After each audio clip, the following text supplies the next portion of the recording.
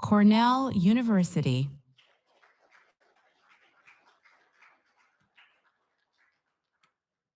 University of Pennsylvania.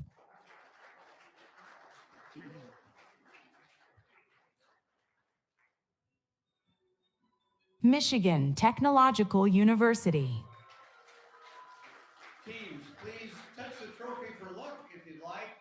Move forward to your workstations, have a seat, and do not touch anything on the table. Columbia University.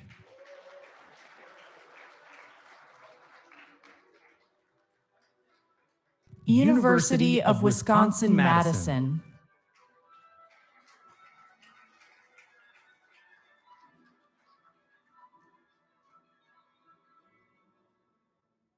University of Nebraska-Lincoln.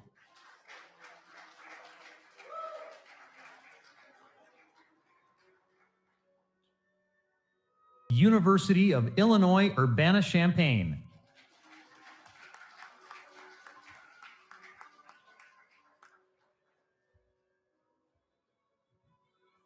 University of Maryland.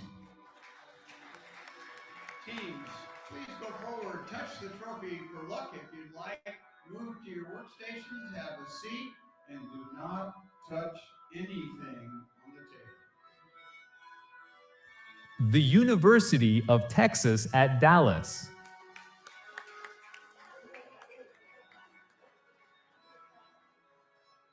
Boston University.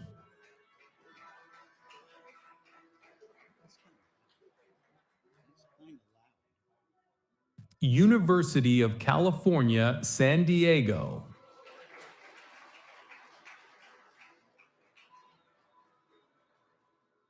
California Institute of Technology.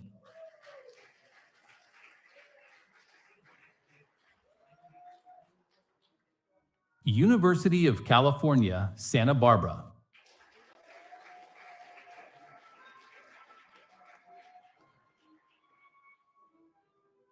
University of Virginia.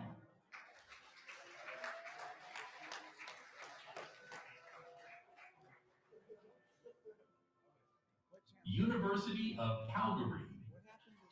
There was one glitch already.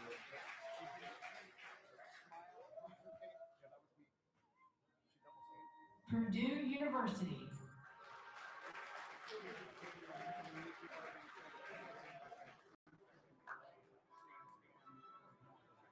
The University of Texas at Austin. Teams, please go forward, touch the trophy for luck if you'd like, and then go to your workstation, have a seat, and do not touch anything on the table. Colorado School of Mines.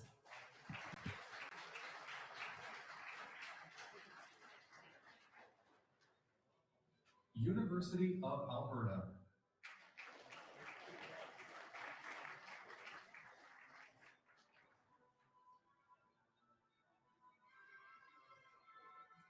Harvard University.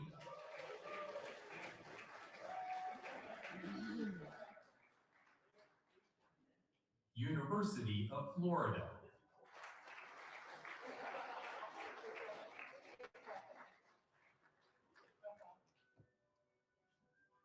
San Jose State University.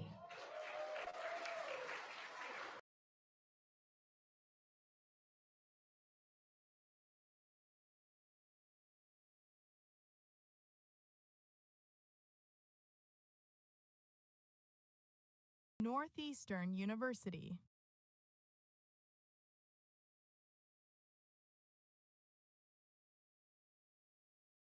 University of Central Florida.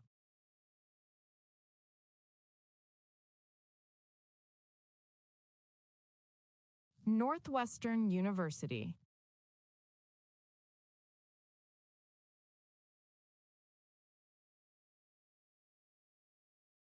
Johns Hopkins University.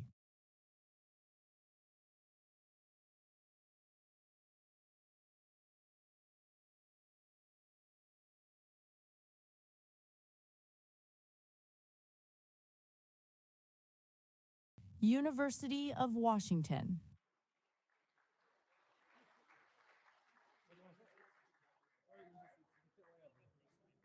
Amherst College.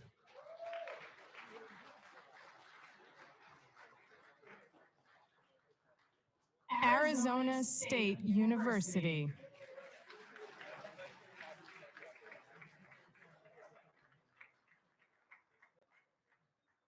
University of Waterloo.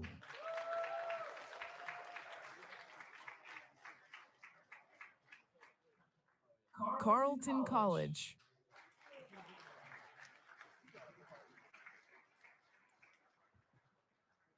University of Toronto.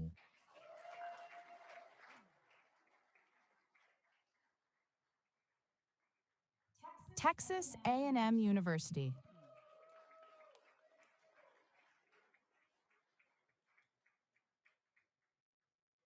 University of California, Berkeley.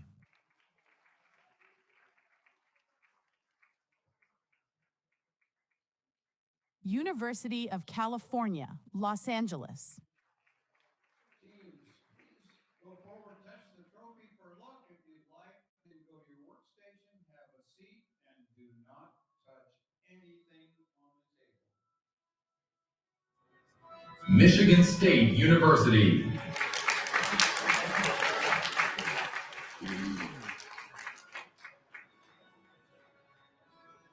Vanderbilt University.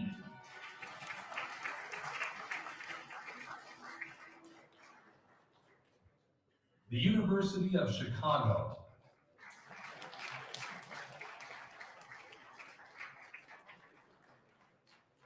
Carnegie Mellon University.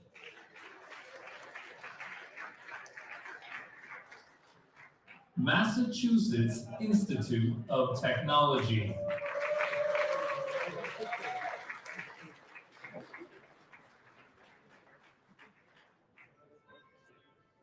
University of Minnesota, Twin Cities.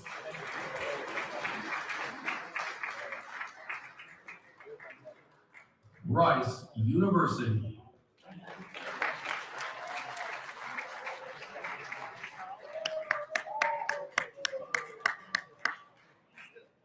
Pennsylvania State University.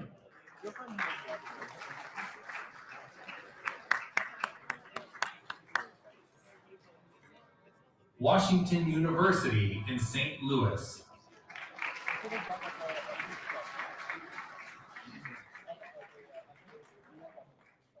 Stanford University.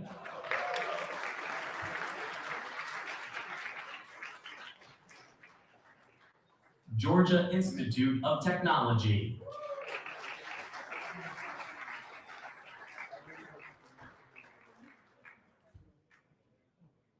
The University of British Columbia. Teams, please go up, touch the trophy for luck if you'd like, then go to your workstations, have a seat, and do not touch anything on the table. Drake University.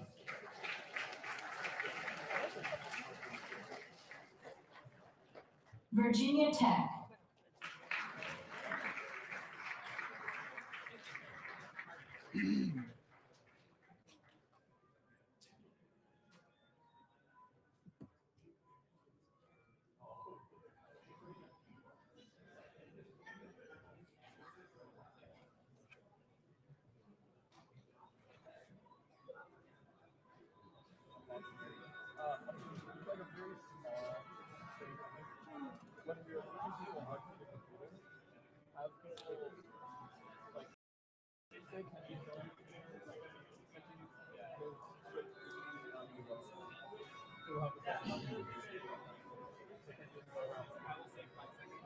Bring the music.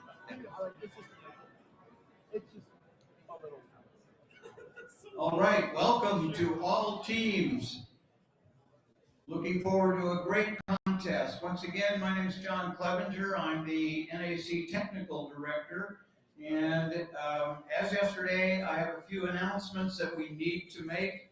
I will keep them as short as possible. As we said yesterday, in the unlikely event of a need to evacuate the building due to an emergency, all teams will exit through the doors on this side where you came in and the ones labeled emergency exit, and you will turn left and go out that direction, and there will be operations staff to direct you where to go. All spectators, in the event of the need to evacuate the building, you will go out the door that you came in and turn right and go down that way. Please, coaches, do not try and contact your team in the event of an emergency. We have staff to make sure that they're safe and well taken care of, but if you were to talk to them, it would be grounds for disqualification.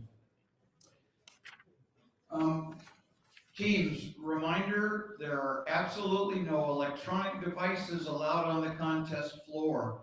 This is your last and final opportunity to give up any equipment that you might have that is electronic. At this point, we will accept them from you with no penalty. But after this, you would be disqualified if you had electronic devices on you. Contestants, you're not allowed to communicate with anyone other than your team members and with contest officials. Any communication with anybody else, including another team, could result in disqualification. A reminder that your badges must be worn at all times, they must be visible, and your contest shirts must be on the outside. If you're cold, you can put something underneath your contest shirt. If you need to, you can go to the restroom to change, but your shirt must be on the outside at all times. Teams, once again, your restrooms are out the center doors there and follow the path down, same place as they were yesterday. Spectators, your restrooms are out to the right and then any other restroom in the building, but do not try to use the team restroom and do not talk to any team members that may be out there. Contestants, once the contest starts, you may adjust the location of your computer, your keyboard, your monitor, but you may not unplug anything. If you do decide to move your equipment, it's at your own risk. We will try to help solve any problems that you create, but we're not going to guarantee it. Also, you may not block or adjust the webcam on your machine. You also may not do anything that would interfere with another team. You also may not do any networking operations. You may not attempt to connect your computer to any other computer on the planet. If you know how to get to another planet, then let's talk. I know several companies that would like to talk to you. Teams, you are allowed to print small jobs, but you are not allowed to print large jobs. A few pages, that's reasonable. Don't go overboard. Also, remember that today we're quite serious about enforcing the limits. The submission rate limit is 6 per problem per 60 seconds, and the file submission size limit is 256K. Anything beyond that would be considered an attempt at a denial of service and subject to disqualification. Today you will get different colored balloons for every problem that you solve, and there will also be special balloons for teams that are the first to solve each problem. You will see those coming out on the floor. Finally, a reminder to teams that, as it's stated in the NAC rules, the scoreboard will be frozen at an appropriate time in order to keep the final results secret. The default freeze time is 1 hour prior to the contest. The judges are authorized to adjust that if they feel it's necessary. Spectators, we ask you to please keep quiet during the contest. No audio media playing. If you want to have a conversation, that's great, but please do it out in the food court. And while you're out there, check out the brand new Coach View 2.0. We would love to have you use that and give us feedback. There's information on doing that posted next to those stations. In a moment, we're going to begin the countdown. The countdown, we've already begun the countdown. When the clock reaches 0, you will be allowed to touch everything on your workstation, and underneath your keyboard, you will find the problem set and credentials to log in. Those credentials are different today than they were previously. At this time, I would like to invite to the stage ICPC Executive Director, Dr. Bill Poucher.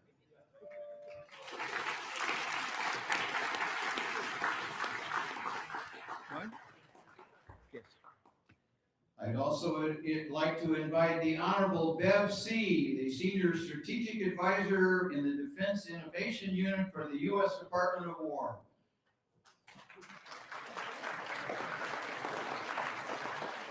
Also, please welcome the Dean of the UCF College of Engineering and Computer Science, Dr. Michael Georgiopoulos.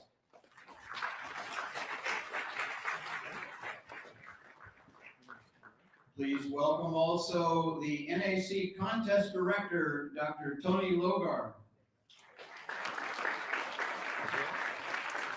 Please welcome the College of Engineering and Computer Science Dean's Executive Administrative Assistant, Jennifer Stalser.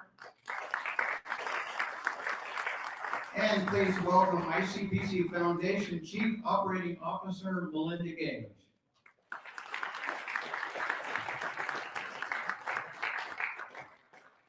All right, this is our team of executives that are going to release the balloons to start the contest. So let's see, we need to check the status here. Security, Sergeant Slavic, are we okay? We're good, okay. Sergeant Robbie says we're okay. Security is good. The judges have said okay. Executive Director, Mr. Executive Director, are we ready to go? I'm ready. Are you ready? Yeah. Yeah. We're ready. Okay, the Executive Director is ready. Contest Director, Tony Logar, are we ready? We are ready. Okay, we're ready. Teams, are we ready? Yeah! All right, I like it. The teams are ready. Everybody's ready. And so now we just have to wait for 6 minutes and 32 seconds before we go. Do we really want to wait? No. Should we get started? Let's get started. We'll do another ICPC time warp.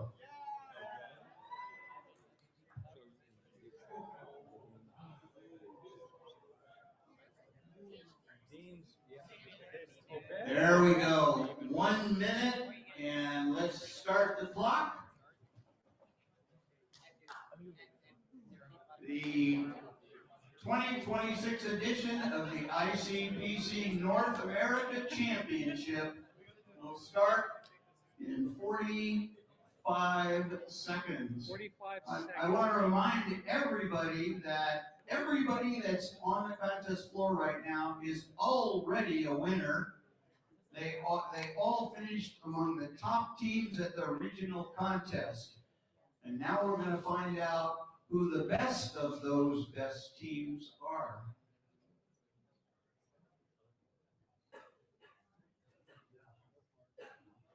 So everybody help me count down to the start of the NAC. It's going to start in 10, 9, 8, 7, 6, 5, 4, 3, 2, 1.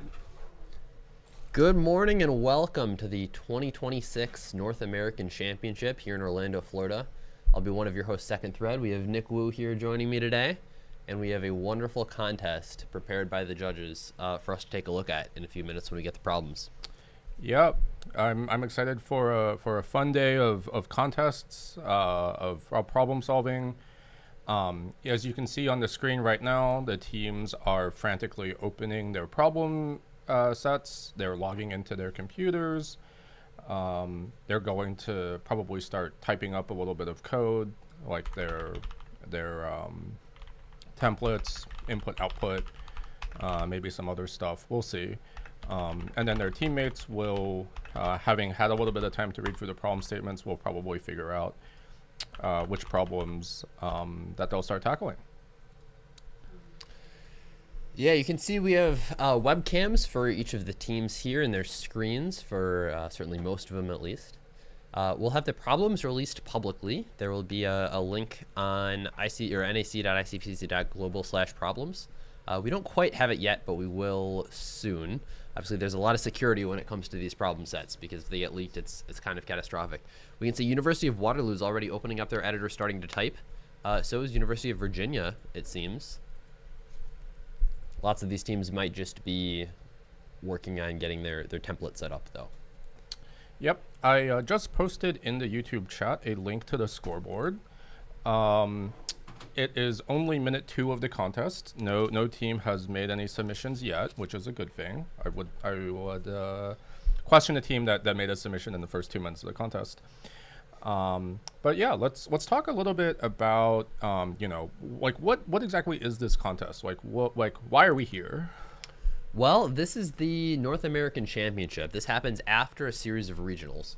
So for teams to even get here, they need to compete and place high enough in their respective regionals. I believe there's an additional requirement, which is they have to beat all the other teams in their school.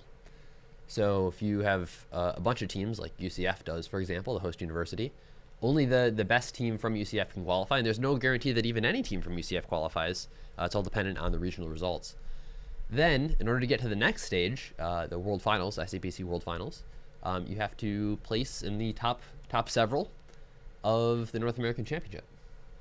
Yeah, so just to quickly recap here, so in North America, there are 11 different regional contests. And so all of these teams competed in a regional contest that was close to where they are geographically. And then from each regional, anywhere between like 3 to 6 teams from that regional contest qualified to the North America Championship. So as we like to say in ICPC, like these teams here are the best of the best.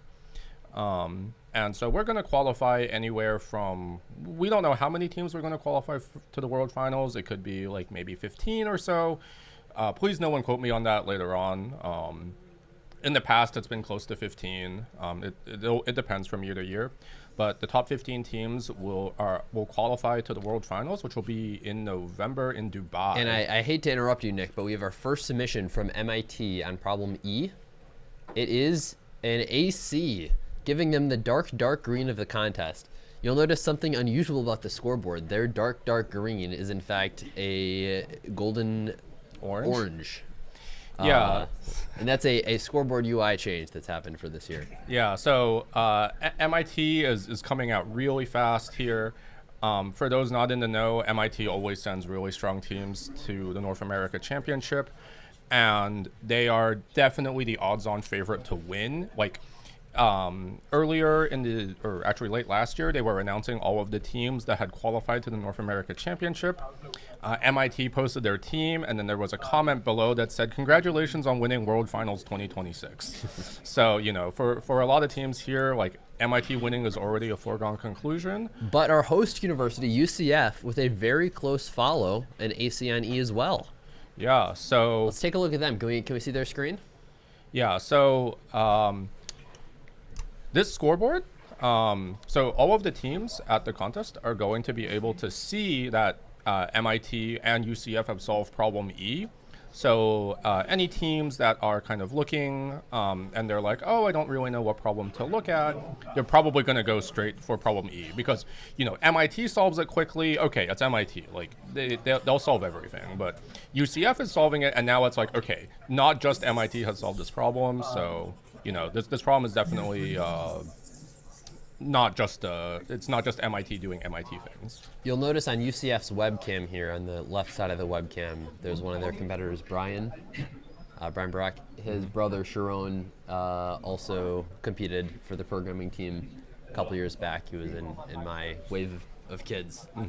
So the family's really into it for sure. Yeah, we're getting in the YouTube chat. I think we have some fans of MIT from China.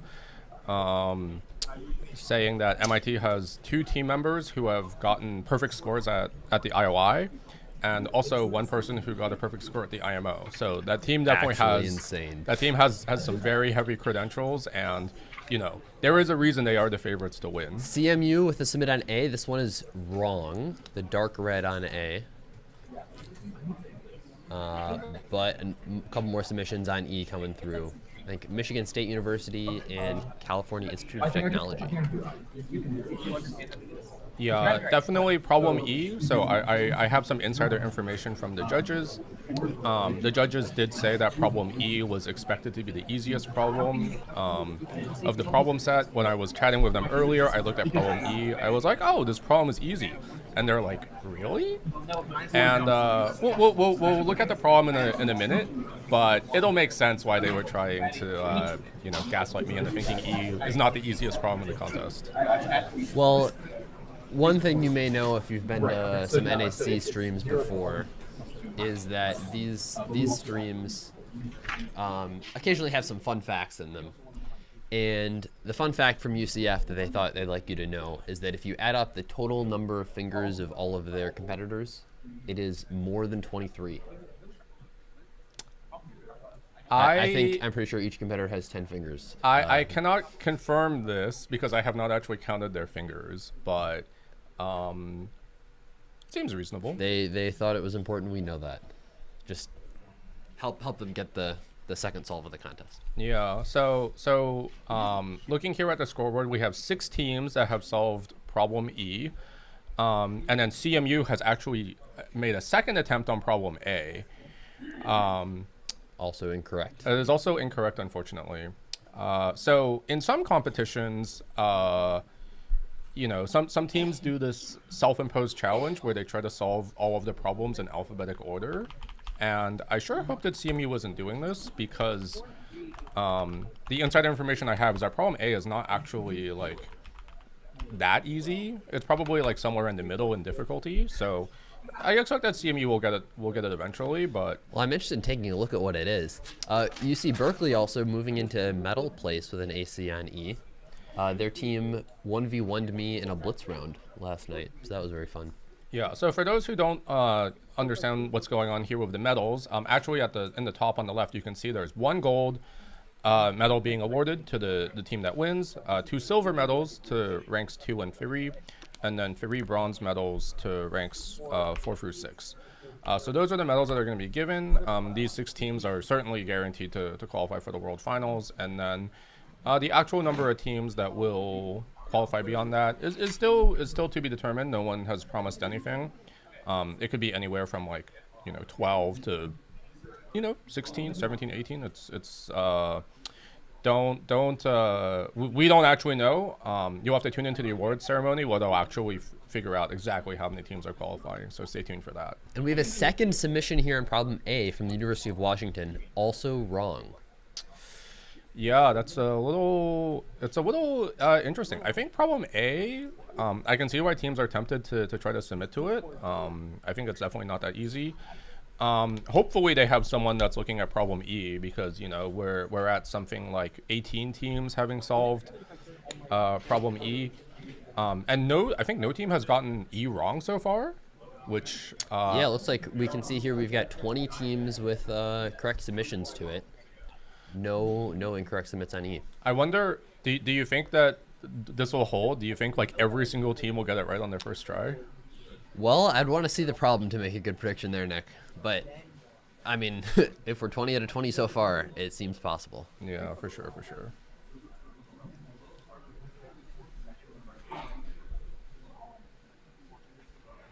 When can we take a look at the problems? Is it time? Should I open up this? I would love to take a look at problem E. Envelope. All right, let me crack open with this security white envelope This is the security protocol. We have an envelope of 3 problem sets. Multiple very hefty sets. All right. Color printing. I will go ahead and start reading it while you read. So problem E is titled Evil Judges. And they did try their best to pretend to be evil while I was talking with them about the problem. So here's the problem statement for problem E.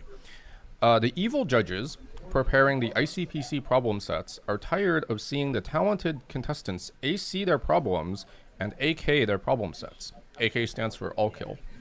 They have grown so tired of this that they've started to dislike any strings where AC or AK appear as subsequences. The judges just found a string consisting of only the characters A, C, and K, and are determined to destroy these subsequences. In one operation, the judges are able to swap 2 adjacent characters in the string. To be more precise, the judges may choose an index I, where I is between 1 and the length of the string -1, and swap S sub I and S sub I plus 1.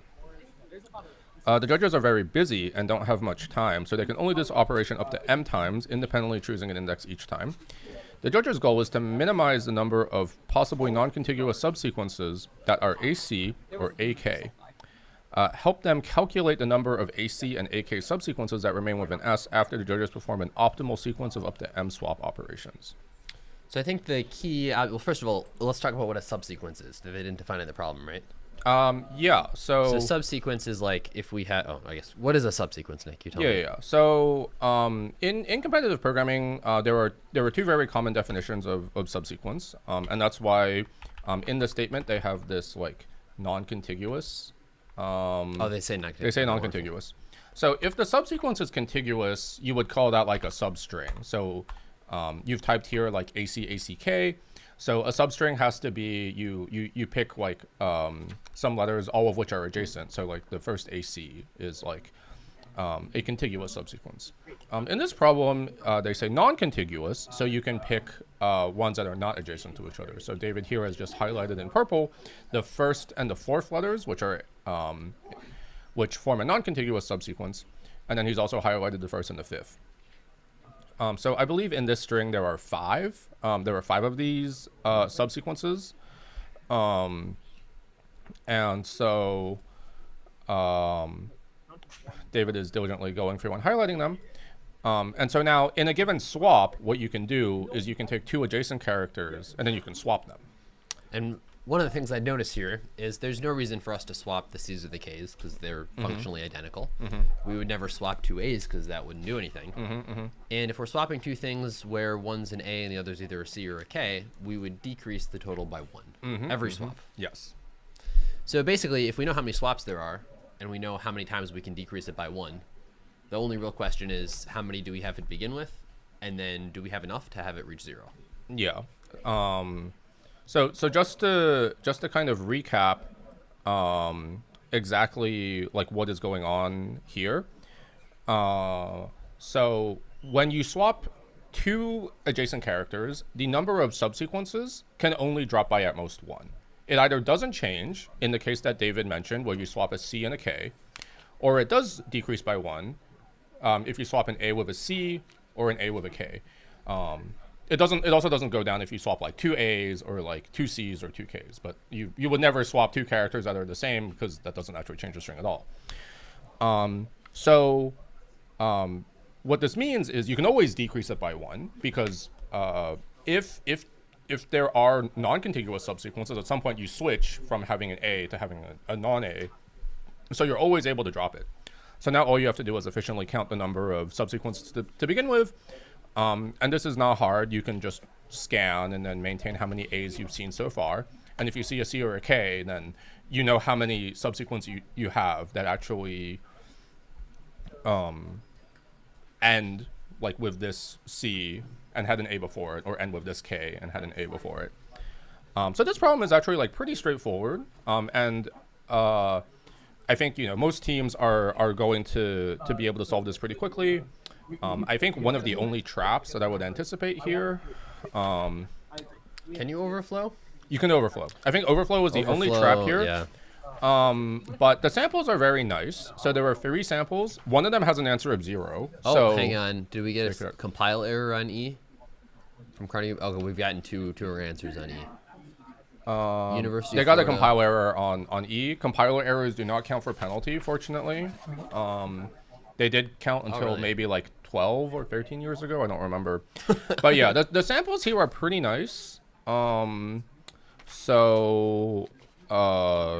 they do have a sample where the answer is 0. So if you don't accidentally so they make sure you don't actually print a negative number, and then like their favorite sample is just some random string, and the number is the sample output is 68. So so they've got like some decent coverage here on the test cases. So yeah, I like we have what 41 teams that have already solved it. Like every team is like basically on track to solve this. I would expect all the teams to have solved it like within like the first hour or so. So yeah, it looks like we have a couple more submissions here. MIT moving forward with another AC on problem F, second dark green of the set. And then we also have several ACs on problem I as well, including a dark green from Michigan Technological University, which is the university in the United States with the most snow of any schools. They get on average I think about 200 inches per year of snow.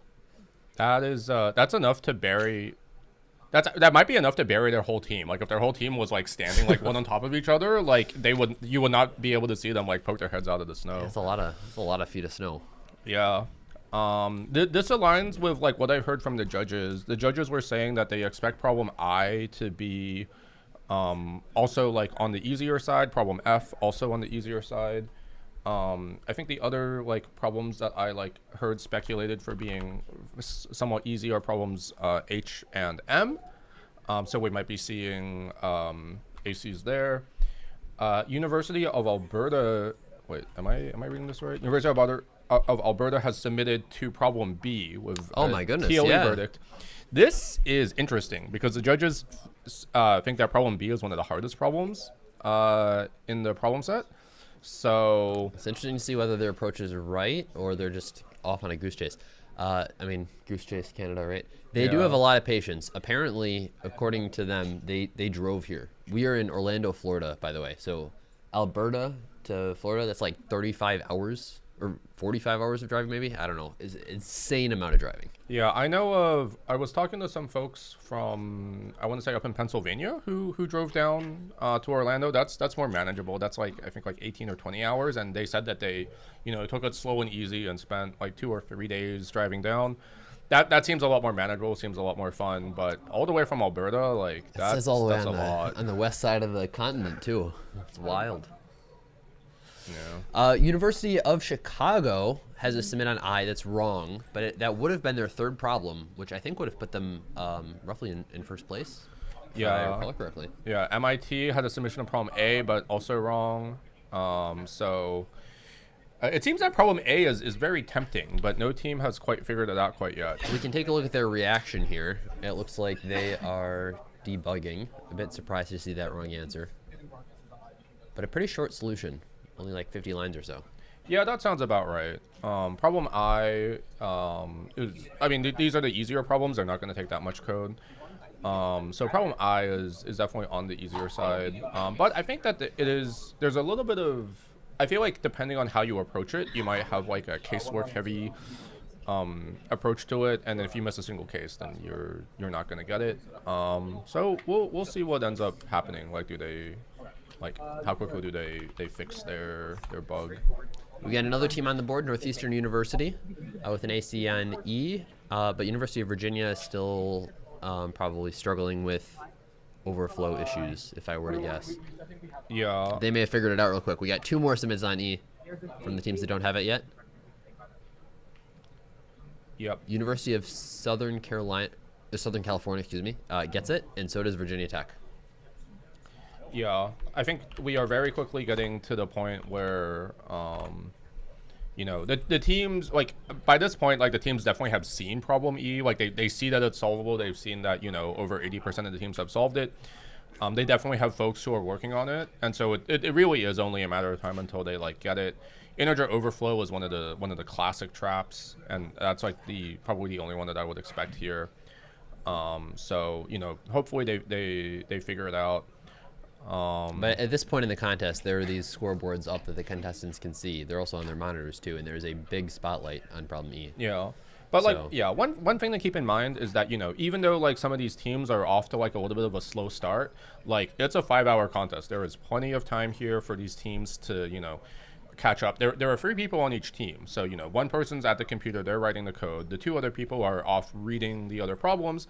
And, it's very easy to make up time, especially where you have like multiple teams that have solved problems F and I.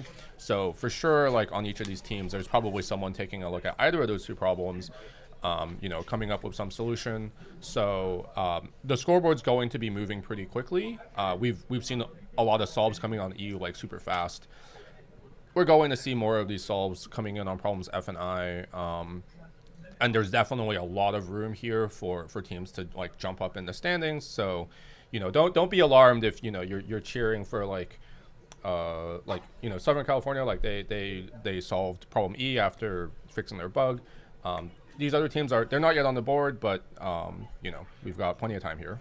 And speaking of problem I, Princeton University just got it. Let's take a quick look at what the statement for problem I is. Yeah. You may remember if you tuned into the dress rehearsal stream yesterday, we had a problem about pennies.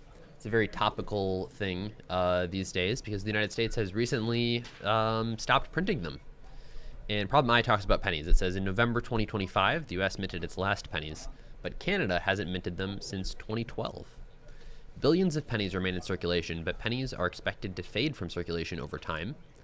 And for cash transactions, I swear we had like exactly the same flavor text yesterday. For cash transactions, stores are expected to round to the nearest nickel. So if it ends in 3, 4, 8, or 9 cents, it'll be rounded up. Or if it rounds in 1, 2, 6, or 7, it will be rounded down. 0 or 5 won't be rounded because you can make that change with nickels. This provides an opportunity. If you pay cash and rearrange your group purchases appropriately, you may be able to pay slightly less for everything you buy.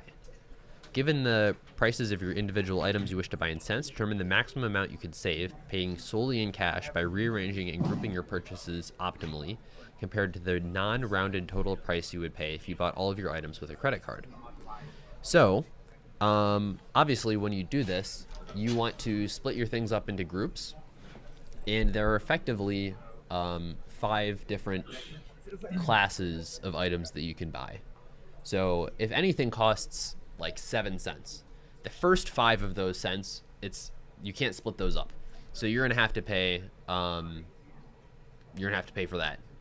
But then once you get to that 1 or 2, those they're different because they're like different values modulo that group of 5.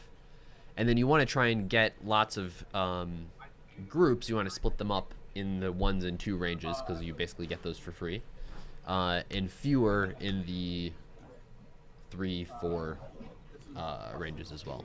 Yeah, so the core idea here is you take all the values mod 5.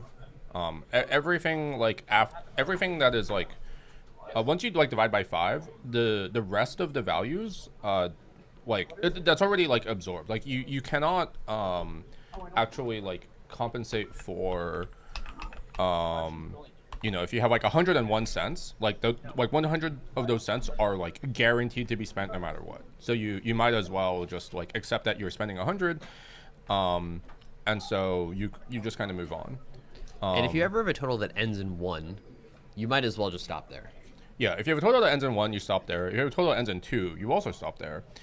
But if you have 3s and 4s, you do want to do this like combining, because if you can combine them, then so for example, if you have 2 3s, you can combine them to make a 1, and that's good. If you had 1 3 in isolation, you would lose 2 cents.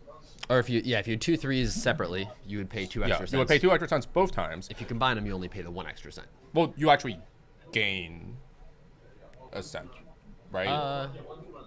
Because you've combined the 2 3s into a 6, and then it gets rounded down to a 5. So you actually gain. You've earned 1 cent. Oh, a 3 loses you 2 cents actually. A 3 loses you 2 cents. If you pay the 2 3s, transaction 1 is 3 cents. Transaction 2 is 3 cents. You've lost 2 cents on both of those, so you'd be down 4.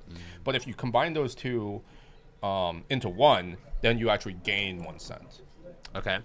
And then if you combine a 3 and a 4, 3 plus 4 is 2. You get 2 cents. So you get 2 cents. And okay, so before you were at -2, and now you're at +1. Yeah. If you combine a 3 and a 4, before you were at -3. -3. And now you're at +2. Oh, no, before you were at -4. -3. For Right. the threes, you're at -4 though, because you have two. Oh, if you have -2 two for each. threes, it's -4. If And you you have a turn that 3 into and a +1. 4, it's -3. -3, and you turn this into +2. Yeah. So- Yeah, it So works out these like this. these don't really matter. Okay. Yeah.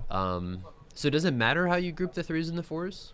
Like, do you have to be smart about this at all? Maybe No, you don't. Once you've combined the two threes to get a +1, you're positive. You like, and we already agreed that if you have a +1, you stay there.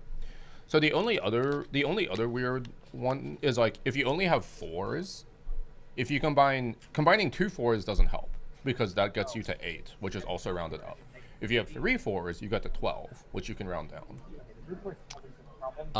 Yes, but if you have a bunch of 4s and a bunch of 3s, you could combine the 3s and the 4s. Like, does it matter how you choose to combine them? You do have to combine them a little bit cleverly, and I think this is where there's like this is sort of like this is like the crux of the problem solving. Like you can't just combine them naively. You actually have to prioritize them. So okay, so let's see. So 2 4s gives you a 3, but a 4 and a 3 gives you something good. Yeah. That's equivalently good. So it sounds like you just want to avoid combining 2 4s. That's the only thing that doesn't help. You can't combine 2 4s, but you can combine 3 4s. I think you want to avoid that though. But you might have to. Like if you only had 4s. Yeah. So prioritize matching the 4s and the 3s, and then match the 3s and match the 4s. Yeah, I think like these are the only 3 like sets of combinations that work, and I think actually the following solution works. If you don't know which order to prioritize them in, just brute force all priorities and then just do it, and then just take the best and take one. the best because there are only 5 factorial or 3 factorial ways of doing it, because there are only 3 different ways of doing it. because you obviously stop at the 1s and the 2s. Yeah. What's looking at the scoreboard actually, there's been a little bit of an inversion. If we scroll up to the top, I believe the University of Waterloo is currently in first place with 3 problems solved, and so was the University of Chicago. Chicago fixed their bug on problem I, and now MIT, whom we were touting as like the front runners, they're only at 2 problems, so they're actually currently in 3rd place. We also, interestingly enough, have a submission from Maryland on problem M. It's wrong though. Yeah, M for Maryland. M is one of the easier problems, so I think this is certainly like expected. I think M is sort of like kind of like a bit of implementation. So it's a problem that's like kind of easy conceptually, and you just have to write like a bit of code to figure it out. So Maryland will probably fix their bug like relatively quickly, and then get to probably like they'll also get to like 3 problems solved. But yeah, so currently the only problems that have been solved so far are problems E, F, and I. We have had multiple teams submitting to problem A. Carnegie Mellon submitted twice, MIT submitted once, University of Washington submitted once. Alberta has a second attempt on problem B, which is one of the hardest problems, and we'll see if they like actually have a solution or if they should like pivot. There is a submission to problem D actually. Cornell has submitted to problem D. D is sort of a little bit on the harder side, so will be interesting to see how close they are there. I think Cornell has also just gotten their first problem E. Yeah, that is Maybe true. they'll go back to D after this. Yeah. So yeah, we're quickly almost at the point where every team has solved problem E. I think that's one of the goals that the judges had. I think they wanted a problem that all of the teams will be able to hopefully knock out in the first hour or so, and then we'll see how the rest of the problem set shapes out. So yeah, one thing that is worth talking about a little bit is this phenomenon known as the scoreboard effect. So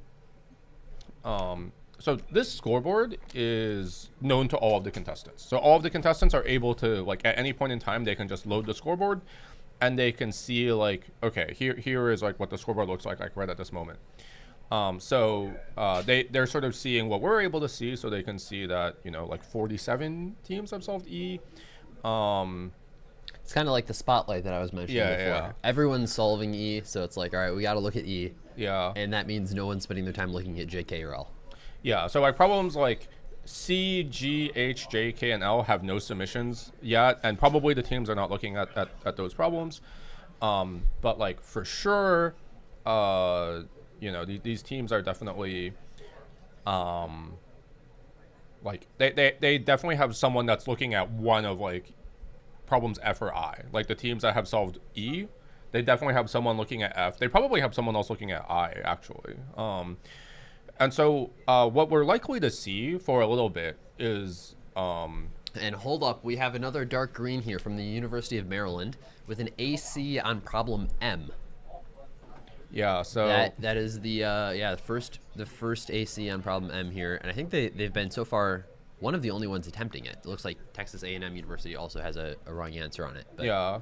Okay, we have the University of Maryland up on the screen right now. One interesting thing about the University of Maryland is one of their team members is actually his primary language of choice is Kotlin. So for those who don't know, in these competitions there are 5 languages that you can code in: C, C++, Java, Kotlin, and Python. The vast majority, like I would say probably like 90% of people like will pick C++ as their main language. C++ is like the fastest language. It's sort of considered to be like the meta programming language. And I hate to interrupt you here, Nick, but we have another dark green on problem K from our host university, UCF. Yeah, these they've got a big smile on their face. Yeah, Maryland and UCF are definitely like very, very strong teams here at NAC. I think there are high expectations for them to qualify for World Finals and probably being in the medals. And right now they are in the medals. So we'll see if they can keep it up. University of Waterloo is still our leader for now. They have had a wonderful start. Just flawless implementation. One of the things that might be helping them do that, Nick, is you mentioned the scoreboard effect, but as someone who competed in World Finals in Porto, Portugal, there's also kind of a keyboard effect, which is when you start typing with these new keyboards, they can get really uncomfortable if you're not used to them. So what University of Waterloo has done to make sure that didn't slow them down is each of their contestants has a copy of the exact same keyboard model that's used here at home. There's a 25-page reference document that you're allowed to have here. One of their pages is just their coach's face. Yeah, so the Waterloo coach is Troy Vasiga. He's a longtime NAC attendee. I think he's been to every single one.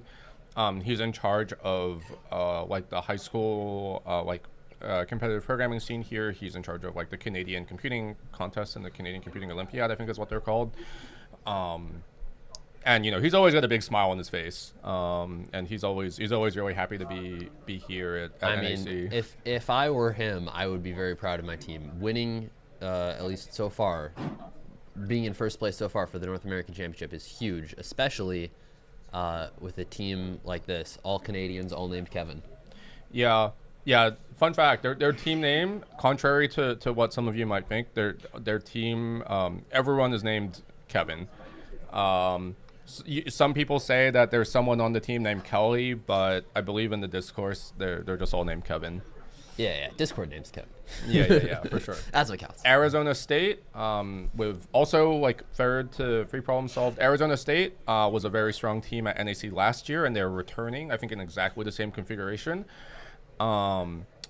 So we had a training camp earlier this week. And we organized a sort of a mini like NAC level contest for them, and Arizona State won. They beat MIT, and everyone was like in awe.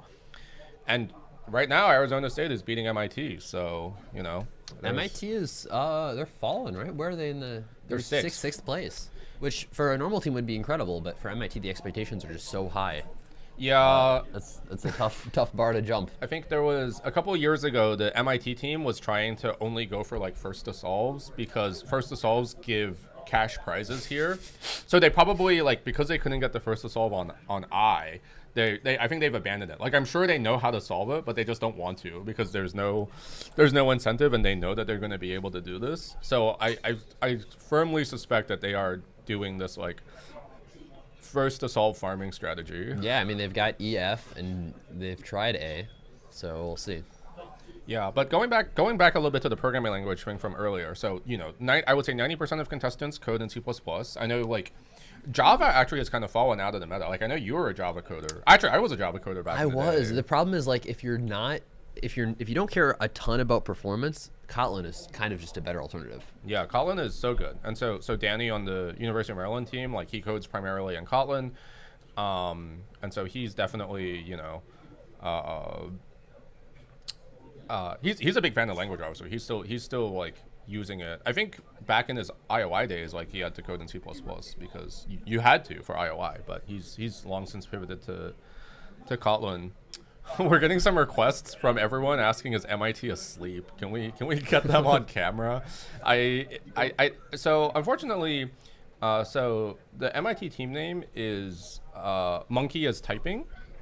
And as you can guess, Monkey as Typing is precisely because the acronym for Monkey as Typing is MIT. Yeah. So if you have any fun synonyms for sleeping that start with the letter T, you can throw them in chat, and we'll find our best ones. The guy on the left kind of does look like he's sleeping though. Wait, no, he's just looking off. He's just looking off to the side. But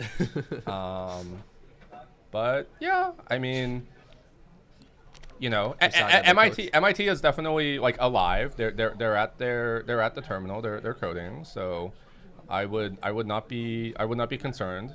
And you know, we're only like half an hour into the contest. We've got plenty of time here. Like MIT not winning, MIT like being in like not first place, like 30 minutes in the contest is totally fine. You know, are we gonna have a repeat of like World Finals 2024? Like probably not. But I mean, I guess there's always a chance. and you can see all of the wonderful balloons here. We have quite a few volunteer runners. And behind the gray wall that you see here, there's a room specifically for inflating these balloons. There are probably hundreds of balloons in there inflated all at once. Yeah, just to talk a little bit more about the balloons. So, you know, we're here like commentating this programming contest. It's 2026. We've got the technology to have this like commentary booth set up, and we're out here like talking to all of you about how the contest is going. But, you know, back like 25 years ago, like, you know, YouTube wasn't a thing, live streaming wasn't a thing. But, you know, the coaches are out here and they're like watching this contest and they're like, you know, what on earth is going on? So someone had the really cool idea of being like, every time a team solves a problem, let's give them a balloon that corresponds to the problem. So right now you can see there's like this litany of orange balloons. I think orange is corresponding to problem E. And so, you know, almost every team has a orange balloon. And then you see like some of these like other colors are like sort of littering the field a little bit, like the blue, like the bluish ones are for problem I. I think you can't quite see here, like the contrast is a little bit weird, but I think F is like a little pinkish. And so you might be seeing a little bit of like the pink bleeding through. So, I gotta say, the orange and blue, that's a good look. It looks, it's good. Yeah, and as the contest goes on, like we're gonna see more and more of these balloons like covering the stage, and so, you know, the teams get really excited. They get to, you know, after the contest, they get to carry out all their balloons, and it's just nice to, you know, have like a little memento of like this is what you did like during the contest. All your balloons and all your printouts. Yeah, all of your balloons. And you get to see whether your things you took from the contest floor have positive or negative weight. Yeah. Yeah, in our regional contest this past year, we wrote a problem about, we called it bouquet of balloons, and it was like, oh, can you get enough balloons that you can like lift your team mascot like off of the table? Like that was a cute premise. But yeah, we're so close to having every team solve problem E. Like right now, like we just have two holdouts left, I think. But, you know, problem I has been accumulating a lot of solves. Like we're at more than like 50% solved. K and M, I have now gotten a little bit of that spotlight. I'm sure there are some teams that are going to be looking at problems K and M. They're definitely on the easier side. And yeah, no team has solved problem A yet. We have more incorrect attempts here, like the University of California, San Diego made an attempt on problem A, but also incorrect. So yeah, there's still a lot of activity. In I think it was 37th place, we have the University of Columbia. They may be an inspiration for problem F, which is about a group of friends living happily on a 2D Manhattan grid. I can read problem F. Can we talk about that real quick? Yeah, let me read problem F. So problem F is called friend meetup. How'd you like that transition? Yeah, very nice, very nice. A group of friends live happily on a 2D Manhattan grid, which has a horizontal road y equals a running through it for every integer a, and a vertical road x equals b for every integer b. Each friend is located at the intersection of two roads and has a walking speed in grid units per second. They can only travel by moving along the roads at those speeds. Life on the grid gets boring, so pairs of friends sometimes like to meet up. They do so by moving towards each other along routes that cause them to meet at a common point as quickly as possible. Note that this point does not have to be at the intersection of two roads, but it does have to lie on a road. So they would like to know, over all possible pairs of friends, what's the longest it could take a pair of friends to meet up. So yeah. And each friend walks at a different speed. Yeah, so David here has drawn this grid, and so we have the red friend and the blue friend. And so each of these friends has their own walking speed. And so what they're going to do is they're going to, like, let's say they want to meet up as quickly as possible. Firstly, like, how do you even compute, like, how quickly do they meet up, like, by their velocities? And then you want to compute the minimum amount of time it takes or you want to figure out, like, over all possible pairs, like, what is the longest it would take for a given pair to meet up? Okay, you need the longest of all pairs. Yeah. Okay. So assume for each pair that they're trying to get to see each other as quickly as possible, over all of these possible pairs, like what's the maximum possible waiting time? Well, before we look at all the pairs of them, because there are quite a few people involved here, let's just look at one pair, and I think this simplifies it quite a bit. So if you have this pair, you'll notice there are a bunch of different, like when they meet up, there's like some kind of route from the starting point of one to the starting point of the other. And this route, it just connects the 2 points. Yeah. So we can think about this instead of if this friend moves at 10 feet per second, this friend moves at 2 feet per second, we could kind of get the same answer if we just have this friend move at 12 feet per second. They just walk all the way over, and then we have just this one simpler path. And I think the other thing that might be worth mentioning here is that because the friends all start at intersections, that's right? They do start at intersections? Okay. Because they all start at intersections, there are a lot of different paths that you could take. You could take like any of these, and it doesn't really matter. They're all going to be the same distance. But the important piece that matters is the difference in x coordinates and y coordinates between these two. So here, the total distance is just going to be 2 plus, what is this, 3. So it's 5 divided by the sum of their speeds. Yep. So it sounds like now we have to start thinking about what are the farthest people for a given friend that they might need to visit, and maybe we have an equation we want to write out for that. Yeah. And so one thing to keep in mind is that also because each of these people have different velocities, that's also like something that like becomes part of the problem. Yeah. So like if everyone had the same velocity, you would kind of just want to, I guess you'd have a diamond that looks like this or whatever, and you'd want to see who's the farthest in each of these directions. But that person might be a really fast walker.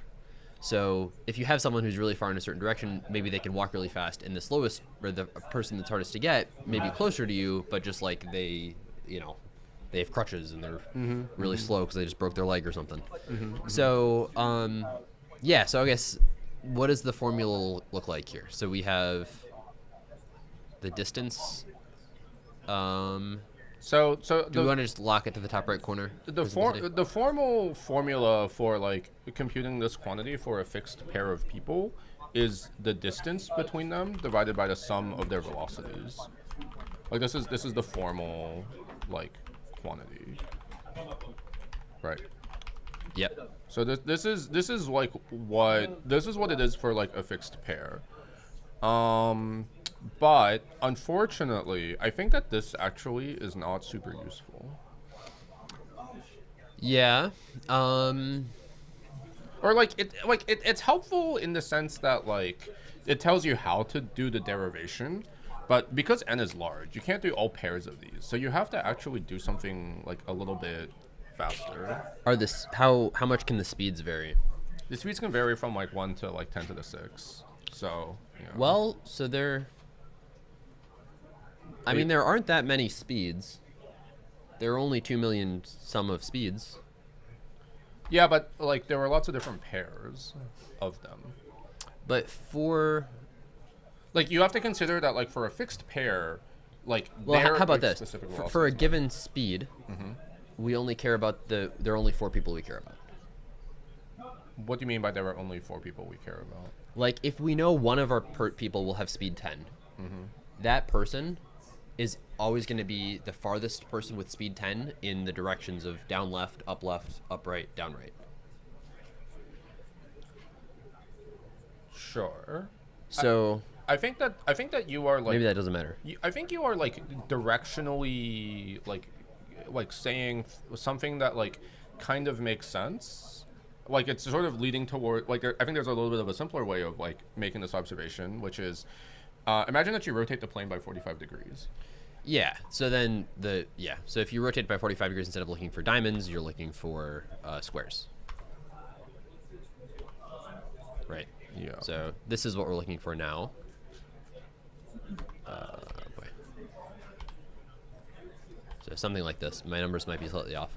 But if you rotate it, then you're looking for... Oh boy, okay, we got it. Thank you, Lydia.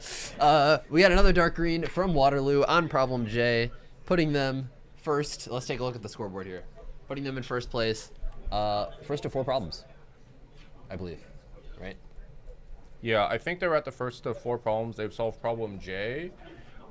J was expected to be a little bit on the harder side, but you know, for these strong teams, they're gonna have to solve them eventually. So there's not really. And because of our terrific color scheme, the dark green for problem J is lighter than all of the other greens on the scoreboard. Amazing. In YouTube chat, I have just posted a link to a split screen. So if you want to see like all of the teams like rotating, if your primary focus is to see like all of the teams, like you can go to the NAC split screen. And then you can also post hashtags there, I think, to prioritize if you want to see like your specific university. Is that functionality existing? I got a thumbs up. First the solves on YouTube.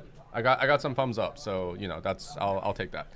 But yeah, We've just gotten 5 recent submissions to F, 4 F submissions in a row, and of those 4, only 1 was right. UT Dallas got it. But yeah, I feel like there's a lot here that we do not yet you haven't have yet consolidated. I mean, okay, we can rotate this if you'd like, but I feel like the rotation is like not. Why not? Why not? Okay, fine, let's rotate it. So if we rotate it, then we have points that are like slightly different, but we just basically now we're measuring the max of x distance and y distance. So now we want to see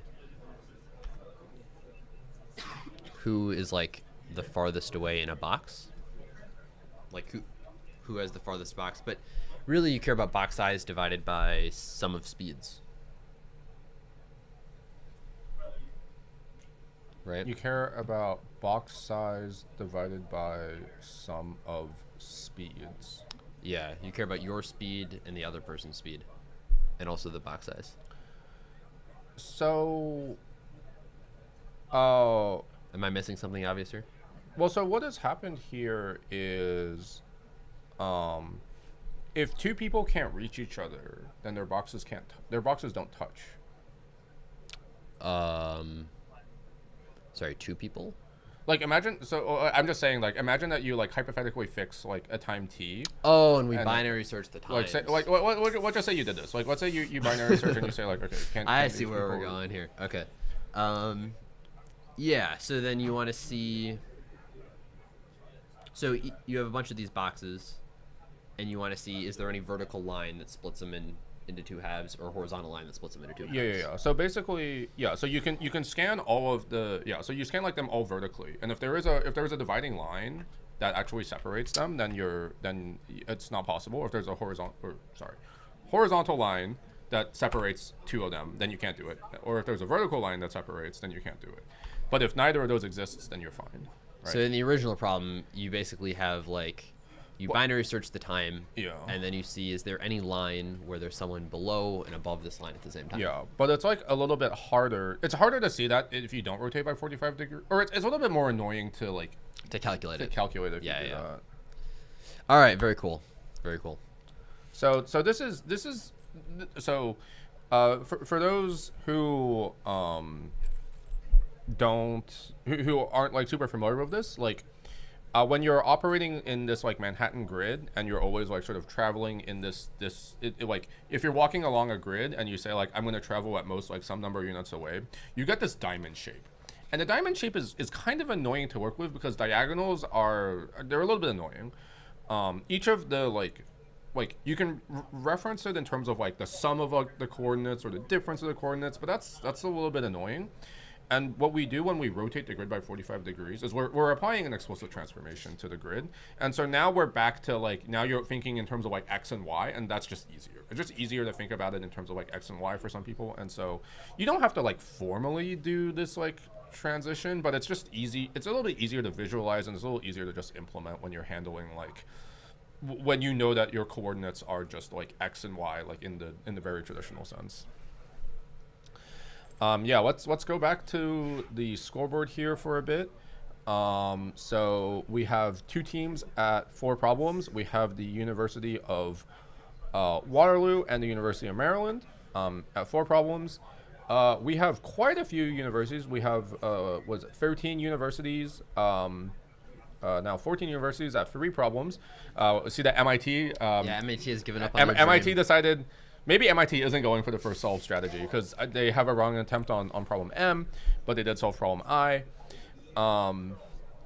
I think every team has now almost. We still have Michigan Technological University that hasn't solved problem E, but they were first to solve I. And we have breaking news from the University of Alberta with an AC on problem A. Very They nice. are the only ones to have gotten it. Now, you can't see this at all on the scoreboard because Yeah, A you has a can. red balloon. Yeah, you can. If you zoom in really closely, like if you look at the B, if you look at the -2 on the B and the red shimmer on the A, you can tell there's a little bit of a difference. But you might need some pixels or a high quality monitor. But they are the first ones to solve problem A. All right. I'm sure the judges are happy to have a solve on A. I think at some point you're like, okay, it's good that the problem hasn't been solved in like the first 10 minutes, but then like they're probably sweating back there and they're like, wait, is this problem actually really hard and no team is going to get it? Is the data broken? Yeah, you have to be nervous. Problem A is a constructive problem as well. So All I that's have to say is it definitely- was worth the drive here.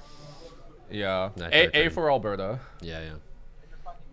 But yeah, we definitely have ourselves a contest in front of us. We're coming up on the 1 hour mark and we have 7 unique problems solved. I figure I'm gonna jump the gun a little bit here. The 90-minute thing. Yeah, at World Finals we have the 90-minute heuristic, which failed for the first time. I think for easier contests we have to go with the 60-minute heuristic. We're gonna call it the 60-minute heuristic. This is completely off the cuff. I usually have it rehearsed for 90 minutes, but we're just gonna do it for 60 minutes. So what we're gonna do is at the 60-minute mark, we're gonna like take a snapshot of the scoreboard, and we're gonna look at we're gonna count how many problems have been solved, and then we're gonna use this for like medal thresholds. And I think the rule of thumb is roughly like you need to solve like 1 extra problem on top of what has been solved so far to get bronze. You need to solve 2 extra to get gold or silver, and then you need 3 to get gold. So right now, right now it's not yet 1 hour, but like by the heuristic, we would say you need 8 problems to get bronze, 9 to get silver, and 10 to get gold. Will another problem get solved in the next like 7 minutes, 6 minutes, 6 or 7 minutes? I don't know. Yeah, like You think there are 13 problems in the set, so you think you can win and not solve 3 of them? Yeah, that's why it's a heuristic, and that's why it's usually like 90 minutes. So we'll see. We'll see what it actually pans out to be. And you know, everyone's looking at MIT and they're wondering like, when is MIT gonna solve every problem? MIT's off to a little bit of a slow start. I think everyone was expecting them to just like grab the lead and just like be zooming ahead. It's a slow start for them, but I mean, you know, the expectations are there for a reason. Like, yeah. But I mean, the other thing is we're only 20% of the way through the contest, right? They got 80% of the time left. Yeah, there's a lot can happen in 4 hours. Yeah. So even if they've had some struggles on, I think it was A, I want to say. They did get hung up on A for a bit, and then if we look at their like AC times, it was like 3 minutes, 10 minutes, and then 50 minutes. Like this is both A and M. Yeah, they also have a wrong attempt on M, but I'm sure they're also like going to get it soon. Like the University of Maryland, I think took like maybe like 5 minutes to debug their M. University of Maryland incidentally has an incorrect submission on H. which is the first submission to it, and H was predicted to be like on the easier side. So, you know, the judge predictions and like what the first to solves are saying different things. But again, there's like a lot of time to you know, kind of figure these things out. So is it mod? Yeah, but problem I think, you know, problem I is getting quite a lot of solves. I'm pretty impressed. I think problem I, like, it's casework heavy, and I think it's like easy to kind of like mix up a bunch of the cases and just like. Do you want to talk about it real quick? Wait, that was the pennies. Oh, problem. we did die. We Okay, talked sorry, about yeah, it was yeah. about the pennies. I'm still not like, I still don't have a proof for the just combine the 4s with 3s. I guess there's nothing else to do. Wait, I still it's not maybe it's not too hard to prove. I still assert that like you can do the priorities. Oh, we have. Oh my another- goodness, a new winner. We have University of Maryland with an AC dark green on problem H. Yeah. Holy camoli.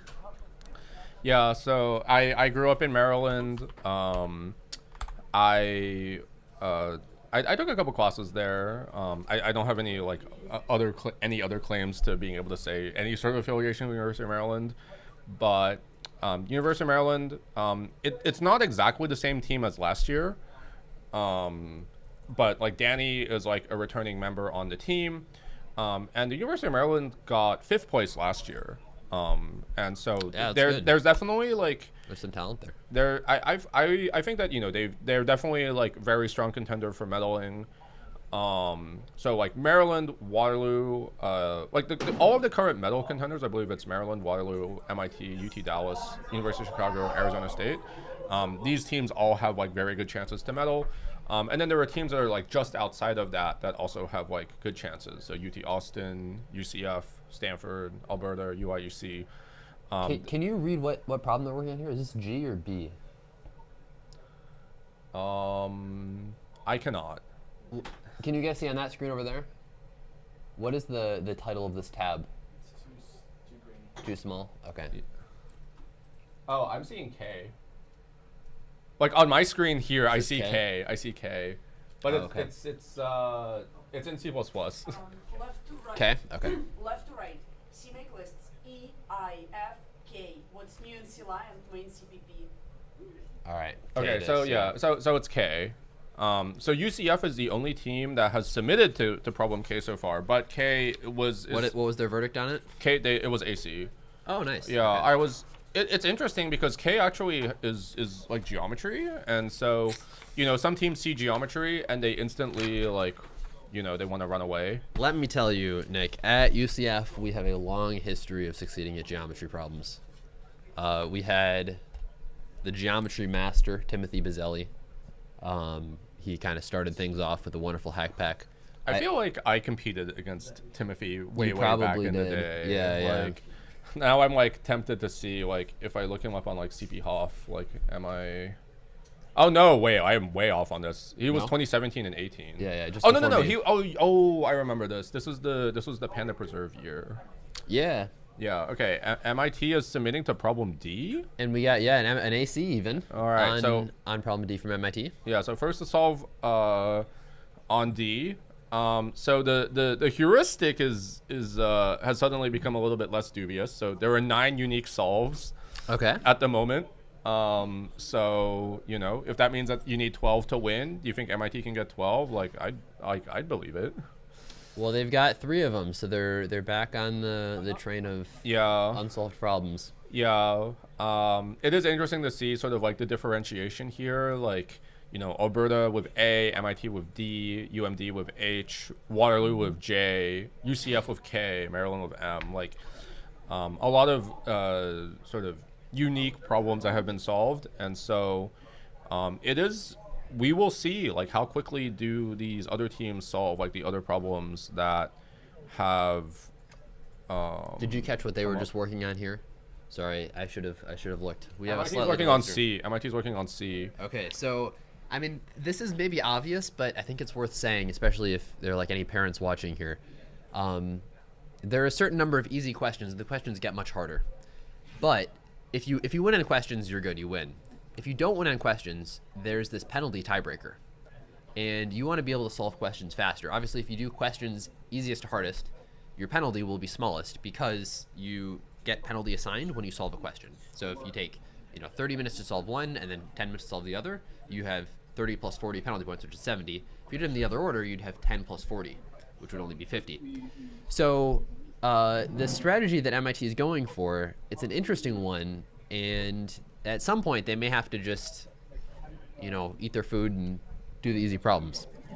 Well, but for MIT, maybe all the problems are just the same difficulty, and they're just Maybe. they like, to them they're just like, oh, they're just some problems, and they're just gonna kind of solve them all. Texas A&M has gotten problem M here as their third problem, which is certainly an unusual choice.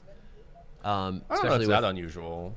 Well, I mean, like, is that the second? How many solves are there on M? Is that the second one? I mean, like, That's the second one. here is something that, like, I would like to kind of get on a little soapbox and espouse, which is that, like, the scoreboard effect is kind of not. It's like, yes, problem F has been established as a problem that all the teams can solve, but, like, in some sense, if you have momentum and you know that you have a solution to a different problem, you shouldn't just literally drop everything to solve F and join the green column as soon as possible. That's true. So, like Texas A&M, like, going ahead and solving M and like having the person who's working on F like debug their code on paper, I think this is totally fine. Like, it's like, there is like the on paper aspect of like, F looks easier on paper because 19 teams have solved it now, whereas like for problem M, it's only them and the University of Maryland that have solved it.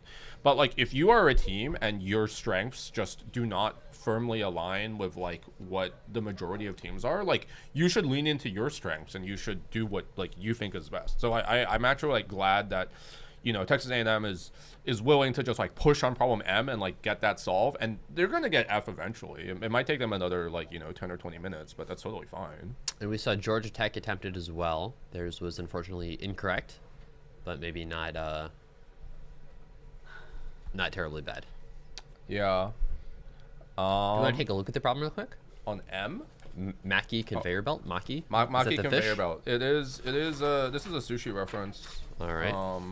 Because Maki is a kind of sushi, yeah. Yeah. It's M for Maki. So Alice and Bob are eating at a conveyor belt Maki restaurant. And then Maki as a kind of sushi as a parenthetical. Oh, is this game theory? I love my game theory problems. No, this is not some dim sum dim no. sum.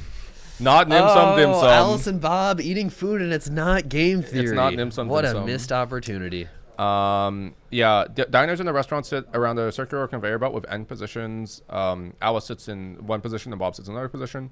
The restaurant serves M different kinds of maki. There are K different plates set out on the conveyor belt, and then each plate consists of like some number of pieces of a single kind of maki, and each piece costs like a certain number of coins.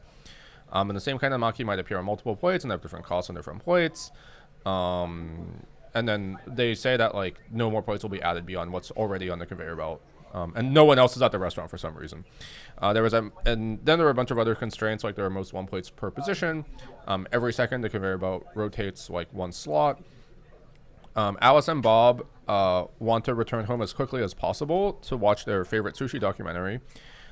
They each have a specific number of pieces of sushi that they want to eat. So determine the minimum amount of time it takes to make that happen.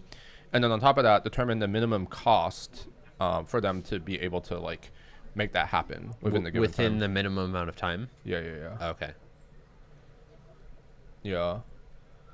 So, yeah. So I guess the thing that makes this interesting is Alice, like if it were just Alice, she would obviously eat everything as soon as it comes to her. Yes. But because Bob is there, Alice may choose not to eat a dish so that Bob gets it. Yes. Because she doesn't want to like starve Bob. Yeah. Interesting. One thing I want to call out while David is thinking about the problem, Texas A&M did indeed debug F, and now they are the third team to 4 problems solved, putting them into 4th place. Can we did we put them on screen already? If not, we can get them on screen for a bit. Yeah. So I think it's if we pause with the minimum cost for now. Okay. Because first thing we're optimizing for is minimum time. It's interesting to think about what plates of sushi would get eaten. And do you want to do a quick ad break and come back to this later? What do you think, Nick? I think one of the judges was asking about coming on stream, so maybe we can Let's pull do that. Misha on stream. We'll be right back after this short video.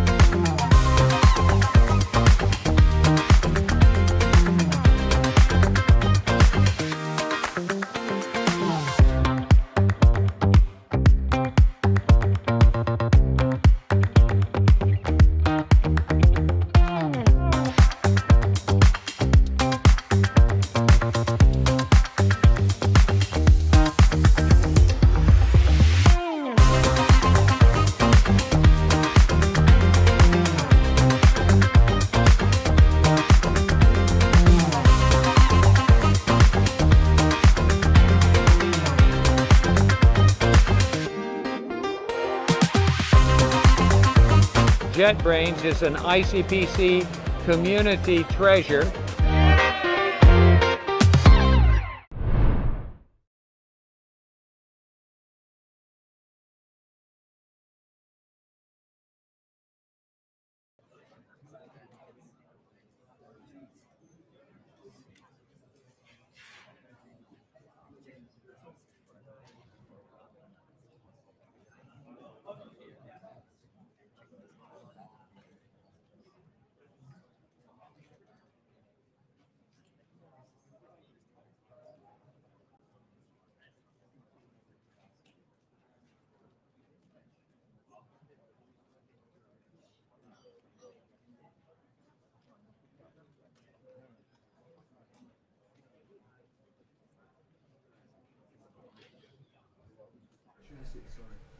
All right, welcome back to the 2026 ICPC North America Championship.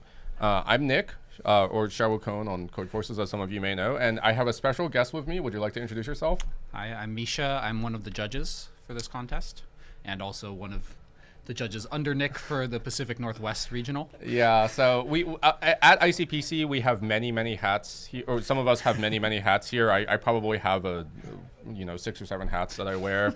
I'm a judge for Pacific Northwest. I'm the trainer here for the North America Programming Camp. I'm on commentary here for NAC. I do commentary and analytics for World Finals. You know, the list goes on and on. But, we're not here to listen to a laundry list of accomplishments. We're here to talk a little about... Do you want to talk about your accomplishments? I don't have many. All I do is judge for Pacific Northwest and North America. It's pretty fun. Yeah, you should all consider doing it. Yeah, so we're gonna talk a little bit about the judging side, since we have one of the judges here. So, would you like to talk a little bit more about what does it mean to be a judge for NAC? Yeah, so being a judge for NAC is kind of like, it's an ambiguous thing in the sense that there are many different things you can do as a judge. You could test problems, you could set problems. It's generally anyone who helps out with creating the set that the contestants are currently solving. That's the whole process, and just working with the other judges in doing this, writing correct, incorrect solutions, however you want. Yeah, so I think for different contests, the judging is always a little bit different. I'm sure you've seen some differences between how I lead judging at the Pacific Northwest versus how ATN, who was the chief judge for NAC, leads it.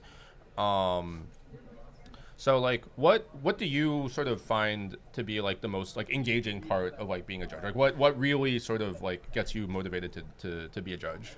Well, I think the most engaging part is really when we get to problem preparation, and I think it's quite fun actually to try and come up with willfully wrong answers. This isn't something you ever get to do in a contest. You can, but you probably shouldn't if you want to do well.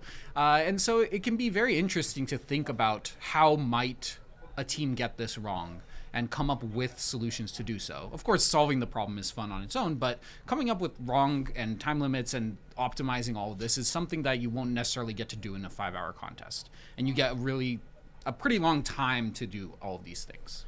Yeah, on the topic of like wrong solutions, I wanted to see like, were the judges following like what was going on with problem E with like the teams that did get it wrong? Like we in commentary we hypothesized it was like overflow errors. Was that actually what happened? At least one of them was overflow errors. Okay. Yes. Yeah. So you know, we can sometimes predict like there are like some categories of errors where the contestants just sort of, you know, they didn't use like the 64-bit integers instead of like 32-bit. But then sometimes there are these like unexpected these unexpected errors, and so like how do you try to handle that? Like you probably know that you don't have an exhaustive list of the incorrect solution. So what's the thinking there? Yeah, I think the thinking is that hopefully with a large number of judges submitting these kinds of solutions and talking them over, even if they're not submitting them, we can hopefully get through like what most teams would implement during a contest. We try and put in a lot of test data, for example, for E, having overflow cases specifically for that. Similarly for a few of the other problems, making sure that solutions which contestants might try to cheese the problem with wouldn't actually work, even if they're slightly changed and stuff. Of course, we can't handle everything, and this is a problem with every contest. You could probably create a heuristic which passes just this set of test cases, but we're hoping that it's as good as we can make it. Are you able to tell us if any team has kind of cheesed the problem yet? I don't know if I should, but I will say probably not. Okay. You know, every year it's always like a bit of a pipe dream for a team to be able to sneak in a solve to a problem. I mean, it's only been the first hour of the contest, so probably a lot of the attempts here are like very legitimate like attempts, and probably the incorrect ones are approaches that someone has like come up with and they've like tried, and you've like got data to try to cover it.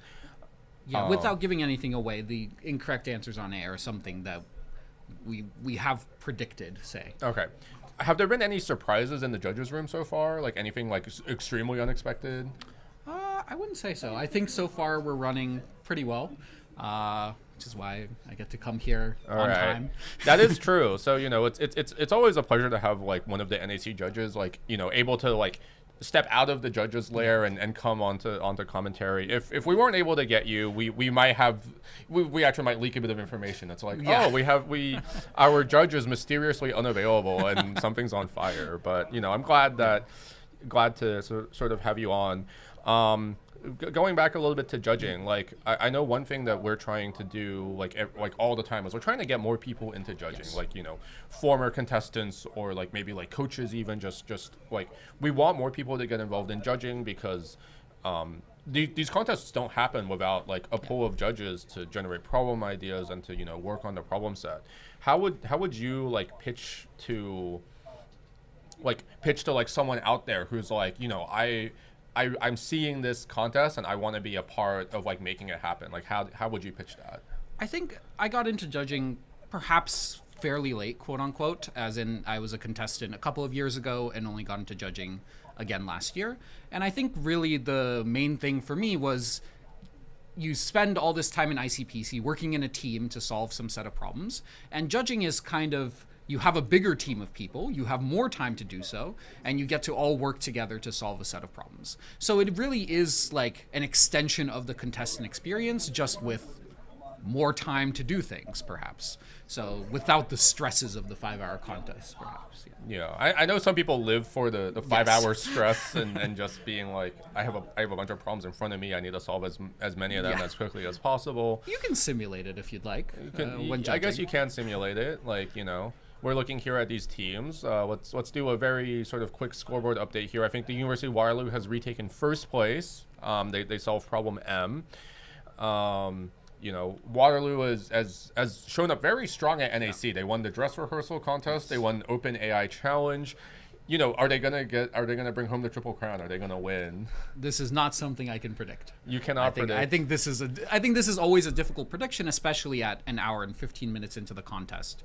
There's a lot of problems here which have maybe 1 or 2 solutions by a few teams. It's not as if we have a set of 8 problems with like 15 solutions to each. So I think there's a lot more that could happen in this contest. Yeah, that totally makes sense. Speaking just like you personally, like we have the scoreboard, we have 9 problems that have been solved in the first 75 minutes. Like, is this something that sparks joy or like inspires dread, or maybe more neutral? Maybe perhaps on sides of both. It sparks joy that teams are solving our problems, of course. Maybe the dread aspect that you're referring to is whether a team will full solve the set in like 2 hours or something like that. And so far it seems different than that, like especially considering that like a lot of problems only have a few solves. It's not like a team is solving everything. Yeah. Like I know like before like I think teams were like secretly betting on whether like MIT would solve everything in 3 hours. We are almost halfway to 3 hours and they've only solved a third of the problems. So, you know, anything could happen. That is true. It is ICPC. Anything could happen. I was mentioning earlier, I was like, are we going to get a repeat of World Finals 2024 where MIT like has wrong attempts on like 5 different problems and then they like mysteriously all like get debugged in like a 15-minute time span. But it's definitely been an exciting contest so far. Do you have a favorite problem in this problem set? Is it a lie if I say one of my the problems I wrote? You can say whichever problem you want. Like if you want to like, you know, profess that you are very proud of one of your problems, like go for it. If there's like any other problem you want to call out, like, you know, it's your pick. There are a few problems I like. Of the problem that I wrote that I like the most is problem I don't miss pennies, and the main reason for this is that it is topical to right now. This is perhaps the best year to do this when the U.S. is getting rid of pennies and Canada has already gotten rid of pennies.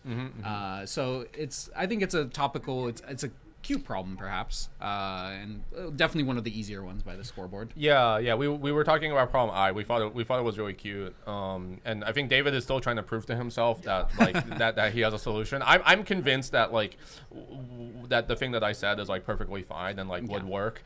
And you know, I as someone that doesn't like pennies, I mean, I definitely don't miss pennies. So it's, I mean, I think this problem is really cute, and I'm glad to see that like so many teams have solved it. I was a little bit nervous because I see problem I, and I feel like, you know, there's like the possibility for teams to overcomplicate it, have a lot of casework, and I'm glad to see that I'm kind of being proven wrong here. Like these teams are just like, we're just over an hour in, and you know, almost every team has solved both E or I, and yeah. I think I don't know if it's true that this is a scoreboard effect, but maybe the solve of like 10 minutes into the contest or so influenced teams to think about this problem more than if they thought that this was intimidating case. Yeah, probably. I would wager that there was definitely some like scoreboard effect here. Like, if a problem gets solved 11 minutes in, then you know you really have to. You have to expect it can't be like that complicated. And it was the third problem to be solved. Yes. I believe. So it was E at 3 minutes, F at 10 minutes, and then I at 11 minutes. And I think this was in line with like what the judges expected. Like you probably expected this to be solved in the first like 15-20 minutes. Yeah. This is very much in line with what we thought. You know, I think teams are getting very close. Oh, I think, what was it? Michigan Technological University just solved E. And so now we finally have our first like green column. Yes, this is something we love to see as judges. Yeah. So do you know how many are you allowed to say how many green columns you're expecting, or how many do you personally want? I personally want at least 2. You want at least 2. So it's going to be E and I. I want E and I to both be entirely green columns. Okay, so you're almost there on I. I think we're at 50 out of 52. Yeah. E has been solved by everyone. There is this notion of what we call like the perfect problem set. Like that's something that I feel like Frederick was like the first person I can think of who like was very explicit about what it means for a problem set to be perfect. And so he had there were 3 main attributes. I'm sure you've heard them. A lot of judges have heard them, but for those of you at home, I'll just like quickly repeat them. So the first one is that every team solves a problem. Yes. And so because every team has solved E, we have now hit that condition. The second constraint, or the second condition, is every problem gets solved. Yes. And so this is like on paper, you like definitely want this. If a problem doesn't get solved, in some sense, it was like kind of wasted. Like teams just like put in a lot of effort, but no one actually got anything. And so teams that actually did put in a bunch of effort, like they probably would have had a better experience if you would just like completely axe the problem. We are not close to that, but I mean, it's only an hour. We're not even an hour and a half into the contest. I think we've got time. There are 4 problems left, B, C, G, and L, and we've got plenty of time. And then the third condition, which we also won't see resolved, is that no team finishes the set. Yes. And I think that this is an opinion that I think has started to. I think there's been a little bit of wavering here. Like I think at some contests there were some people who were very adamant. They're like, no team can finish the whole contest. I think like I myself have started to sort of lean the other way and say like, I'm perfectly okay if if like MIT shows up in my contest, I'm like, whatever, they can solve every problem. Like I don't want to try to stop them. I don't want to put an impossible problem just to keep them busy and to make everyone else suffer. Yeah.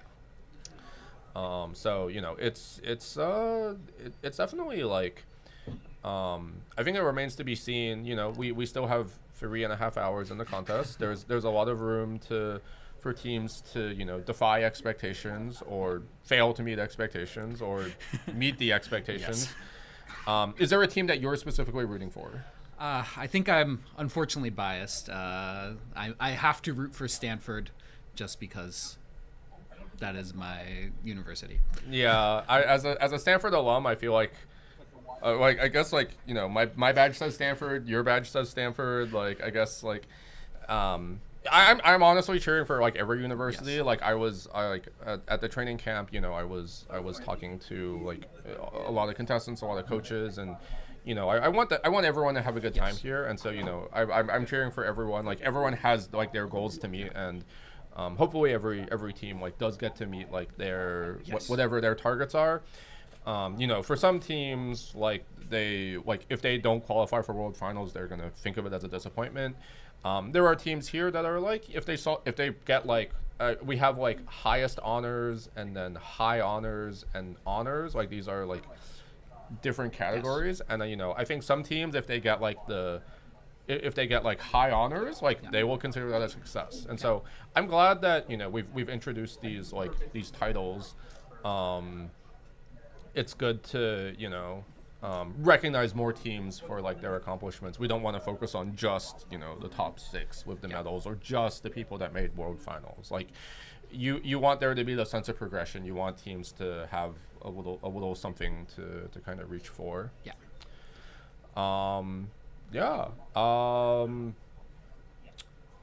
What is the biggest difference for you, like in terms of like judging like Pacific Northwest versus like the NAC?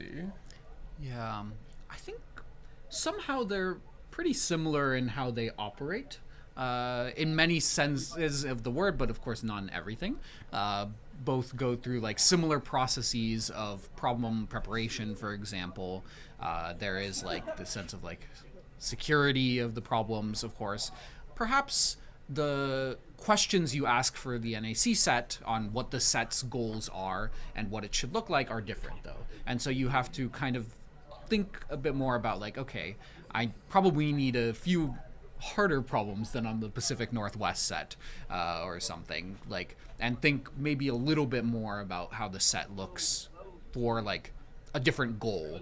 At the end of the day, there are different goals. For example, qualifying for World Finals versus qualifying for NAC. So there's different goals that you have to tune for, in a sense. If that vague description made any sense. Yeah.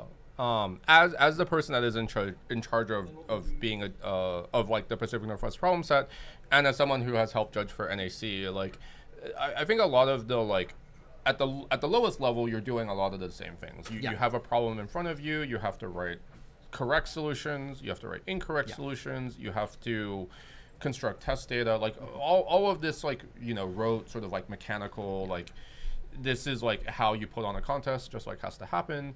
That's just what it is. Like there's no way of like getting around that. But yeah, this consideration, the difficulty considerations are like very different, like in Pacific Northwest versus NAC. In Pacific Northwest, we even have the we have this unique phenomenon that I think you don't see outside of North America, which is we have Division 1 and we have Division 2. And Division 2 is intended for folks who have like zero or very little like experience with competitive programming. And then Division 1 is actually, we try to market it very aggressively as like, this is a serious set. And like, if you are serious about going to NAC or World Finals and you are like ready for that, you should be prepared for that. And so for us, what we see is like in Division 2, like we make a lot of concessions on the team's behalf to sort of set them up for success. So for example, like, one thing that you see here, like if we look at this scoreboard, like the easiest problems are not, it's not A. Like A is not the easiest problem. M is not the easiest problem. You know, the University of Waterloo just solved problem A, and they're now uniquely in the lead at 6 problems. But problem A was not the easiest problem. Problem M was not the easiest one. You had to actually like dig into the middle, and you had to sort of like read these like middle problems to find the easy problems. And from first principles, this is not actually like, I think this like almost never happens. Like if you think about like, you know, university exams or like other things, usually like they actually like to, you know, they have like a bit of a difficulty ramp or something, you know. But here the problems are actually listed in alphabetic order. I think that's something we didn't explicitly say, but I just wanted to call out that, you know, problem A is called like acorn quarrels. It's about squirrels and acorns, like that. You know, that's a very cute premise. And then problem E, the easiest problem, was called evil judges. And so, you know, if you're like, if you overthink the titles a little bit too much, you might be scared away by problem E. You're like, oh, the judges are evil, right? We at one point we noticed that we always had the set alphabetical, that's the standard here, but at one point we noticed that a few of the problems were matching their in their first letter and their problem number, and so we decided to finish it off so it wasn't just a coincidence. I see. I did kind of notice, I noticed that with problem K, because it's always problem K. All right, I'm being pointed at by support. MIT is second to 6 problems solved, and they are the first to solve problem C. So that's fine. You know, it's MIT doing MIT things. Like, what are you gonna do? Like, if MIT doesn't wanna. I actually did say earlier, I was like, you know, MIT's probably going for like the first to solve strategy, and then they like went and solved problem I at the 50-minute mark, and I was like, okay, they're clearly not going for the first to solve strategy, but you know, do they have a bug in this room? Like, are they trying to like? I feel like I'm being gaslit here. Like, what is their strategy? I actually could not tell you. Like, I just have no idea. But it's MIT. Like, MIT is like. You know, they're tied with Waterloo on problems. Their penalty is a little bit worse. And so, you know, if Waterloo just like keeps solving problems, like Waterloo will just beat them on penalty at this rate. Like MIT has 2 incorrect submissions on A and M. They're probably going to solve both A and M, but that's 40 extra minutes of penalty guaranteed. And Waterloo only has 1 incorrect attempt so far.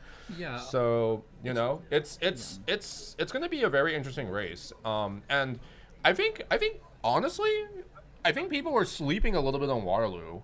Like everyone's just like, oh, MIT's obviously going to win. Like, I don't think it was ever like 100% like MIT is definitely going to win. Like certainly like, you know, more than 50% chance like MIT was going to win. But I think it's definitely like it's not like definitively like 100%.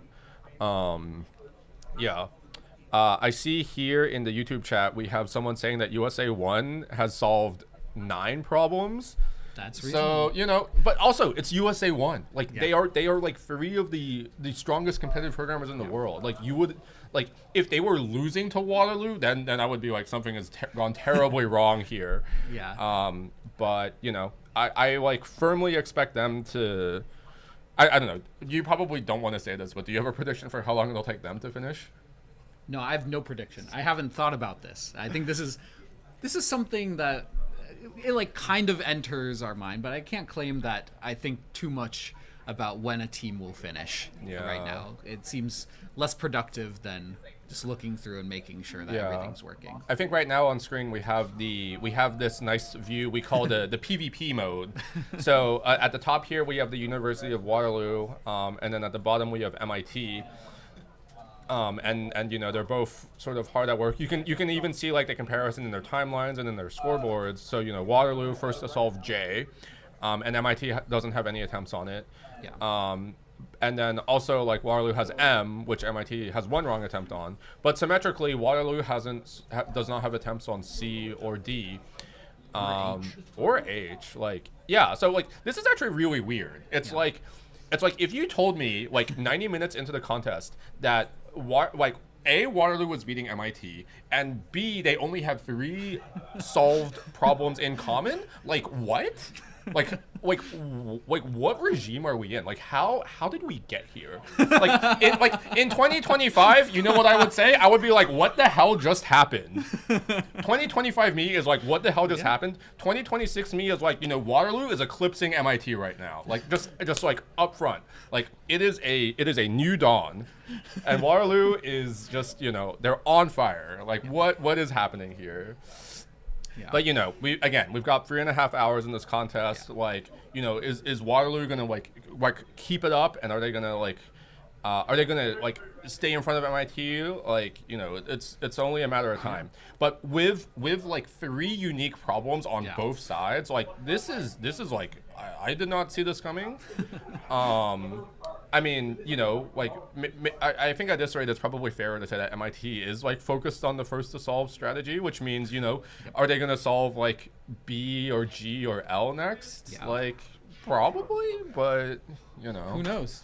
Yeah, but I mean, this is exciting. Like this is what we're here to see. We're here to see some like exciting like content. Drama. Like this is drama. Like. Is MIT sandbagging, or are they actually just worse than Waterloo? Like, you know, like. I think when they watch this back, you might get some hate comments. Oh, I'm already getting hate comments. I'm not here to be like, you know, I should be like, you know, very like controlled in like my presentation, but you know, you have to at some level be ready to like say the things, like you have to entertain the possibility. Yeah. Like I think it would be more unfair of me to just be like, Waterloo was winning, but like I think that there's like an inevitability. Like no, like I want that. I want to see like Waterloo like it would be great if at the 4-hour mark, like Waterloo is like at the top at the scoreboard freeze and MIT is second, because then there's the drama. Yeah. Then it's like, oh, is MIT actually going to win? If MIT is at the top of the scoreboard, like at the 4-hour mark, everyone's just like, oh, foregone conclusion. We're done here. But no, I want Waterloo. Like I'm saying this right now, and like sounds you know, good. Clip it. Like I want Waterloo at the top of the scoreboard at the scoreboard freeze. Move out of the frame. I already got clipped during the dress rehearsal for saying that I love Fenwick trees. I'm sure this moment is also getting clipped. Like I think we're entering the like my stand-up comedy era here on commentary. David's not here to counterbalance me, so you know this is yeah. It's you know, like. You know, the stream needs to have a little bit of entertainment. Yeah. I can't be dry the whole time. I would like to be. I think it's more in my character to be like extremely like deadpan and dry. Everyone knows me as having this like sort of very like deadpan humor, and so you know I'm over exaggerating it a little bit, but you know, I think we're pulling up the division scoreboards. I think this is something that's good. So right now we have the West Division. So for those who don't know, we've split up the U.S. into 4 divisions. So there's East, West, South, and then obviously if you have East, West, and South, the 4th one is Central. Yes. Right? Yeah, definitely Central. Like who made this happen? I have no idea. Where else would you be? Yeah, like, you know, there's actually what I've been saying like all week is, you know, we're here in glorious South Canada. And you know, I think, you know, Alberta and Toronto and Calgary and Waterloo and the University of British Columbia, like they all appreciate it, and you know, some of our brethren in the US like also do appreciate it, but you know, I'm a little bit scared that like Florida man will come and hunt me down. So yeah, but right now here we have West Division. Stanford is currently the West Division champions. The team like currently like a little bit of there's like a lot of these teams are clumped at like 2 and 3 problems. Again, we're early in the contest. I think, you know, This Stanford should very much change over time. Okay, so Misha here is, you know, obviously hoping that Stanford will make it to World Finals. I should be, I have to like counterbalance a little bit here, even though I'm also Stanford, and so I'm optimistic, but you know, I'm cheering for everyone. Yeah. Let's see if we can actually cycle through the rest of the divisions here. So. Yeah, West Division consists of like, you know, Pacific Northwest and Southern California. Those are like our sort of 2 home regionals. Here we have the East Division. The East Division is sort of traditionally like the most competitive. So we have the University of Waterloo, they're in first. We have MIT, they're in second. And then in the medals, we have CMU in 5th and then Harvard in 6th. Yeah. And so people, you know, have this like very firm expectation of like CMU. Like CMU is also like a very strong team. And then Harvard is sort of you like never count out Harvard. Harvard did very well in Baku. I think they like absolutely defied expectations in Baku, and so like don't sleep on Harvard. We've got Columbia here in 17th. They're like that's like very close to like the World Finals threshold. We'll see sort of like as we go on. Like Columbia, I think has been sort of.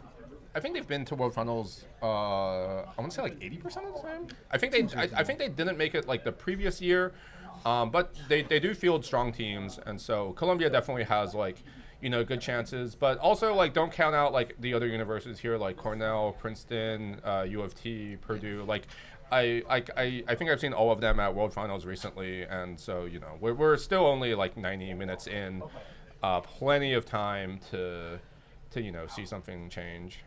So that's East Division. We still have Central and South to go over. And for those who want to see some like really like intense solving, we just had on the ticker here. You can go to twitch.tv /QUE_tourist to see USA 1 live solving NAC. They're the best competitive programming team in the world. They're absolutely crushing it. I can't watch their stream. I have to be locked in here, but I'm perfectly happy to do that. Here we have the South Division. So we have the University of Maryland. They're in second now. So they just solved 6. They solved problem K. So yeah, University of Maryland. We already talked a little about them. I think they're the only team here using Kotlin. I think that's true. Okay. Based on what we've seen. Yeah. And then we have our host university, the University of Central Florida. UCF is always a strong contender. They've been very gracious in hosting us for the last 5 years. Yeah, I think the last 5 years. We made it happen even though you know like earlier like actually yesterday there was a wedding in the atrium in the same building that we're in. And that was news to me. Like at 1 p.m. they were just like you can't go out. Like there's a wedding here. Like you have to leave. And I was like, huh? There's a wedding happening? Like, you know, it's NAC. Like apparently anything can happen, including just there's a wedding here. And it still works. Yeah, it still works. And then in South Division, other teams that are in like the highest honors and like in the World Final slots, we have Texas A&M University, the University of Texas at Dallas, and the University of Texas at Austin. So these 3 are in South Central, very strong teams. South Central is actually very strongly represented here. I think the other university from here is Rice. Rice, I believe, is actually only competing as 1 person at the moment. Is this still true? Can we actually get Rice up on screen really briefly? So when we were doing the procession, like Rice only walked in as 1 person, and we found out like from like some of the staff members they're back. Yes. Amazing. Woo! Yes. So yeah, definitely cheering for Rice here. I wonder it's only 2. So yeah, I think one of the team members unfortunately had to go like to the ER or something, and so yeah, it's a very very unfortunate circumstances. This sometimes happens at these contests. Like you just like there's like not really much that you can do.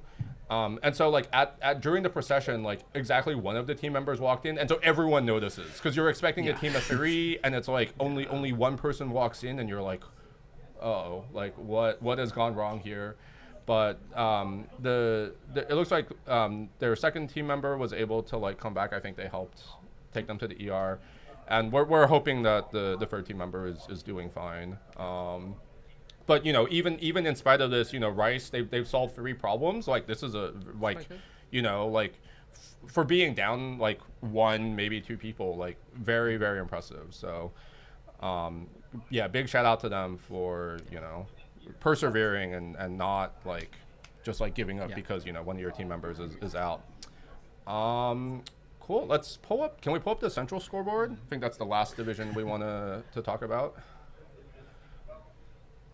All right, so we've got scoreboard here. So right, yeah. So we've just transitioned to Central. So right now we have Arizona State leading the Central Division.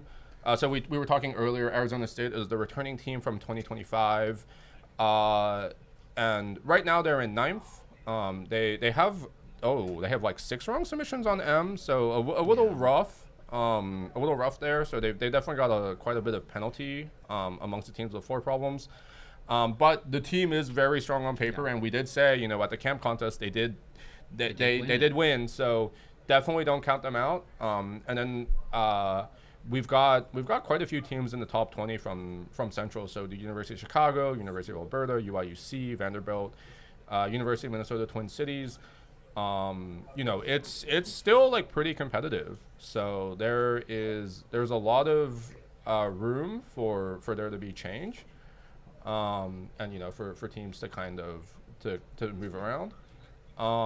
So yeah, if we pull out the full scoreboard, we can kind of get like we just pulled out all the division scoreboards, so we could see like, you know, how each of the divisions is doing locally. But now, you know, we have like 10 of these like shimmer effects. MIT has 4 in a row. Yeah. They could get 6. They could get B and they could get G, and then yeah, like actually, you're saying in a row. Yeah, in a row. Like I think the shimmer effect is actually like, I think it's actually choreographed, right? Like it's actually like C to F. Like I didn't know that like this was intentional, but it's actually really cool. Like I think this is like super nifty. The shimmer effect is new of like this year, and like, you know, like it's very polarizing because as you have probably seen, like you see how problem A is red. You see it's red. You see this red +1 from Alberta, or this red plus from Alberta. It like on my laptop screen here, it's like very like, you can tell that there's a little bit of a difference. Like you can definitely tell. But like if you're just at a glance, like you would never know that like Alberta had solved it. You'd be like, oh yeah, Alberta, you know, just they're just like haven't solved A, and they're never solving A, and then you know, but no, Alberta first to solve A, very very strong. So yeah, definitely super exciting. But on my laptop, I usually pull up like the PC squared scoreboard just because the greens are a little bit easier to see. It's just, and also it's not moving. It's just like not moving, so it's easier to just like have like that sort of static view. Yeah, this is often what we're looking at as well. Yeah. So you know, it's we're what 100 minutes into the contest now? Yeah, we're like 100 minutes into the contest. We've passed our 90-minute threshold. Yeah, we passed the 90-minute threshold. I talked about the 90-minute heuristic. Let's say it is a 90-minute heuristic. Then it's 10 solved, right? So you need 13 to win. All right, MIT, you're clearly eavesdropping on me. Go solve all 13 problems. Thank you. Waterloo, go solve all 13, please. Oh yeah, Waterloo can also go solve all 13 problems. But yeah, the solving pace has slowed down a little bit, at least like from like the top end. The teams are like slowly filtering up on like the solve counts. So, you know, MIT now in third with 6 problems because Maryland just they solved K very recently, and then UCF and Texas A&M with 5 problems, and then we have 5 universities with 4 problems: CMU, Harvard, Caltech, UPenn, Arizona State, and then we've got a big chunk at 3 problems. So 19 teams have solved 3 problems, and then you know, we're so close to having Amherst and Drake solving problem I, and then we'll get your two green greens. columns, and that'll be great. Do you think there's any chance for 3, or do you think F is a little bit too much? I'm not sure. I think at 100 minutes, it might be hard to say. I think it could be possible, but I don't know if it's a foregone conclusion. I think some teams may decide to focus on other problems than F, for example. Yeah, like I think certainly, like, looking at the problem set overall and just looking at like the easier problems, like E and I definitely like stand out as being like not only like the easiest but also like the most approachable. Yes. E is now like already sort of like considered, and then for problem I, like I think it's not hard to, like, I think everyone kind of has the core idea, right? And then like beyond that, it's just you have to kind of like iron out the details just like a little bit, and then like once you push through it, you can sort of, you know, actually like solve it. Yeah, there are a few ways to be more convinced of the right answer. For example, the input is you can have solutions which run in time the length of the input, for example. Yeah. I think like what I was saying is, like, we talked about there were basically like only 3 reasonable ways to merge. You can merge like things that are 3 mod 5 just like in a group. You can merge things that are 4 mod 5 also in a group, and then you can merge like the 3s and the 4s in a group. And and then so we were like, well, how do you actually decide like what to prioritize? And I was like, well, there are 3 factorial ways. So, and you know, 2 of them are actually independent. So you just brute force all the possible priorities, and then surely one of them has to work. Like it can't like stop working halfway through. Like that doesn't make any sense to me. Yeah, there's a few different solutions. You could do a bit of casework, or you could case on how many 3-4 pairs there are. Yeah. For example. So it's definitely like there's definitely a lot that can be done here. So like it is one of those problems where it's like the more you get in your head about it, the less likely you are to solve it. And so sometimes, like, you know, it is good to just like take a break and think about a different problem, and then come back. You've got a clear head, and you're like, oh, I like it's actually not that complicated. And also like the teams are saying it's like really like not that complicated. So, it's I'm definitely like, I think we're all eagerly awaiting to see Amherst and Drake solve it. It's I am certain that like they can. To me, it's an inevitability, and it's just a matter of time until they do it. Sure. I could believe that problem F, like you have to do like a little bit more of like there are like a few more steps. Like I didn't, when I first saw it, I like kind of didn't think about like rotating at all. Like I knew it was a thing. I like know the technique, and I was just like refusing to like apply it. And then it's like, okay, once you apply it, you're like done. Yeah. So that's on me. But I think we're going to sort of swap in some folks. So is there anything that you wanted to say on behalf of, you know, the judges or whoever before we switch to a quick ad break? I think mainly we just hope that all of you watching and look at the problems and enjoy the problems, and hopefully you find something cool in them to do. Either it could be an easy problem, a hard problem, any sort of idea. That's kind of the hope for us. Yeah. And thank you for having me on. Yeah. So it's always a pleasure, and you know, we're very glad to have you as one of the judges here. And I think we're gonna have a few more judges on stream, so we're gonna, you know, we're going to get a lot of different opinions. But yeah, we're going to have a quick ad break, so we'll be right back.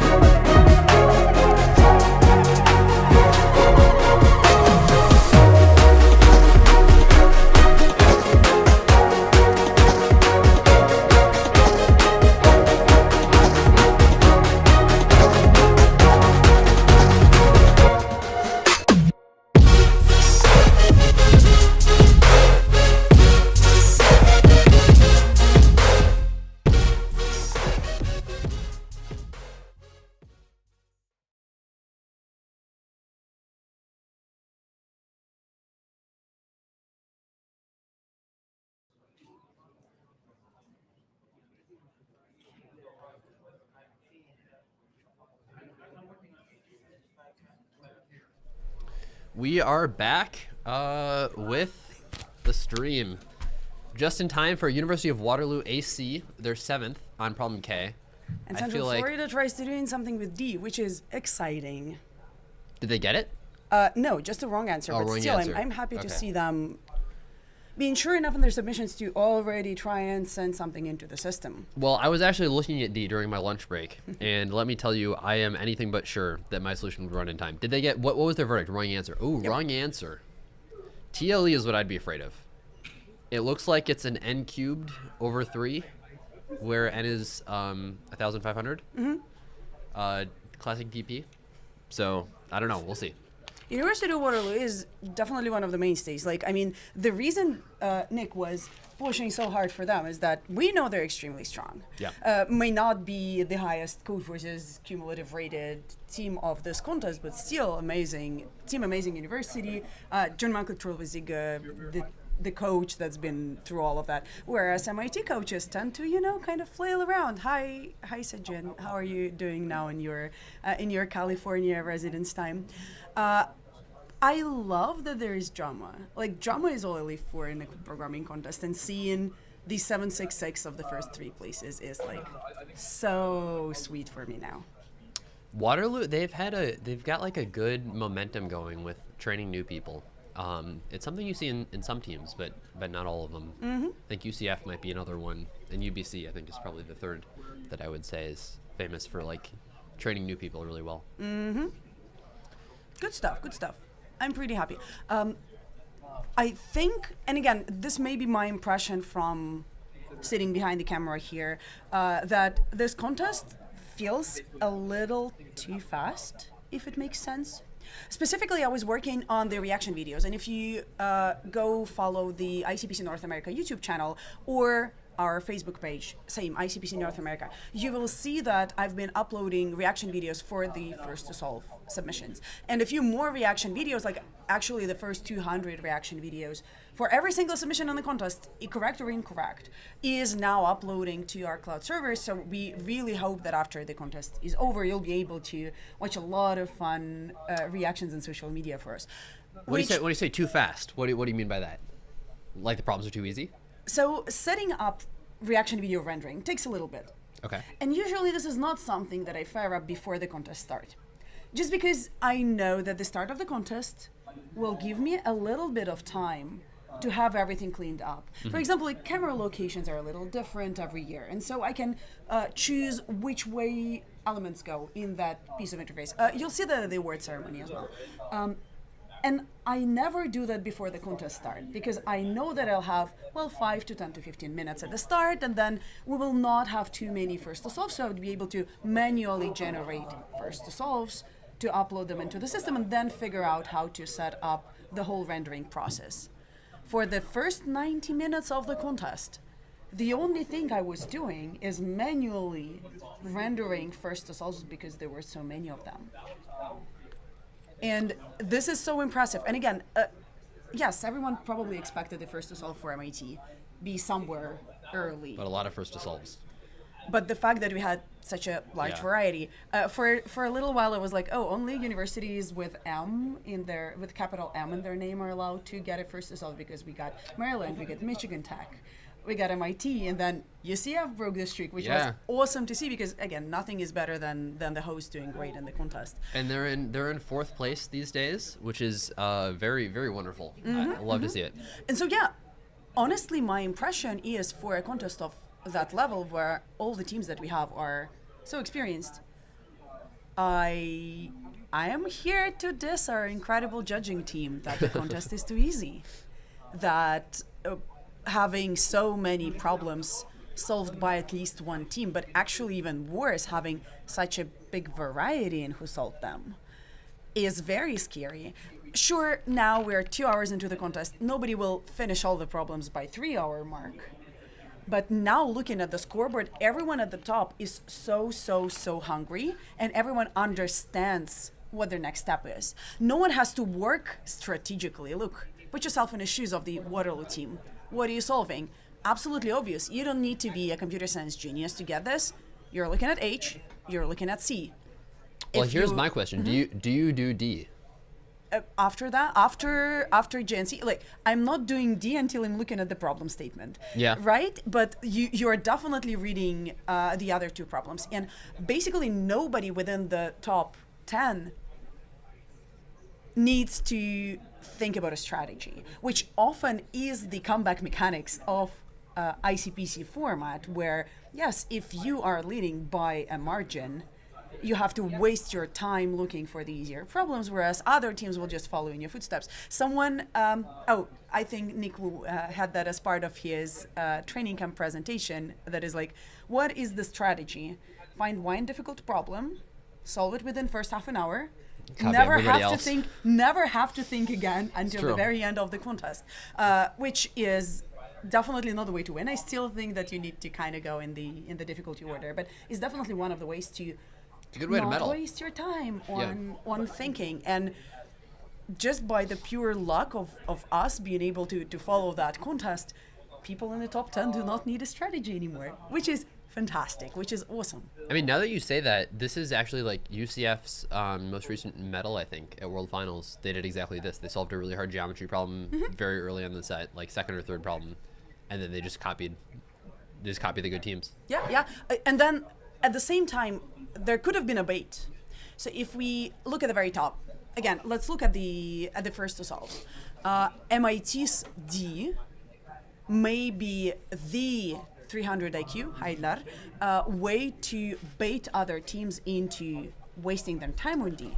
Sure, nobody thinks that they're like, if MIT solves the problem, we should be able to do that 100%. Yeah. But still, you're But like, they did it quickly. You're probably not looking at G or L. You're probably still focusing on D, maybe B more or less because like other people are looking at it.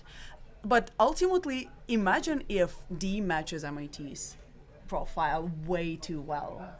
And then other teams will sink so much time into that problem, and then this may be the move.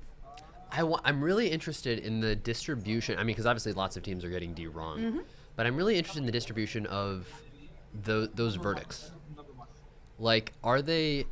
I saw UCF had the wrong answer, but the thing I would be worried about. I have this information. Let's is go. TLE. Yeah, let's go. Let's just figure that out.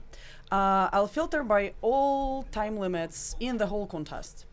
And Yeah, this we is do how have we some roll. Ds. I There see are it. 36 time limits in the contests currently. Most of them are in problem F. I'm not sure how excited are we about time limits in F. F is not something that we care about. Yeah. But there are some on D. We have time limit from Cornell on D. We have 2 of them. Another Cornell, yeah. And I okay. think that's basically it so far. But not a lot of people approach D in that sense at all. Yeah, it's true. Oh boy. All right, let's turn that down. I'm just a little too loud. Do you want to talk about my idea for D here, Lydia? Yes, please. All right. So I've read it a little bit. Have you seen the problem? No. Okay. Let's cover that real quick. So the idea behind D is you have a deck of cards, and you are playing a game. It's like a single player game where you have 4 different types of cards. So you have cards that have a 0 on them, a 1, a 2, and a 3. And you might have like, let's say you have like 2 0 cards, 2 2 cards, no 1 cards, and no 3 cards. But the cards are identical. The number is the only... Yeah, it's just the number on the card, exactly. So your first hand, or your first turn, you start with just 1 card at random. So there's a 50% chance it's a 0, 50% chance it's a 2. And let's say you pick a 0. So then you picked the 0 card, you play your card, or whatever card you want, and then you draw the number of cards that number says. So if you pick 0, you draw 0 cards. So now you're out of cards and you lose. So you don't want to do that, so this would be a loss. But if you pick the 2 instead, then you draw two new cards. So let's say you draw a 0 and a 2. So now your hand is just the 0 and the 2 because you played this already. So then next you can play whatever you want. So let's say you play the 0. You don't get anything if you play the 0. You play the 2, and then you draw the last 0, and then there's nothing else in the deck. So then you win. So the question is, if you're given a deck with a certain distribution of cards, and you shuffle the deck randomly, all orders are equally likely, what is the chance that you end up winning? In this case, the answer is 1/3. because you can pick the 0, you lose. You can also pick the 2, and then if after the 2 you get 2 zeros, you lose. never get to the last 2. But all the other 6 things you can pick your win. So it's But a half ultimately, plus the zeros 6. are the only thing that kill you. Yeah, every other card is at least neutral. Yeah. I think one of the ways, so I guess my first observation here was that this labeling is maybe a little confusing. I prefer to think of it as like the Yu-Gi-Oh hand advantage that you get. So if you play a 0, that's really like a -1. If you play a 1, you just get the next card. So it's a 0, yeah. Yeah, so these ones, honestly, these don't even matter. Like you can just get rid of all the 1s from the deck. Every time you have a 1 card, just skip it. Just like definitely. whatever, if you get another 1, skip that, and then just like keep going till you get a thing that's not a 1. So you don't even really care about the 1s at all. And then the 2s are, you get 1 card. So you play it, you've lost that card, but you get 2 new ones. And the 3s, you get 2. So you really have these 3 types of cards. But then if we were looking at, say, at 2, and right in the sequence it's followed with 2 zeros. This is also something that you can actually cross through in the sequence itself. So maybe there are ways for us to look at all the possible sequences and then identify the anti-patterns in a way that are killing us. Yeah, it's true. It's true. We removed all the 1s. We agreed that the cards that are 1s just do not need to exist in our game at all. Yeah. Then we eliminate all the 2 0 zeros. We Well, eliminate all 2 the 0 3 0 0 zeros. 2 0 0 it does actually matter because you end up with 1 fewer card than you started with. Oh, because you still need to you have to pull replace the the 2. 2, yeah.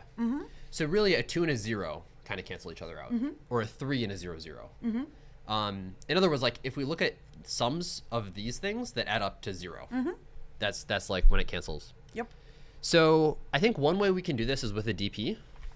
So we could do like because like I guess a couple things that matter. One, the order you play the cards doesn't matter because you just care about like how many cards you have in your hand and like what those cards are. But if you're gonna play the cards, you're gonna play everything in your hand eventually. So the order doesn't matter. The only thing that matters is like how many 0s, 2s, and 3s you have. Or we'll call them -1s, 1s, and 2s. So how many of these you have, and then in total there are 1,500 cards, but each of those cards is one of these 3 values. So worst case, you have 500 of each. Interesting. This is a significantly smaller number that I kind of expected to have. Yeah. So there is no like the 1,500 crazy elegant solution that allows you to do that just by linearly looking at the numbers. I don't That's think so. Upsetting. I don't think so.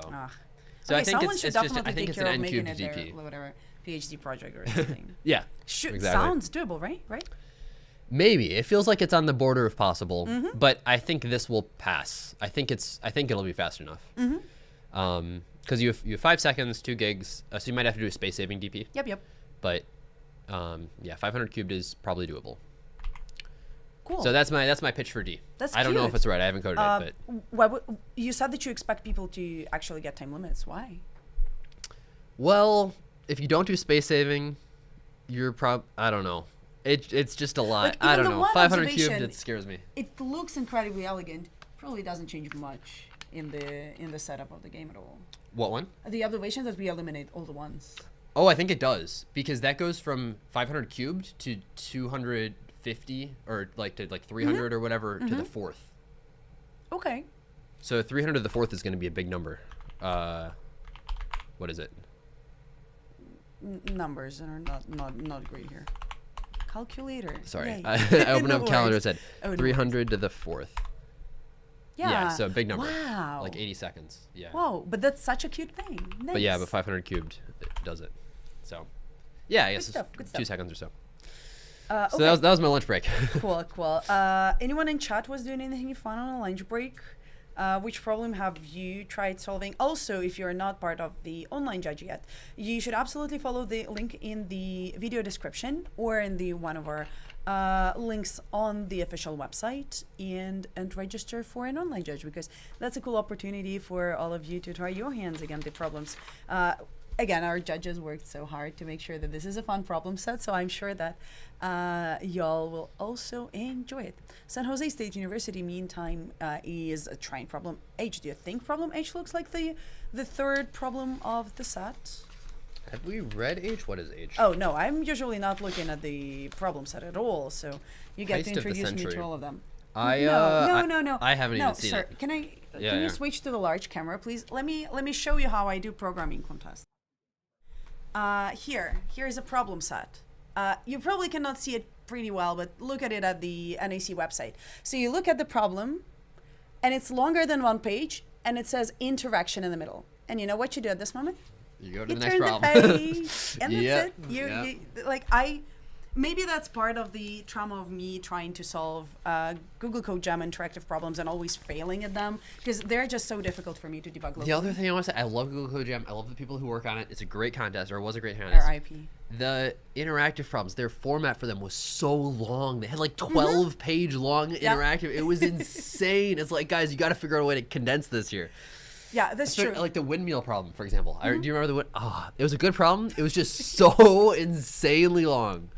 Yeah, and again, this is, MIT actually got problem J. What? I've switched this shot for a second. Is it on my end? Is something not updating? Like, wait, what? ACNJ. Oh my God, so it's now 7.7. Oh, let me, oh my God, this is amazing stuff. A good moment to remember that MIT coaching staff in recent years has a lot of experience with comeback mechanics. Not the good ones. The ones where MIT team Sorry, was real having quick. a What are they slow working start. on? What are they typing? I can't. It's too small. If you exit studio mode, you might be able to see more. Okay. Oh, sorry. No worries. I'll also try looking that up. K. K, Okay. Oh, that makes sense because they have the wrong answer on K. Mm-hmm. So they're trying to fix that.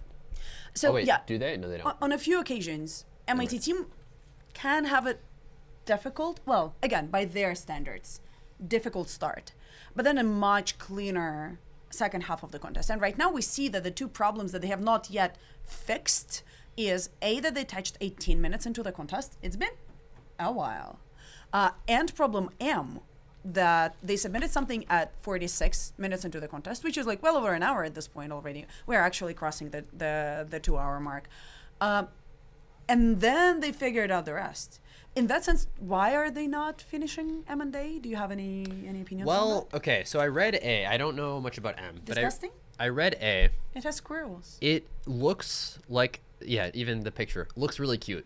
Okay. It looks like there's probably a really easy way of doing it, but it also, my gut reaction is like, I am worried there are ways that the cute way ends up being wrong. Mm-hmm. And it's like really hard to prove them. So I think early on in the contest, it's like fast to implement. Mm-hmm. So I think early on in the contest, maybe you just try it, and there are like a couple of greedies you can try, but I don't immediately see which one is right. And I feel like it's really easy to pick the wrong one. Okay. We can talk about it if you'd like, but No. okay. Yeah. No, but also it's just not the time of problem A in the contest yet. We see so many incorrect submissions on A. So it would be significantly more interesting as they get resolved. Also, meta comment here. It looks like everyone's finally starting to figure out D. So now I'm more confident in my analysis. True. Cornell +8. Washington fixed it after one incorrect submission. Yeah, very well done. So Cornell, yeah, I guess they fixed their TLE. And then Washington fixed the wrong answer. And then UCF is still wrong, but I believe they can figure this one out. I'm very confused as to why MIT is not working on problem M more actively. We have not seen them touch the M file in quite a bit. And again, they've been typing. Like, if you look at the bottom side of the screen when we do the screen sharing, you can see that we also show the key log, so how many active character producing keystrokes every team does every single minute, I believe. And they were busy, but they decided to not prioritize problem M. Also, our YouTube chat says, and them locking in, let's go. I hardly agree. And we see Arizona State break into the top 10 by getting their problem K correct. In a way, the look of the scoreboard is very like, as if it's glitchy because there are too many blacks between greens. It's true. It's often that the contest is actually just triangular. Whoever is on top has everything, and then some of the contest problems get eliminated. But here it's like, hey, you can go to K or you can go to H. You can choose M, and there is a sweet subset of that. We'll definitely have all of that covered by the 4-hour mark. I think most of the teams, again, as they will be completely uninterested in looking at A's or B's, even C and D doesn't look that sweet in that scoreboard. But the HKM mid-game set where you do 3 easy problems, you do 3 medium problems, and then you figure out the last hour of the contest as you go. Thank you so much, Lucy Baguette, our YouTube chatter, trying to make sure that we know that USA won tourist case on the NAC only have one problem remaining to solve. Please tell us which problem remains, because I'm too lazy to go and open the stream. We're only like 2 hours in, aren't we? Well, no, 2.5? hold up. I have a full speech here. So last year, the ICPC World Finals, we saw multiple wonderful EA companies try their models against the ICPC World Finals problem set. And we received wonderful results. For example, OpenAI solved all of the problems, and then I think GDM solved all but 2. Exciting stuff, great progress in the AI world. The problem set, though, was crafted for humans. And these are crafted for college students, not legends. This problem set is crafted specifically for this incredible group of 52 teams, not for USA 1, not for the top teams from Universal Cup, not for Kevin together with a team of Tsinghua University. This problem set is specifically for those contestants. And now that I look at it, I hope they're having fun. Well, I'm excited they'll be on the stream. Yep. As soon as tourist problem L, they're missing problem L. Well, maybe they'll just abandon it. Let's glance at the problem statement. I don't think we'll be going in any depth.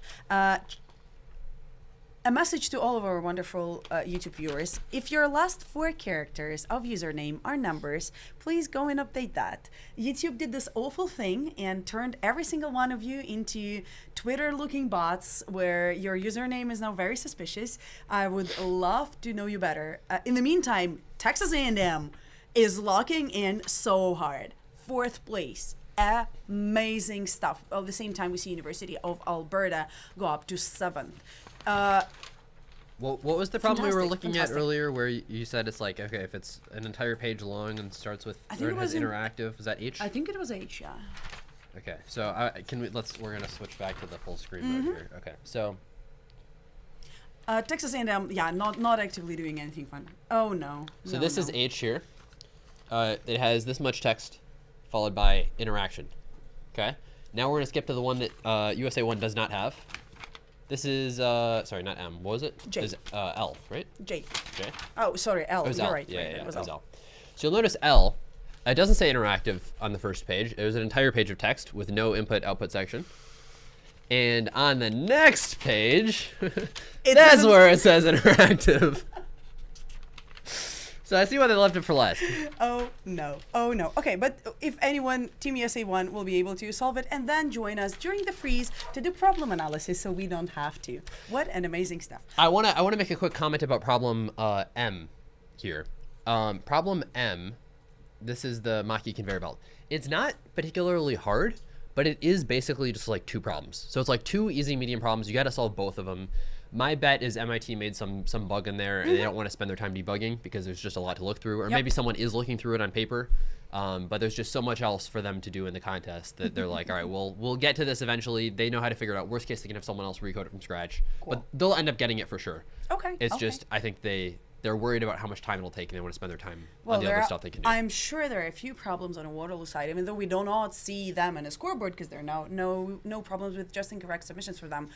I'm sure that they also have problems that are very close to being ready, and so I'm eagerly waiting for the next one to come. Okay. Yeah, I'm problem D. I bet they'll have it soon. I'll be leaving you now. Play another sponsor videos, and I'll get back to you sometime later. Sounds good. Here you go. Hear that? It doesn't sound like much, does it? But in the hands of an analyst at the National Security Agency, signals like these can become one of the most reliable and timely forms of intelligence available to America's leaders. Signals intelligence, or SIGINT, is intelligence derived from signals. Signals contain information about our adversaries that is vital to our national security. They can help us determine where our adversaries are located, what they are planning, and what kind of weapons they are using. America relies on NSA to collect and process foreign signals, understand them, and share them with U.S. officials and warfighters so that they can take action to keep our nation secure. This is not an easy task. SIGINT is technically challenging to produce. It is both an art and a science. Many of the signals we collect are encrypted, and usually they're not in English. It takes a team of mathematicians, linguists, analysts, and computer scientists armed with the latest technology working around the clock to turn signals like these into usable intelligence. But the results are worth it. SIGINT saves lives on the battlefield. It stops terrorist attacks and disrupts their operations. It promotes U.S. interests and alliances.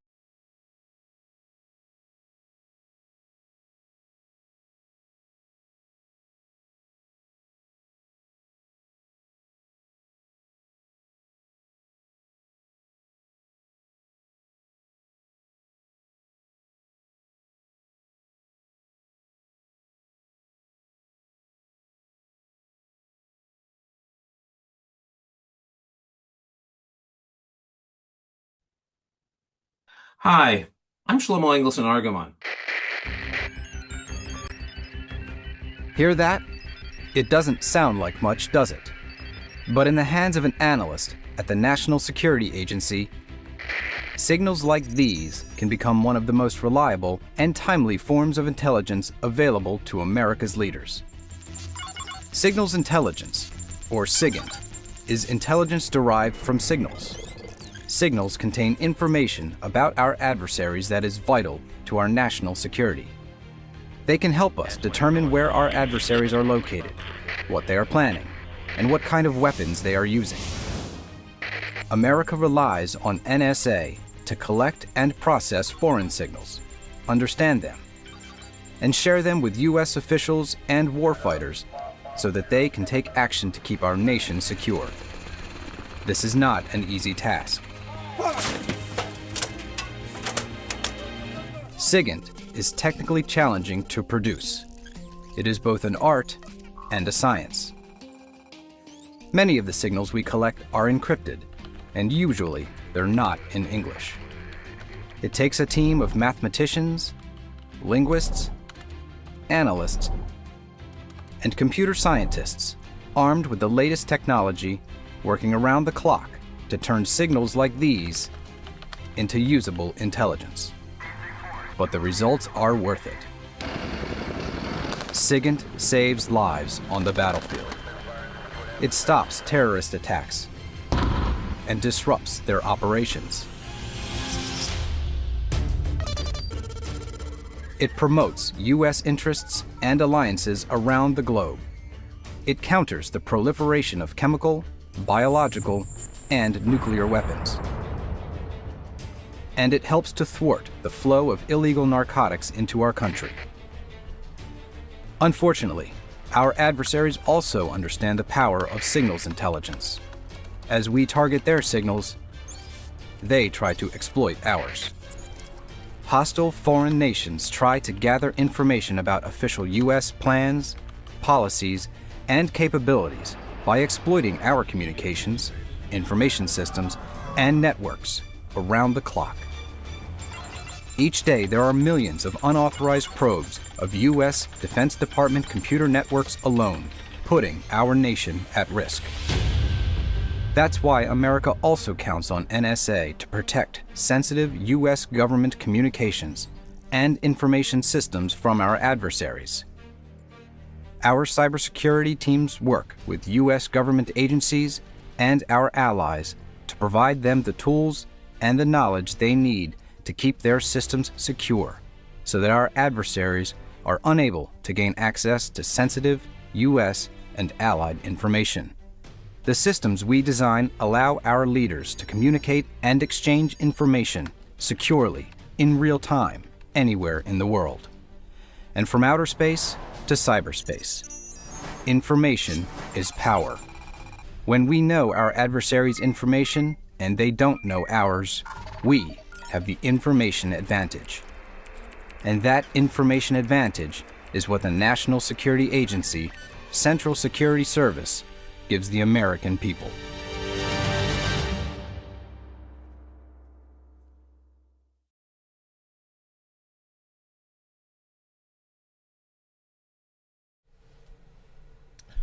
All right, welcome back to the 2026 ICPC North America Championship. My name is Nick, and I am here with yet another special guest. Would you like to introduce yourself? Sure. My name is Hianru Guan. I'm originally from Peking University, and this semester I'm an exchange student at CMU.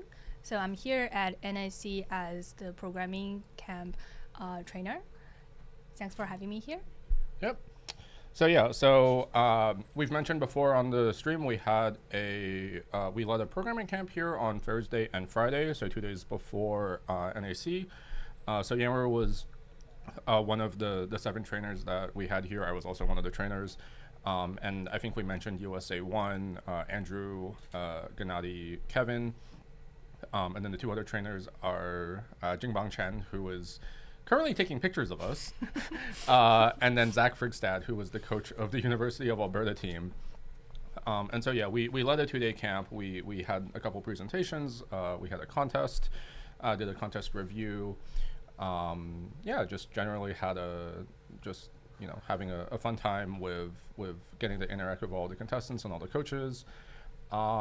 So how does it feel to be at NAC? Like you mentioned, yet you're here sort of like on exchange. So how is that going?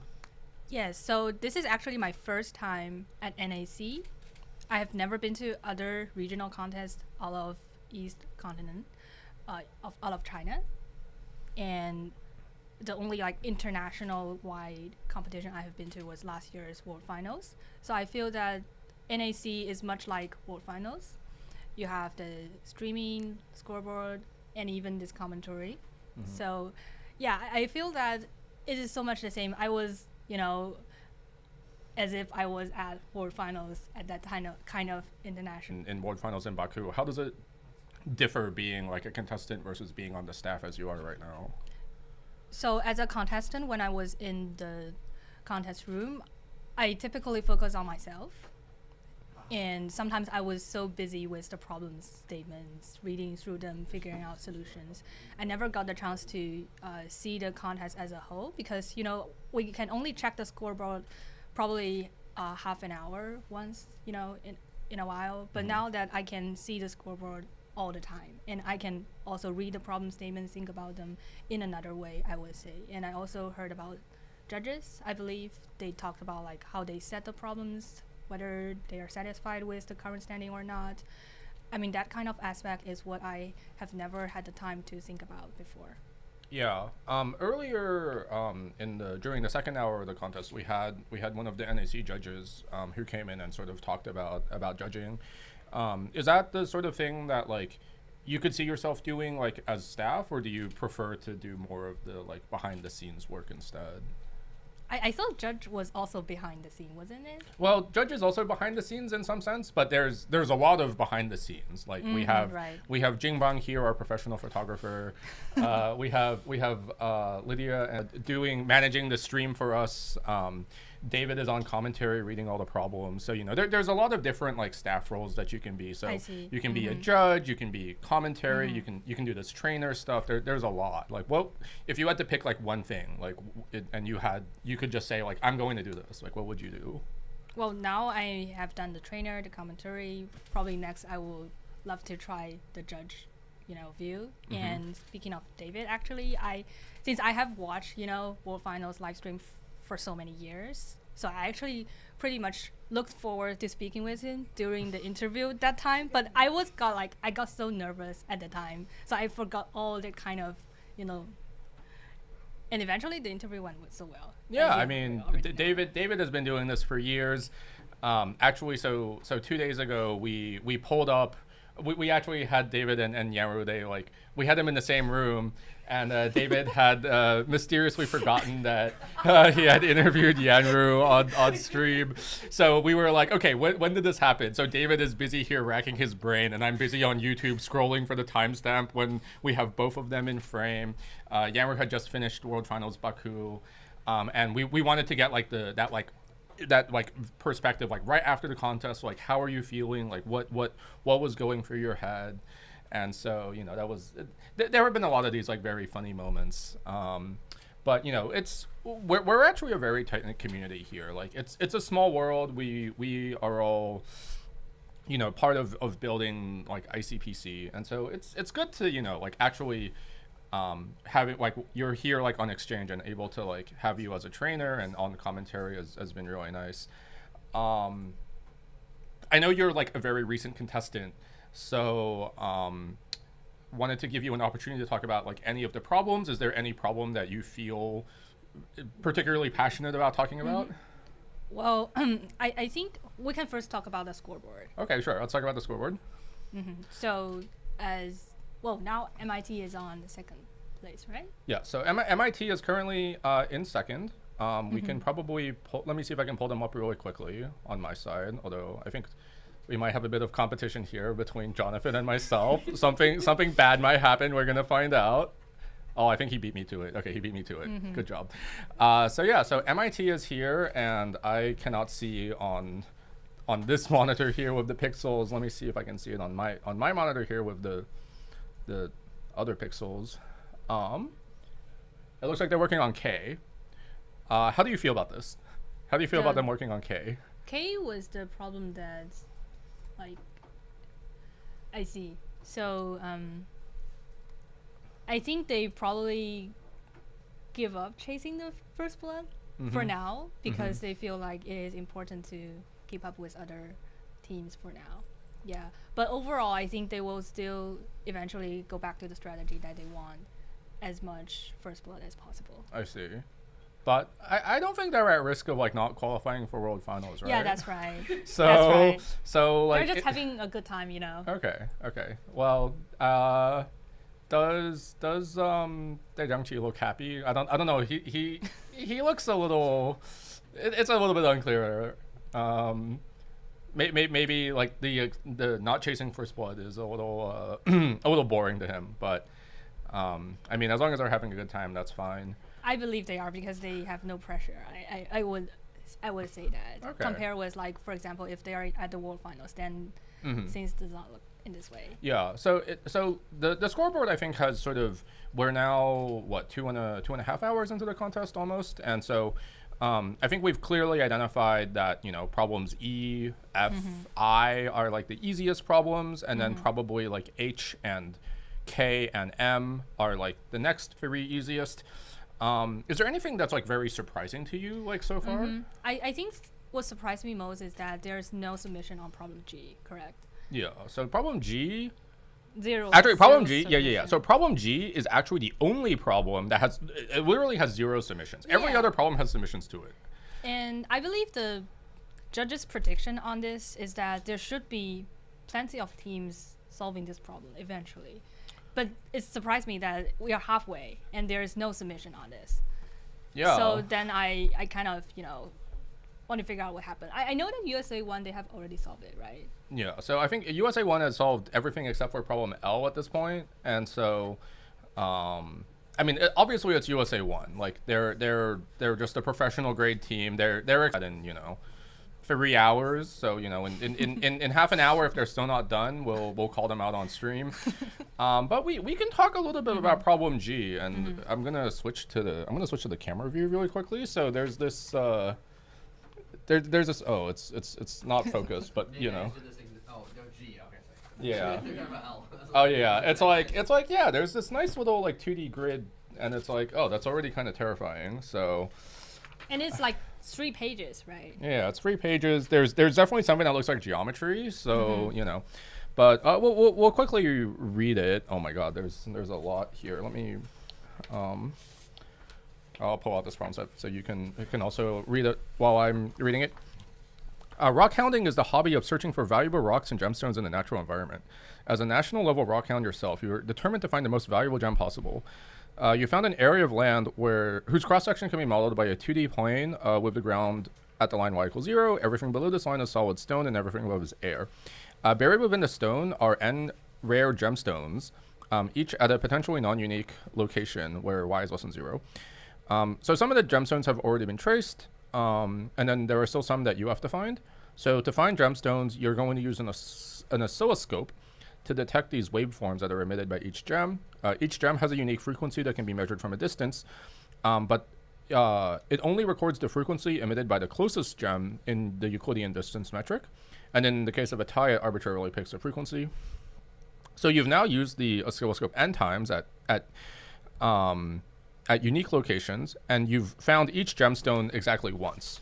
And so what you want to do is you want to find the most valuable gem. So what you're going to do is you want to find a configuration of the gemstones that is plausible.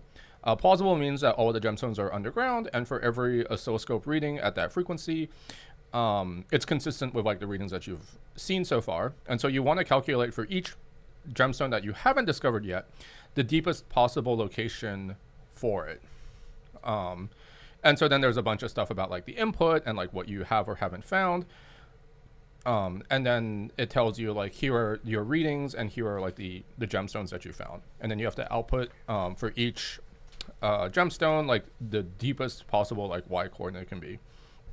And so as you mentioned, and as the judges sort of predicted, they're expecting like 30% of teams to solve the problem. And, you know, we're halfway through the contest and we have 0 submissions. So we're not remotely close to seeing 30% of teams solve it. And at this rate, if you told me that no one solved it, except for MIT, I would believe you. But yeah, so what are your thoughts on this problem? Yeah, so first of all, the answer you need to compute is actually independent across all the gems. So that if you want to fix a gem and compute the deepest possible y coordinate, then I would say that the greedy solution is to put all the other gems on the x-axis. Mm-hmm. So that you only need to solve this individual problem for each gem. Mm-hmm. And the reason that you cannot put each gem to closer enough to the x-axis is that it may ruin some other, you know, given detections that are closest to some given point. Mm-hmm.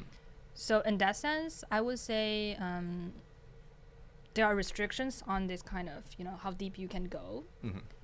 And those restrictions look like circles, given, you know, the circle's center is the given point on the x-axis in the input. And then the radius is the distance between the center and the closest given gem as in the input. Mm-hmm.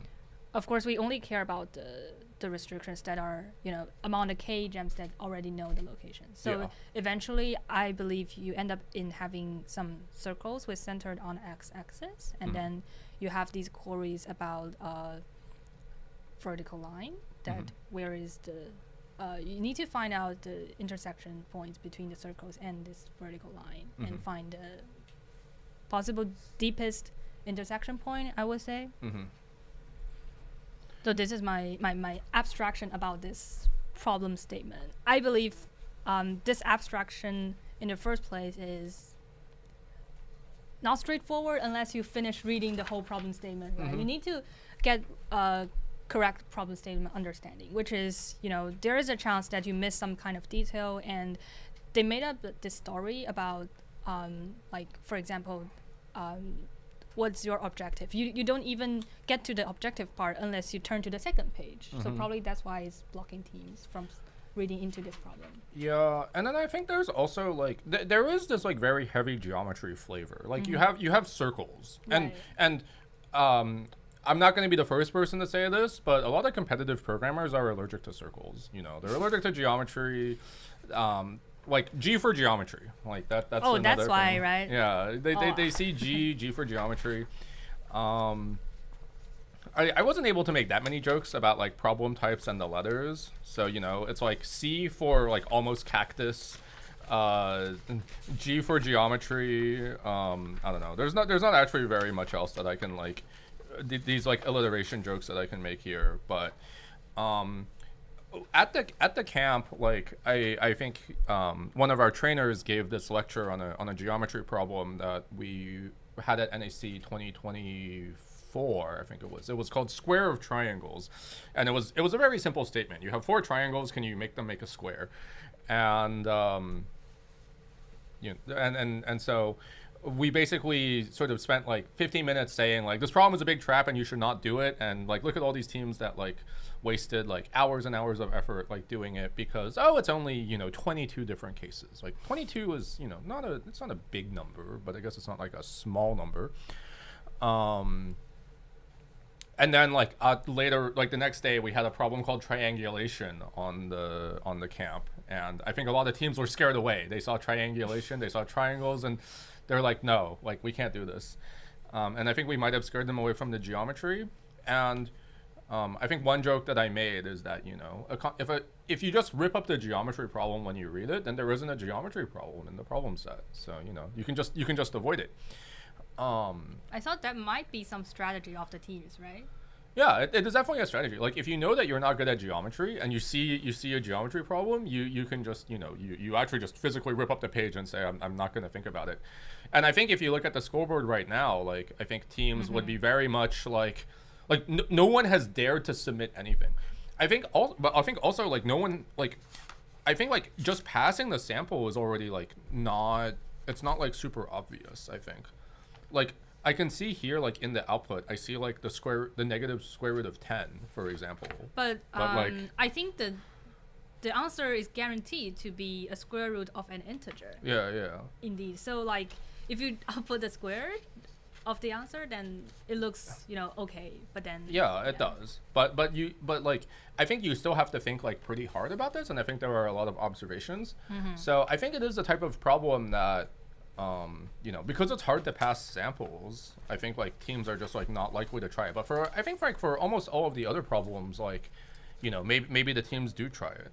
Like maybe a team like their idea, maybe a team really likes interactive problems, like what was it, Chicago? Like Chicago decided, we'll just try problem L because it's interactive.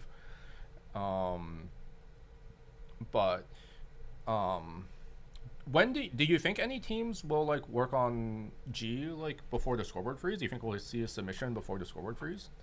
I think we will, because I think teams, at least one of them, have read this problem statement through until now, because there are not many options. And if I am the contestant or when I was in a contest, then at this point, because we're already halfway through, then we definitely have at least take a look at all these problems. That is true. And we know that MIT has the strategy of always going for first blood. So, that's right. Yeah. So they only have 3 choices. They have B, they have G, they have L. And we know that they have someone that, we know they have an IMO perfect scorer on there. So probably you give him the geometry problem and you tell him, hey, you have to do this. Like, it probably doesn't take that long, right? But we'll see. We do have movement on the scoreboard. The University of Maryland just solved problem D. Let's get their reaction, if we can. So University of Maryland is now 2nd to 8, and MIT still has dirt on problems A and M. So probably they're not working on it. Yeah, I think we agreed that they like aren't spending time on it because they can't get first blood on it anymore. But it is still interesting that they decided to solve like H and J.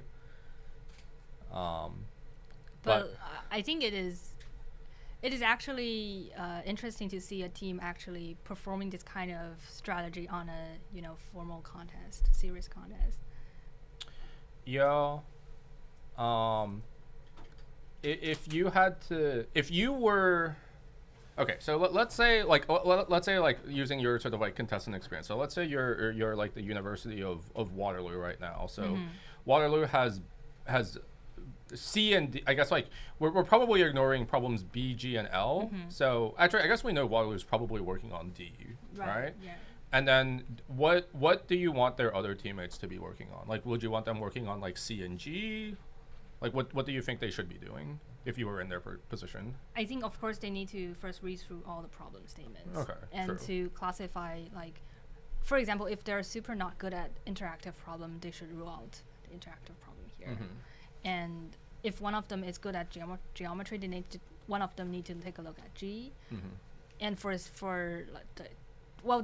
what I'm saying is that the optimal solution is straightforward to look into problem C. But if you have like two teammates, like you need to have one of them look at some other problems. So that would depend on like the what the problem looks like. Right? Yeah, definitely. Like at this point, we're 2.5 hours into the contest. We hope that all of the strong teams have at least like read all the problems and have some rough idea.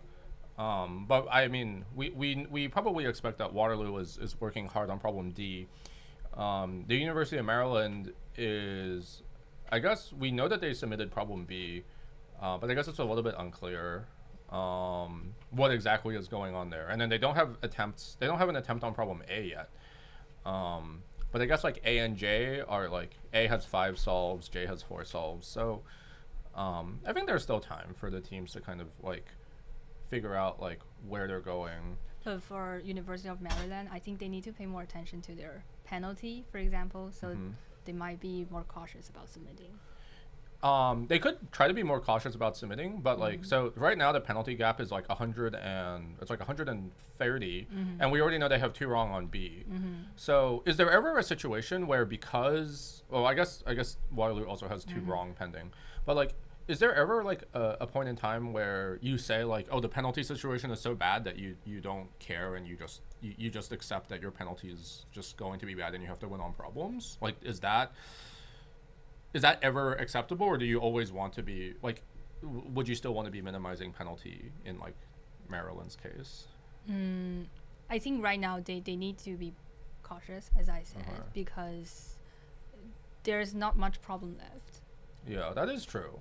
Like MIT, if MIT solves like a problem now, then I think they're going to be very close in penalty to Maryland. So actually, like, this could affect the ranking, like the tie-breaking on time, at least between Maryland and MIT.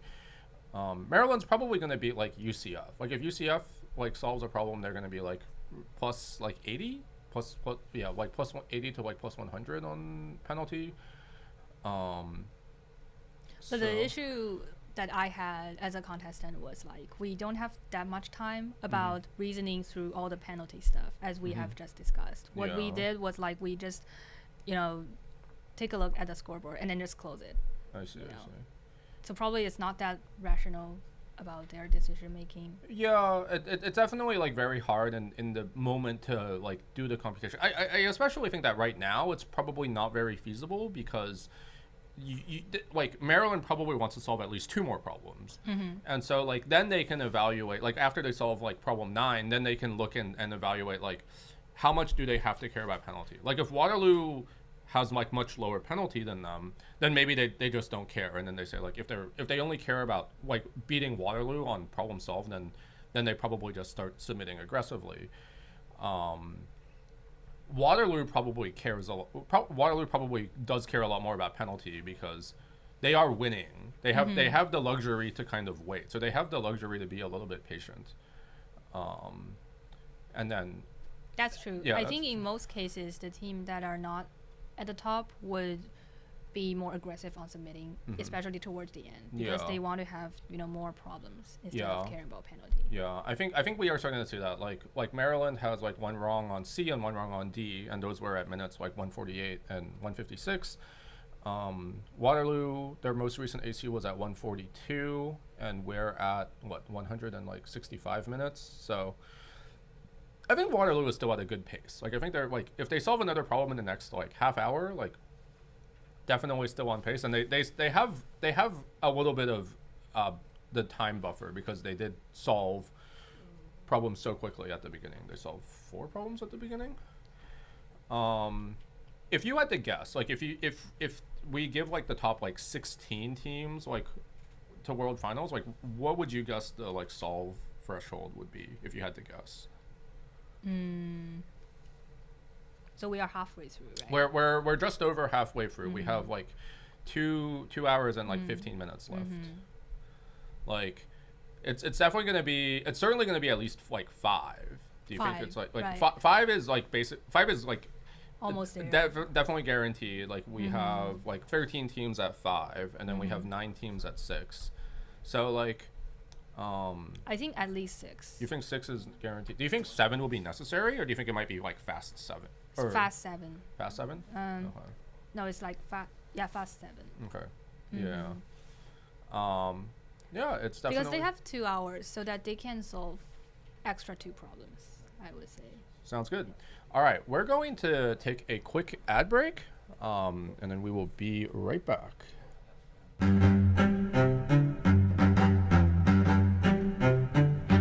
We do what we do like nobody else can, and it reverberates far and wide to investors, companies, and economies around the world.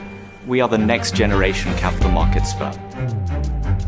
Driving the evolution of markets. To be liquid, transparent, and fully accessible. Powered by the deepest integration of financial, mathematical, and engineering expertise. We provide deep, dependable liquidity to ensure investors can trade what they want, when they want. And that's no small thing. Because resilient and efficient markets cultivate opportunity and propel economic growth. We're the market leader, and our reach is the result of conviction and shared ambition. Still, our drive to reimagine and achieve only grows, because what we do matters. So we give it all we've got. And together, we move markets forward.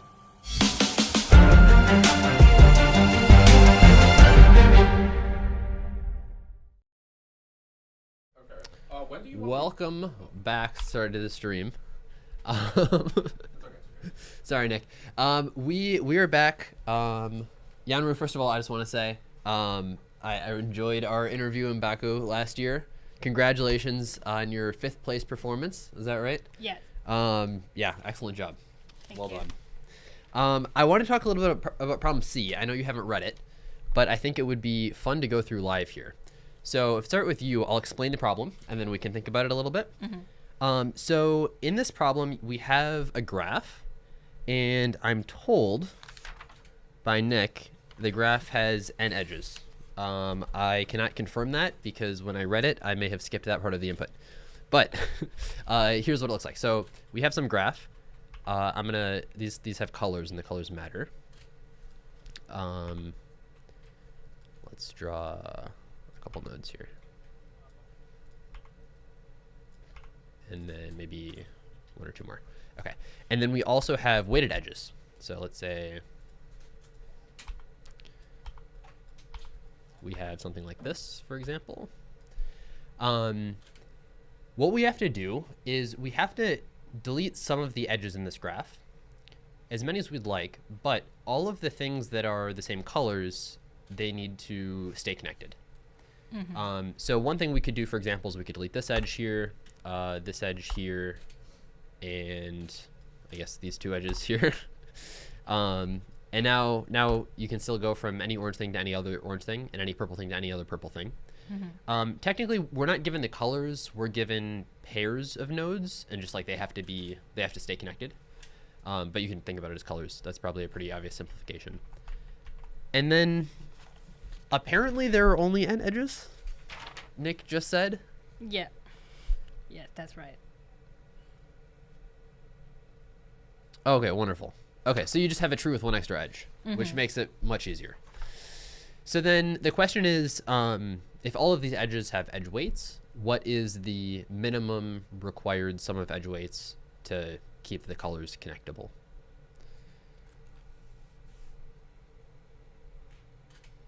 So my initial gut reaction is we could brute force which element of the thing we remove, and then we have a tree, because we only have we have 1 cycle. And if it's a tree, then it's easier, I suppose. Yeah, then I guess it's like probably uniquely determinable which edges we need to keep. Right. That's right. Because like just the path between all the things that are the same color needs to stay, and then everything else you can remove. Yeah, each edge is independent with each other. Yeah. So I guess the only question, like you can do it once for a tree, that's fine. Like you just have all these paths and you need to keep the paths. Mm-hmm. My question would be though, like, let's say this were purple. So when you like rotate this line from here, like when you rotate, which one you keep? So if you go from like deleting this one to deleting this one, Mm-hmm. how do you update the tree quickly? So like what would change in that case? Then the path between the two purple got like lighten up, I would say. Yeah, like these two become necessary. And also the bottom one. And it is and this the one too. Yeah. path kind of like connecting the two nodes, the endpoints of the edge that you just deleted. This path is no longer necessary. I mean, you delete that edge. Yeah. So that the real path on the tree in between them, it becomes all of a sudden necessary. Like this path. Okay. Yeah, right. But it's only necessary because they're both purple. Yes. So it would be more complicated, I would say.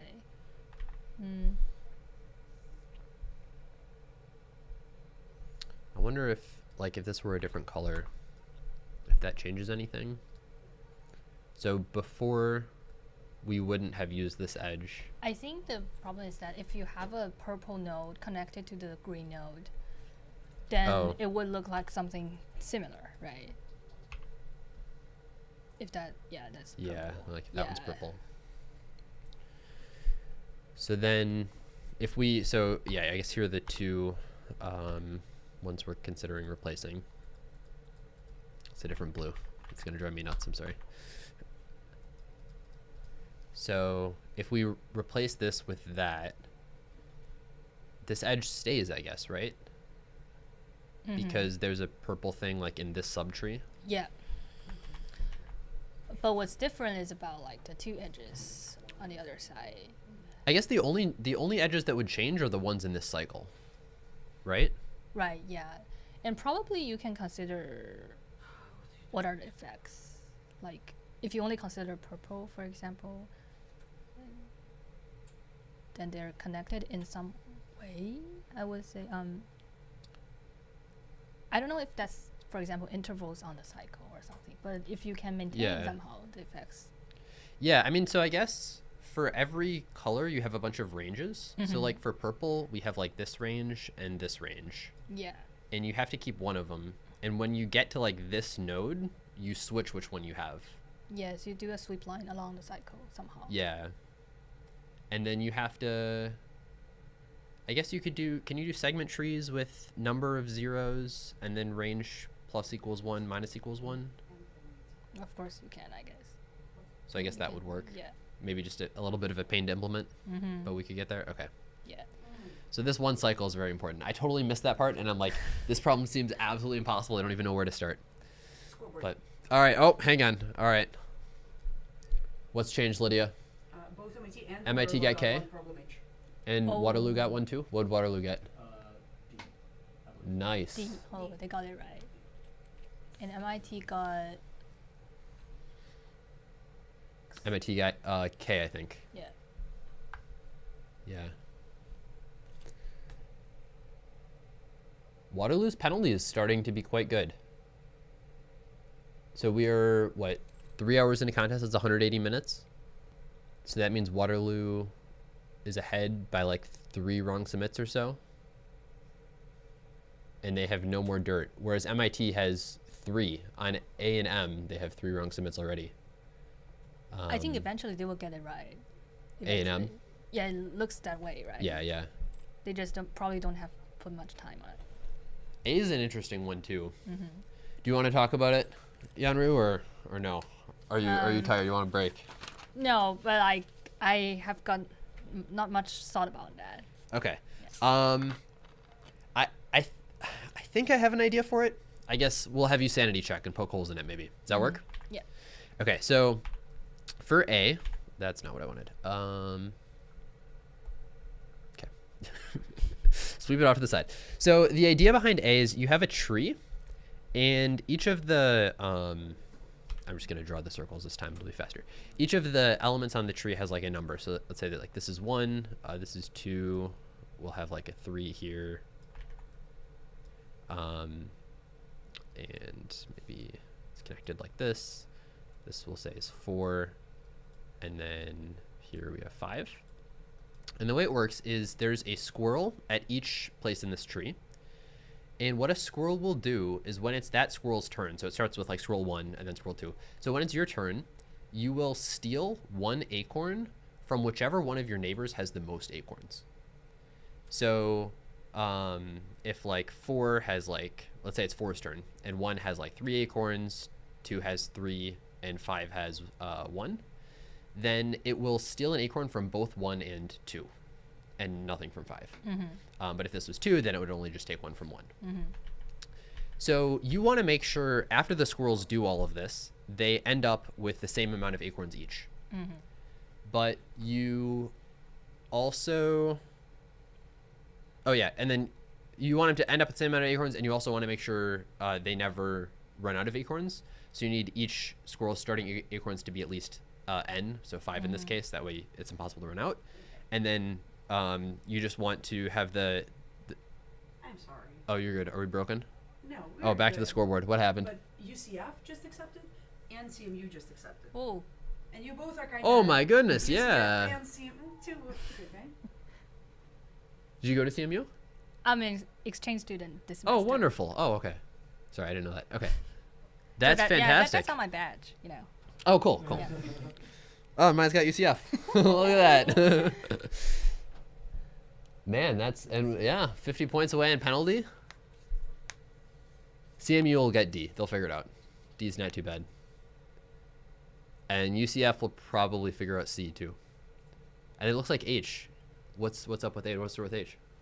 I can't see what you're pointing to. Okay, do you want UCF? Yeah, let's take a look at the screen. This They're just switching. Is this J? Oh, they're moving to something else. I think this is Brian. Though they're working on new problems. Brian Barack. They're working on C? It looks like it, yes. It's labeled C. If my idea for C was right, it's going to be a lot of typing. So maybe maybe let's check on CMU for a bit. Okay, CM. Who? Carnegie Mellon University.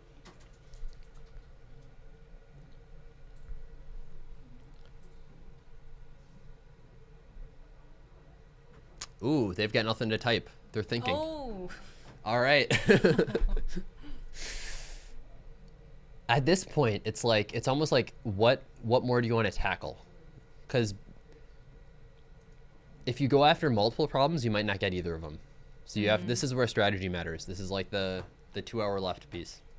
All right, very cool. Okay, let's talk about A. So do you have any initial ideas for this?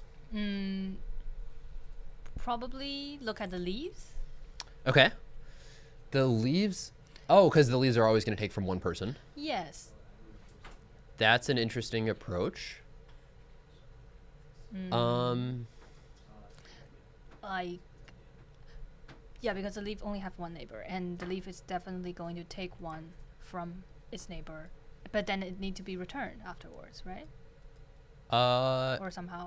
So they can start with different amounts of acorns. They just have to end with the same. Oh, but like 4 might take from someone, you're saying? Oh, I see. You mean all the squirrels need to end up with same amount? Yeah, so like let's say they each end up with like 10 or something. Okay, I got the problem statement wrong. Sorry. Okay. Yeah, so they each end up with 10 at the end, but they might start with like different amounts. Okay, that changes. Okay. There's one other like requirement here, which I'll mention, which is they have to start with between, in this case, n is 5, so they have to start with between 5 and 9. Because you can always do it with at most 9, and you need at least 5, so you never run out, according to the statement. So. Right. Okay. Yeah, I think I have an approach. I mean, how about I walk you through my idea and you tell me if there's a hole. So my idea is like 5 is going to go last because they're the biggest number. After 5 goes, everything's going to have the same value. Now, I don't initially know what that is, so I'm just going to call it 0. That's fine. And at the end, we'll just scale everything up. So 5 afterwards will have 0. Like these are all gonna have 0. Yeah. And then 5 is gonna take from 4. So we're gonna say when 5 is done, it can have, we'll say it has 0 and we'll just adjust this number later, but 4 will always have 1. So when 4 ends, it needs to look like this, basically. Oh, thank you. I appreciate it, Lydia. So when 4 ends, it has to look like this. So now it's 4's turn. And 5 is -1, right? But it doesn't matter. Oh, yeah. Very good point. Yeah, 5 needs to be -1. And it's So 4. 4 takes from 1 and 2 then, I guess. So we'll have this be 1, this be 1, and this be -1. And can we just keep going like that? Like then 3 will be -1, and 2 will be 2. Okay, so I see. So that's it, I guess. For the, yeah. I think that would work, right? Right, I agree. But then, oh, is there anything like time complexity issue? No. I think it's just number of edges. So why are the teams getting like rejected? Submissions? I don't know. Clue?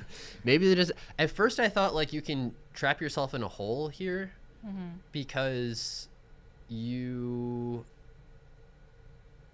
I don't know. Maybe this is just fine. Maybe you just simulate it and you're done. And you will always end up in the correct range, right? Well, you'll. Yeah. So. Oh, that's a good question. Could you end up getting too far apart? I don't think so, because like the number of edges is you will create like no more than n-1. Like, yeah, for each node, yeah. it only increases when it has a neighbor. Yeah. But it can also decrease. Can it go below -1? Of course it can, but like if you sum up the changing differences, I would say, or the absolute value, then it's still going to be bounded by n-1. Or I just call it the number of exchanges along edges. Oh, yeah, because the total number of exchanges is limited. Yeah, that makes sense. Yeah, so I think this just works then. Huh, I wonder what people are trying. Maybe that's a fun after-contest discussion. Yeah. Are we Cool. going to do any after-contest interview discussion with teams? That'd be fun. Yeah, you should. Yeah. Oh. You want to do the interview? Cool. David will hold the camera. So I'm just wondering if that's a tradition. I'm not asking. Is that? It is now. Oh. This is the first year. Yeah. Whoa. All right. Sounds good. Well, we will take a quick break, and we will be right back after this.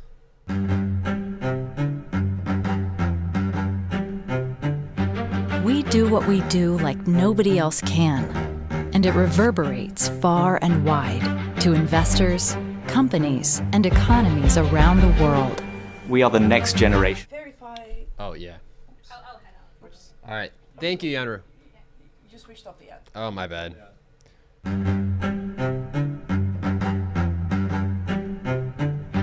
We do what we do like nobody else can, and it reverberates far and wide to investors, companies, and economies around the world. We are the next generation capital markets firm. Driving the evolution of markets. To be liquid, transparent, and fully accessible. Powered by the deepest integration of financial, mathematical, and engineering expertise.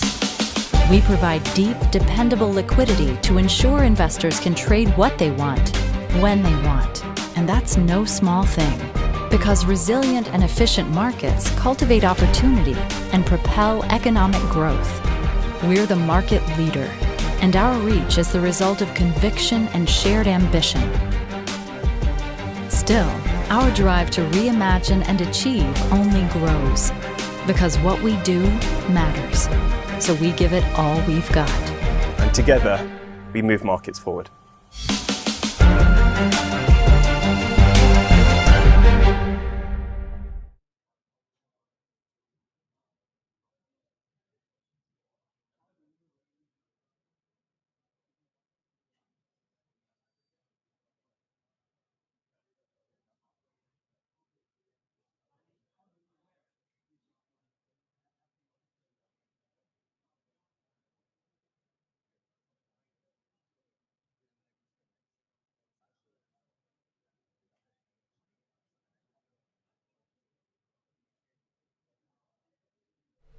All right, we're back, or I'm back at least, all alone. Of note, while we were talking about that problem, Massachusetts Institute of Technology solved A, putting them tied for Waterloo with 9 problems, and got another wrong submit on M. It looks like a lot of teams actually have struggled getting the implementation right for M. I think worth mentioning is the fact that there are like 2 problems that you need to solve for M. So you get either pieces of those wrong, you're going to get it wrong, and then you have to go find the debugging part. They tried M? They just tried again. Oh, yeah. Yeah, another wrong answer on M. So their penalty is racking up at this point. To beat Waterloo, they kind of need to win on problems. And that's looking plausible, but potentially difficult because what's left in the problem set is quite limited. Really, there are only like 4 problems, and L, from what we've seen from USA 1, so Tourist, Andrew, and Kevin, is quite hard. So I like with the amount of time left, L might be just like in the impossible range. That only leaves 3 problems left for Waterloo and 3 problems left for MIT, one of which is M. So if they get M and Waterloo gets one of the 3 they have remaining, C seems quite plausible. I mean, C looks like it's segment tree and that's about it. Now they have the same set of problems and MIT only wins if they get B or G and Waterloo doesn't. So it's possible, but it's looking risky. Like the betting markets, so to speak, are closer to 50-50, I would say, than they had initially anticipated. Like people had thought it would be a MIT runaway, but looks like that's not the case. I also just want to say congratulations to UCF because this is a terrific start. Can we actually take a look at their screen real quick? We have an hour left where we can look at team screens, so let's make the use of it. Once the scoreboard freezes, we won't be able to do that anymore. UCF Triangulate, it looks like they just put away their hack pack. For those of you who don't know, UCF has their book code, their library. They bind it every year, and it looks very beautiful. And you can see they just folded that away. It looks like this is, yeah, implementing C, which checks out for doing some sort of data structure, probably. It looks like, from what I can see, this seems to be a I can't tell if that's main or a struct, but oh well, that's just main. Okay, never mind. So it looks like they're just reading an input. Oh, and this is like an empty file, so there's nothing here. So what were they just typing hackpack for? All right, I don't know. Well, interesting. Okay. It'll be a fun scoreboard reveal, I'll tell you that. ASU also has wrong answers on D. And they have another submit on D. Let's see the result here. Duke gets it wrong. ASU's running for longer. ASU second wind.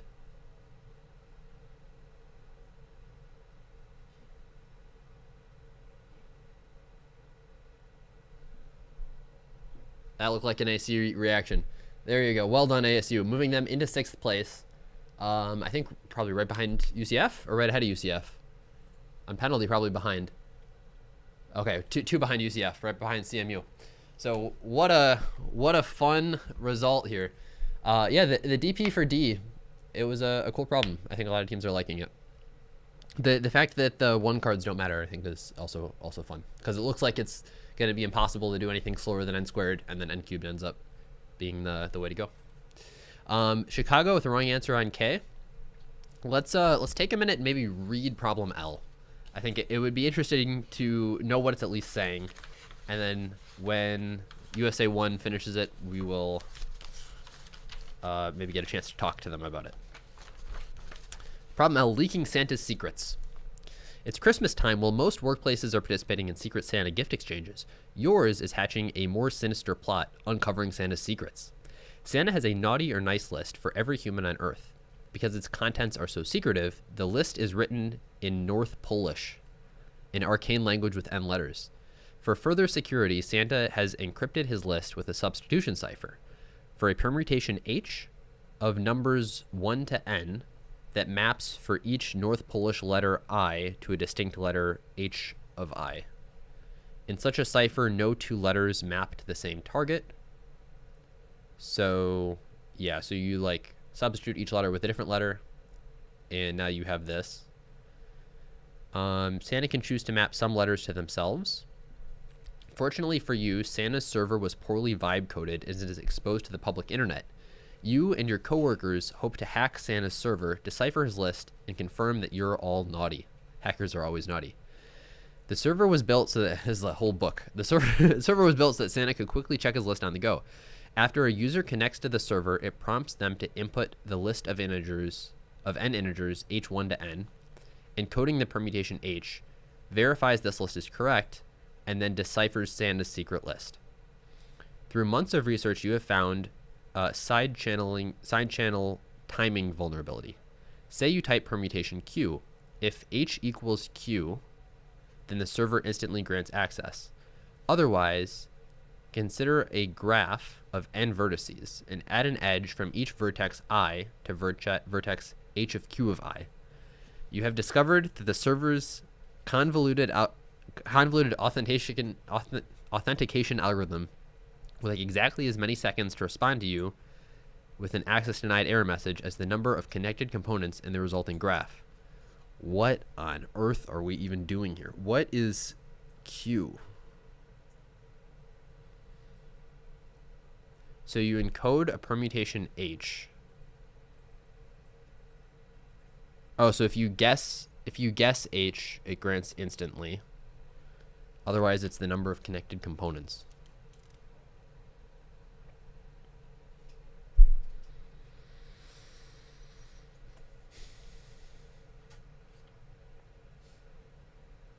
So you can make 1,510 login attempts to decipher the permutation of 220 elements, and the judge is not adaptive.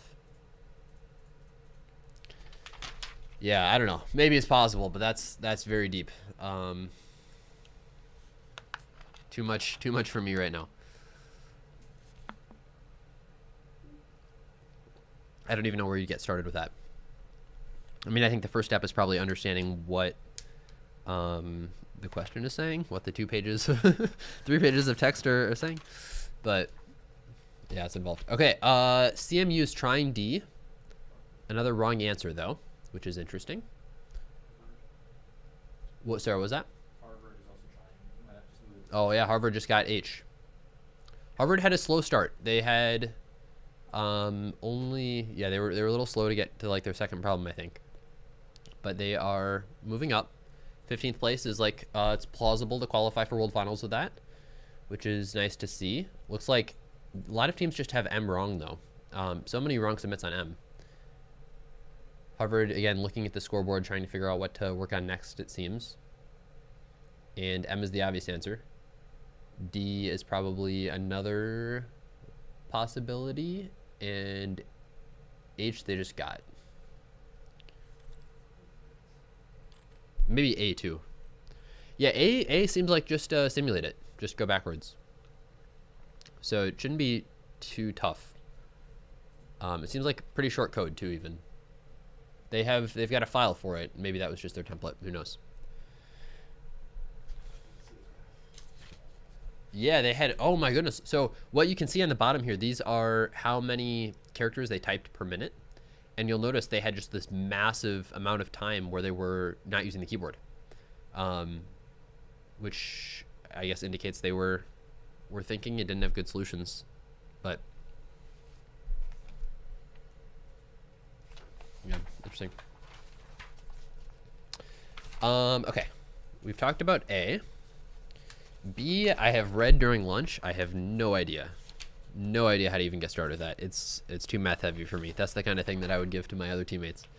And then I think G is the last one that I wanted to make sure we look at. Oh, G we've already talked about it.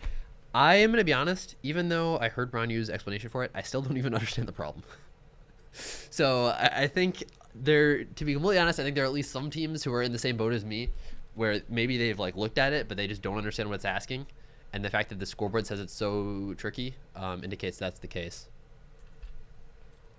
Also, is that University of Chicago has a submit on L. 3, do we know if they're wrong answers? I don't know. I checked that.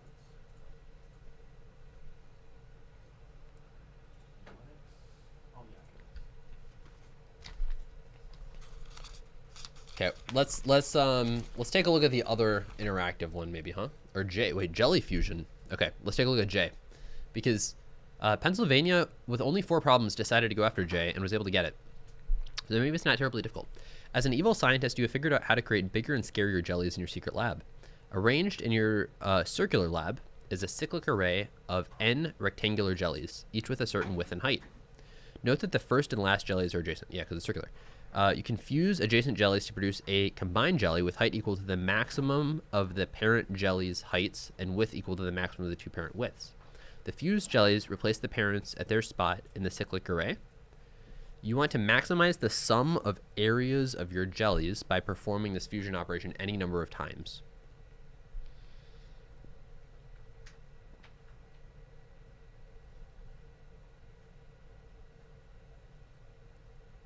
Interesting. So you may not want to make any fusions if you have a bunch of like very similar jellies. But if you have jellies that are diverse, where one's very wide, one's very tall, then it makes a lot of sense to merge them. If it's not circular,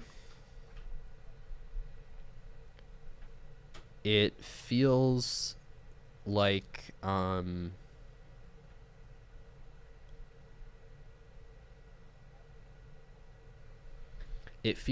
a largest area histogram type problem. Chicago got wrong answer on L, and Florida, University of Florida got TL and wrong answer. Okay. Wait, University of Florida's trying L? Yes. Florida has tried 3 times. What rank are they? Oh, that's a great question. University of Florida has apparently tried L 3 times, in case you didn't hear that on the mic, which is a very unusual decision.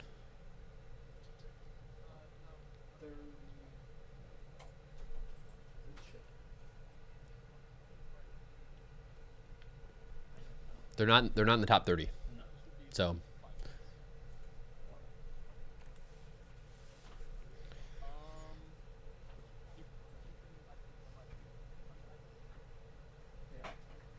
I don't have an immediate idea for this jelly fusion one either. I mean, it feels kind of like largest area histogram, and it feels kind of like the whatever DP, like the convex DP optimization or whatever.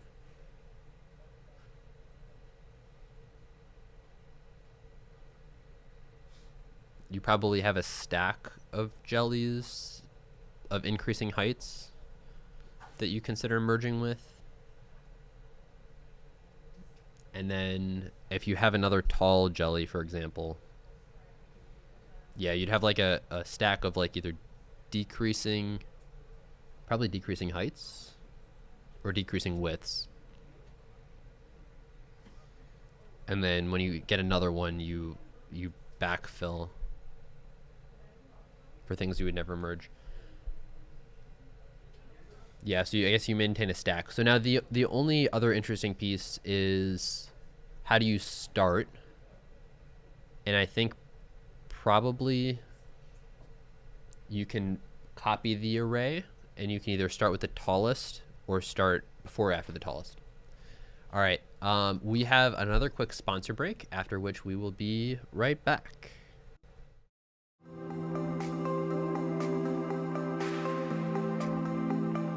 These competitions help to create and empower a new wave of talents and leaders in digital technology, and they help to grow a new generation of future programmers. The competitive programming community is special to me just because I grew up with it. I started doing this when I was 12, and it basically kickstarted my whole career. I think it's important for Jane Street to be supporters of ICPC community because this community is very important for development of many young people who just started their journey with software engineering. What makes ICPC special to me is that people from many different countries just come together to one place to compete against each other and create a community.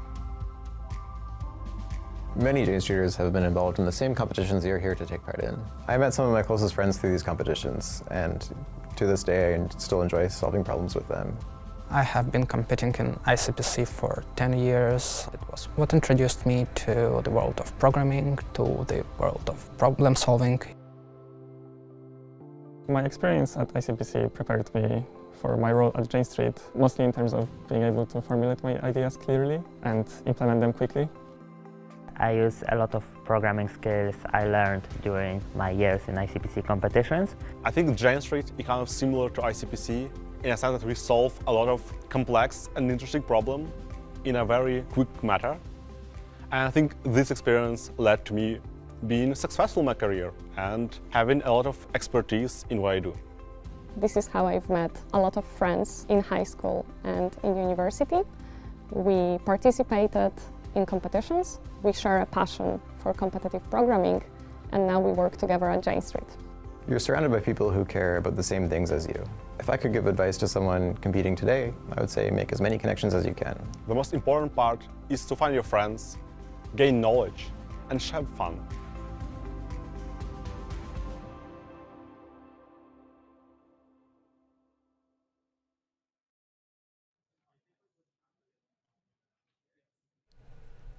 And we are here with some more wonderful guests. You've already heard a lot about the fact that we have so many people behind the scenes working as part of NAC and the larger ICPC initiatives.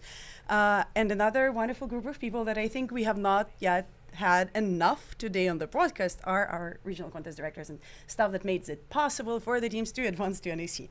Because, yeah, you do not just get good, you actually have to practice alone. There needs to be an environment and infrastructure that allows everyone to thrive. And so today with me are two of the wonderful East Division contest directors, Ivana Bizakova, as well as Piotr Lisi. Welcome. Hi. How are you? Pretty good. Excited to be here. Yes, definitely. It's actually my first time at the NAC, so it's very, very exciting. I hope you like it. Yes, I hope it very much inspires you to do a lot of great things than at the different competitions. We'll go back to the contest here, and the stuff is so fun and interesting. Right now, we have a first to solve on problem L from MIT. Right on cue, Ivana. I promised you, haven't I? Because Ivana is actually the contest director for NINA, for Northeastern North America contest, which is the regional selection contest for teams such as MIT. Well, but not only the MIT. You have so many very high skill tryhards competing at your regionals. What's the vibe? What do you do when you organize the contest with so many impressive names? It's a little daunting. Our judges have to work really hard. They're having a great time, of course, doing so. We are actually a multi-sited event. So we have usually 8 to 9 sites, and so the teams compete at different sites. It just so happens that this year at the NAC, 4 of the teams that are here from our region competed at the very same site, so they're kind of having a replay now. So it's very exciting, and it's really nice for the coaches also to get together. Mm-hmm. I think it is lovely. And Joe, you represent Greater New York area. Yes. One of the smaller number of regionals that is actually a single site contest, so is somewhat very similar to how NAC is organized. Yeah, so there's 2 single sites, regionals in North America, and I am one of them. And we held it at Columbia University this past regional, this past November. And we have 3 teams here, Columbia, Princeton, and Cornell. Mm-hmm. So it's the NAC here. We have 82 teams in a single site, so it's a big endeavor. It's a little more chaotic than it is here at NAC, but we put it together, and everybody has a lot of fun. let's go to our East Division scoreboard. Clearly, all the teams are competing within one scoreboard as we see it in NAC, but these are the teams that you personally, together with the third director for East Division, are rooting for. Tell me a little bit about them. Like, what were you familiar with them before? Were they behaving well when they did their regionals?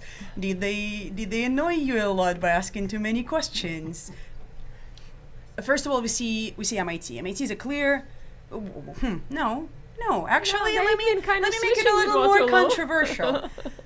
We're a clear favorite.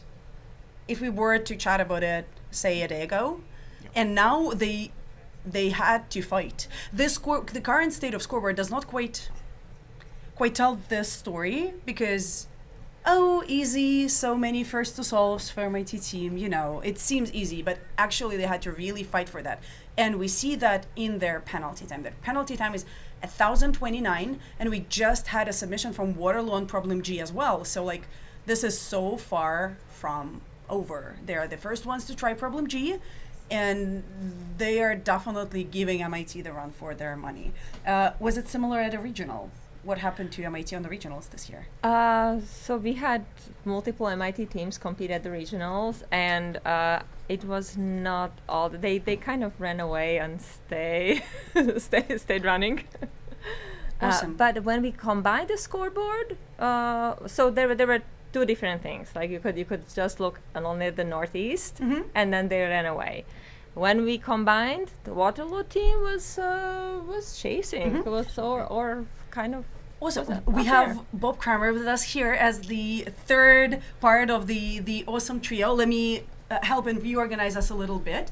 In the meantime, Joe, what about your top teams here? Yeah, so my top teams here, we in Greater New York usually have about 5 or 6 universities that usually jockey for position every year, and this year was no different. So we had the top 3 teams here, and of course the host Columbia made it here. And no, we usually don't have too many. We don't have too many shenanigans running at our regional. We try and run a little bit of a tight ship, but the kids all have fun, and it's a good environment there where everybody gets together and gets to talk, and it's exciting because once the contest is over. And the kids come out and they all get their food and everything, and it's wonderful to see 80 teams of students talking to each other, and they don't just talk amongst themselves. It's nice to see them interacting with other coaches in other schools and students from everywhere, and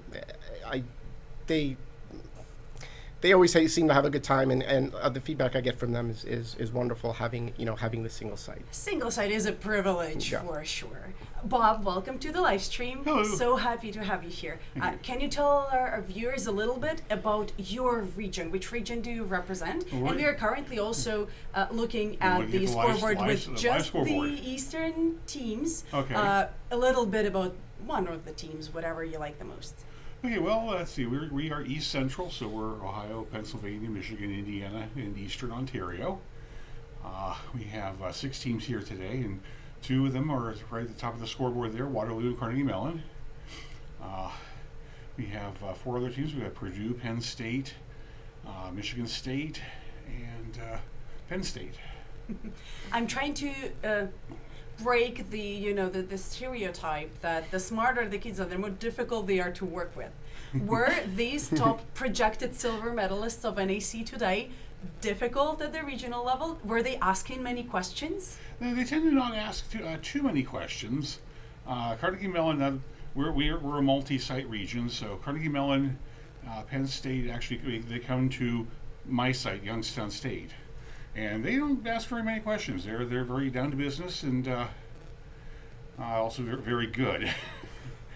Carnegie and Waterloo are consistently at the top of the scoreboard. Were you talking with each other about what you expected the results to be? Because you did probably see that rivalry between the teams of Eastern Division specifically at NAC as well as the World Finals often. Is this something you discuss or chat about ever? I don't think we really do it at the regional level. It's more happening like when you get to the World Finals or maybe here at the NAC. But at the regional level, it's really actually what I personally do. I tend to root for the newcomers. Like I have Amherst College here, which is absolutely amazing, and they did really, really well at the regional, and so that you kind of know that MIT is going to advance to the World Final, to the NAC. We have this wonderful opportunity because NAC is so World Finals.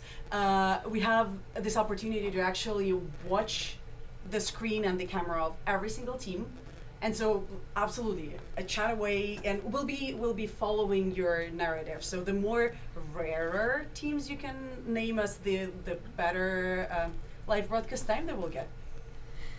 Amherst College, amazing stuff. Are they often at the ICPC? I'm not sure if I've ever seen them. I think this is their first time at the NAC, and they definitely did not compete for a number of years. I don't remember how far back my memory would go, but they have come really, really far, sort of at their first try. Cool. Or second, maybe. Joe, any secret favorites of yours coming for the rare or first times to NAC, or only the mainstays from GNY? Well, this year it's just the mainstays. We just have the three schools that are mainstays. It is always fun, as Ivana says, when you see someone come up and it's their first time, and it's really exciting and fun to see that.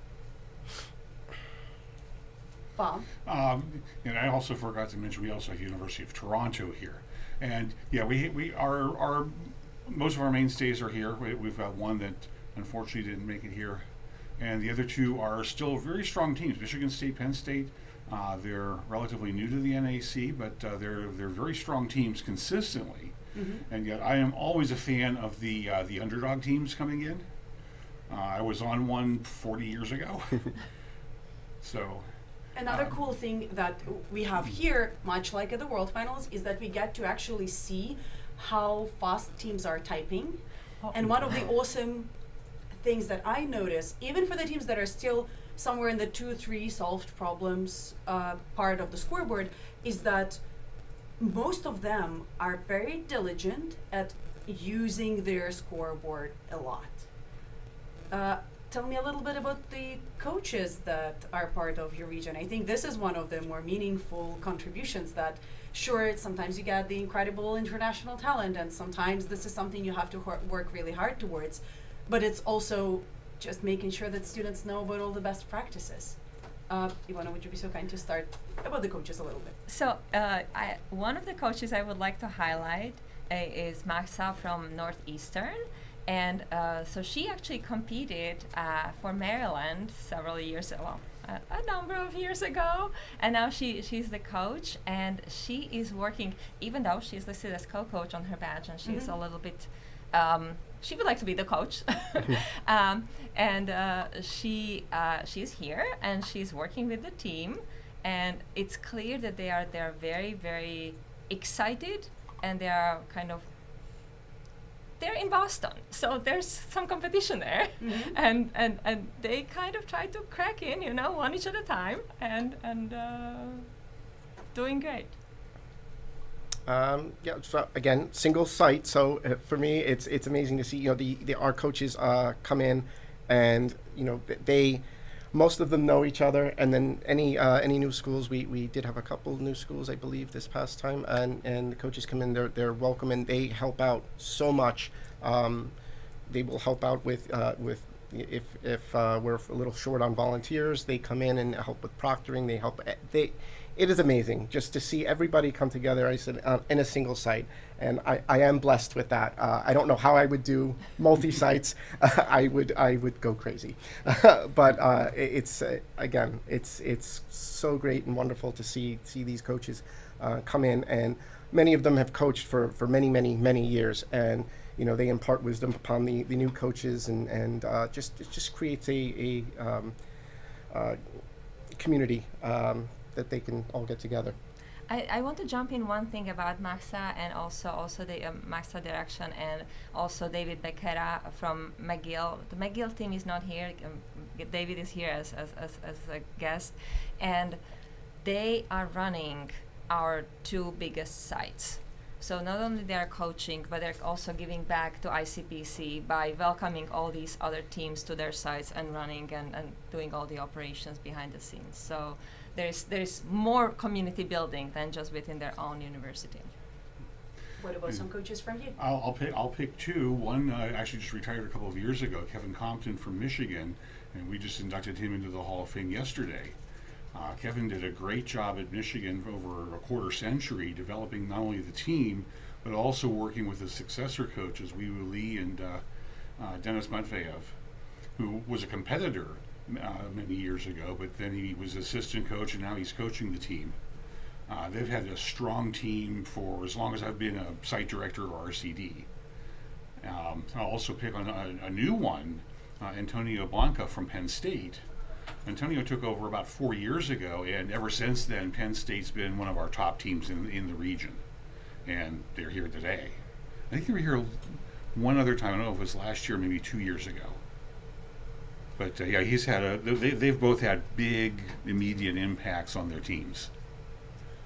But also, you are here not just as RCDs chilling somewhere in the coaches area watching the broadcast. Y'all work hard. Tell us a little bit about what you've done over the last 24, 50, 70 hours? Let's start with Joe.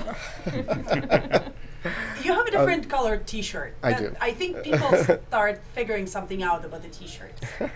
I am at NAC and World Finals. I'm part of the systems team, specifically part of the primary CCS PC squared team. I help a little bit with their development and help in the back in the systems area here. Lots of work. Lots of work. Lots of varying things. Joe's a very busy guy here. Yellow, we're the floor people, the operations. My wife and I run the printers. So when a team gets a problem solved, they get a page that says, give them this color balloon, or if they print out a program listing, we get the printouts and we'll call on runners, like Ivona has been running for us today. She's been doing a lot of walking around. We'll give to them to send out to the floor. We'll help manage any issues that come up. Like there was a team that was having problems printing today. We helped get that solved. And just dealing with the chaos back in the operations room behind the scenes. And lots of walking through the floor. How many steps do you have today? It's like 13,000 right now, but I actually did tracking. It was the World Finals in Luxor where I had GPS tracking on my watch. You cannot do it here because inside the buildings it's not working too well, but Luxor was in a tent and I had it and I had 11 kilometers for the day. It's amazing. A lot of hard work, a lot of fun work as well. And controlled chaos. No, everything is under control. Yes, it is. Controlled chaos. Well, we see all the colorful balloons of the team area. We know everything looks absolutely brilliant, so there are no questions to this. Yes. Detouring back to our regionals, can you tell me a little bit about your hosts? Because ICPC is all about a wonderful collaboration of universities. What are the universities that you would like to highlight, or maybe something like a message that you would like to send to universities who would like to be a bigger part of ICPC, maybe potentially host the site or reach out to you? You're starting with me? Yeah. Okay. And we'll finish with John. Get in touch if you're interested in participating, getting teams started, anything, just get in touch. The email addresses are on the website. I would like to highlight, I have already highlighted two of our sites, McGill and Northeastern. They have done really wonderful work over the past several years. We also have RPI, Rensselaer Polytechnic Institute. They are also one of our big sites. We also, at Rochester Institute of Technology, where I'm from, that's also one of our very, very long-standing sites for over 20 years.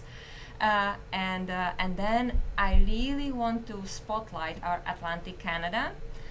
We have a lot of universities in Atlantic Canada, and the University of Moncton has been hosting most of them for the past number of years.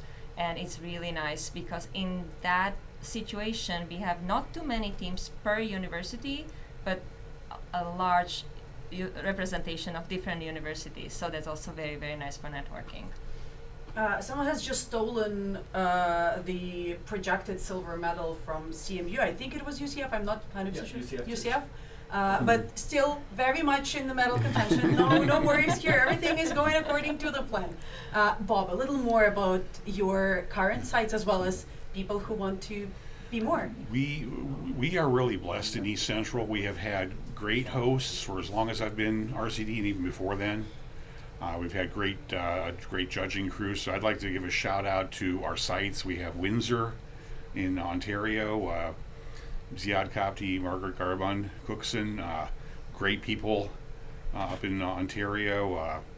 Ira Woodring at Grand Valley State, he's been around, he's been helping us for a number of years. More recently, Purdue has been a site for us. So Gustavo and Ningui at Purdue, thanks so much for all you do. And my home university, Youngstown State, we've been a host site for 20 years now. I started off as a site director in 2006, and now Bob and Fong took over for me, and they do a great job, so thanks to all of them. I'd also like to give a shout out to our judges who've been around consistently forever. John Bonomo is our chief judge, Bob Roos, Sean McCullough, our three judges that have done great work throughout the years. Thank you all. Like I said, we are really blessed in East Central. They have a solid, consistent staff and setup. Things have worked well here for some time, and very thankful for that. I just want to, Ivana, I know, I since you thanked the judges, yes, thank you for reminding us. Absolutely, my chief judge in Greater New York, John Buck. Without him, none of this would happen. Amazing. Sorry, what I'm happened? absolutely not. No, I am trying to interrupt you. Let's go! MIT so back. That's it. I think stop the count. Freeze the scoreboard. 11 problems. 11 problems solved. They finished everything that they worked on. Yeah, they got it. Amazing. And there are still 2 problems that are not solved, or just one? Let's look at the scoreboard. I'm not exactly sure. Should be 2 not solved. 2 not solved. 2 not solved. G and G. Oh, somebody tried G finally. G, yeah. Well, Waterloo seems to be going for it. Your team now. Yeah. And Carnegie Mellon. It is fun scoreboard. No, not at all. It's fun scoreboard watching. I love that. Back to the judges. Judges, yes. So since we combined and became the East Division, where we share a common problem set, and we also share our chief judges, and so they come together, and so I just want to make sure that you thank your judge Absolutely. as well. Yes. Finn Lidbetter has been absolutely amazing. Yeah. So so shout out to all our judges. Amazing job that they do.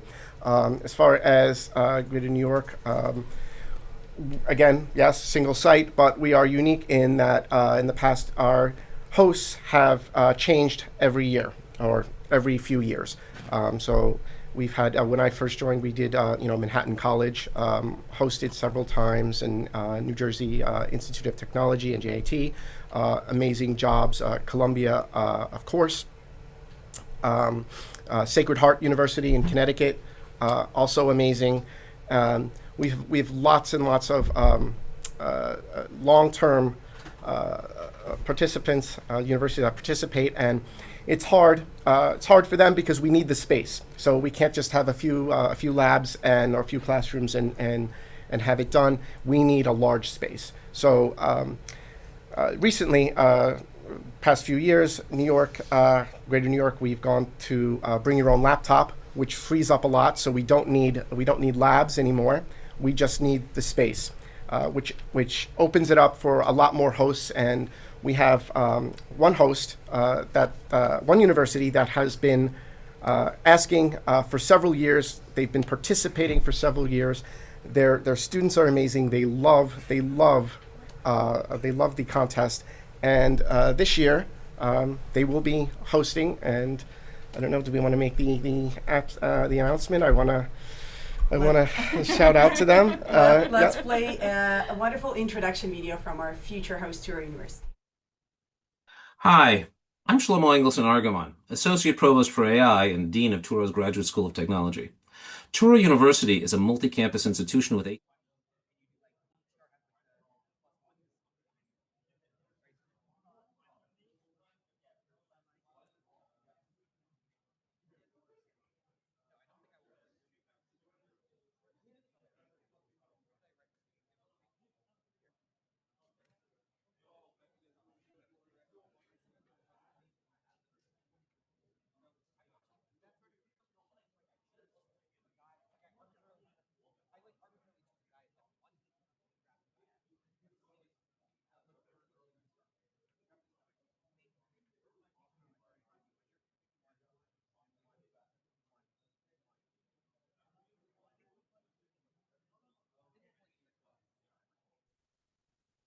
Hi, I'm Shlomo Engelson Argamon, Associate Provost for AI and Dean of Touro's Graduate School of Technology. Touro University is a multi-campus institution with 18 campuses across the United States and overseas. We're proud to call our campus in the heart of Times Square in New York home. Here at Touro, we are excited to be hosting the ICPC Greater New York Regional this November, welcoming great computer science students to compete on our campus. And to all those great students competing today at the North America Championship at UCSF, good luck! Today is truly a glorious day for Touro University. After half a century of growth and service to humanity, Touro has arrived at the crossroads of the world, here Times Square in New York City. When I first came to Touro, we had a dual mission to provide education where it was needed, to provide education for the underserved, and to support the Jewish community. Standing here in Times Square, I truly believe that that vision has been actualized. We thank Touro for providing us the opportunity to be a part of building the leaders for the future by empowering individuals from all walks of life. The campus's new state-of-the-art classrooms, science and technology labs, right under the NASDAQ billboard, positions Cross River and Touro University among other great global powerhouses and brands. We believe in the future of New York, in the future of higher education, and in the future of Touro University.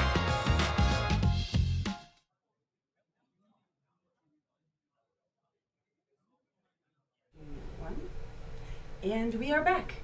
Thank you so much for that wonderful introduction of your future hosts. Excited. Yeah, so I just want to say thank you, Touro University, for volunteering, for hosting this year. I'm looking forward to working with you. Amazing site. You saw the video. Top-notch facilities. Absolute words. Very excited. Bob, any final remarks from you? Thank you all for hosting us, and thanks to UCF for hosting the NAC for these past several years, and looking forward to our next meeting. Our finals are Dubai, and then regionals. Looking forward to seeing those in the fall. So yes, thank you so much for the NAC organization, and for people who are interested in participating next year, come compete at the regionals. And for the current contestants, good luck at the World Finals. Oh, and shouldn't we say the date? Oh, yeah. That's important, isn't it? Tomorrow. So yeah, so the East will be Sunday, November 8th. And the registration will open at some point. At some point. Yeah, we got to figure that out still. Yes. Those are details. Thank you so much. Thank you. See you, everyone.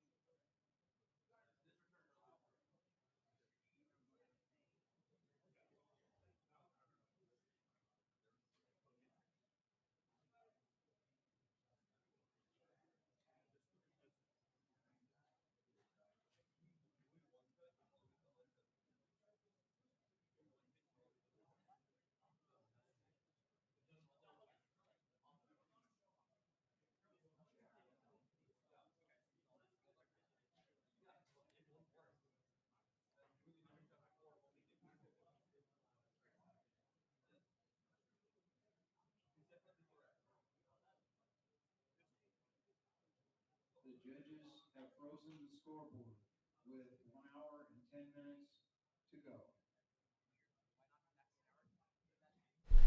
All right, we're back, and we have a major emergency announcement here, which is, although we have 70 minutes left in the contest, the scoreboard is now frozen, which is very unusual. Usually the scoreboard freezes with 60 minutes left.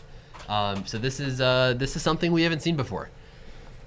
At least I've never seen it before in an actual contest. I've heard there's a possibility of it happening, but it's always just been a theoretical possibility. Yeah, that's wild. We have Van B here.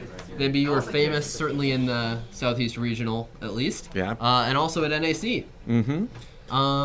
You had a couple things you wanted to talk to us about. Well, first of all, I just also want to say you're by far the best dressed person here. Yeah. We've talked about your suit in previous years. That's really not hard. It's true. It's true. But you look very good nonetheless. You had a couple things you wanted to talk about with judging at least. Yes. Right? We always need new judges, and judging is a very rewarding thing to do. And a lot of people avoid being a judge because they think it's going to be too much work. They don't think that they don't know enough to be a judge. They're not like the supreme algorithmicists like some of the folks that you see winning this contest. And that's not true. Anybody who can read a problem set and determine where it's ambiguous, anybody who can solve some problems, anybody can help us by being a judge. So if you are a competitor who can no longer compete and you're not in the coaching realm, please consider being a judge. Now, we've got an effort now to improve judging across North America. And there are several thrusts that we're pursuing. I, in particular, am in charge of recruiting and training. So contact me if you are interested, if you think you might be interested in trying being a judge. And I'd be happy to talk to you about being a judge. I'll be happy to give you an intro video to tell you what the judges do and how we do it to prepare you for being a judge. We've got the North America qualifier coming up, and we use that as a training ground for new judges. So we'll start in this summer to produce a problem set and that's primarily what the judges do. The judge's main responsibility is to curate the problem set, to create and curate the problem set. And that requires not just making up problems, but making up data for those problems, making sure those problems are clean, evaluating those problems, choosing the best problems for the set.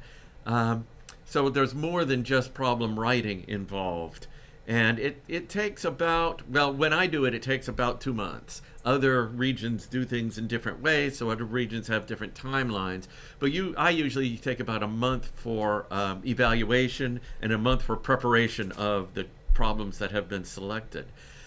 So please consider being a judge. Please contact me at david.vanbrackle@icpc.global.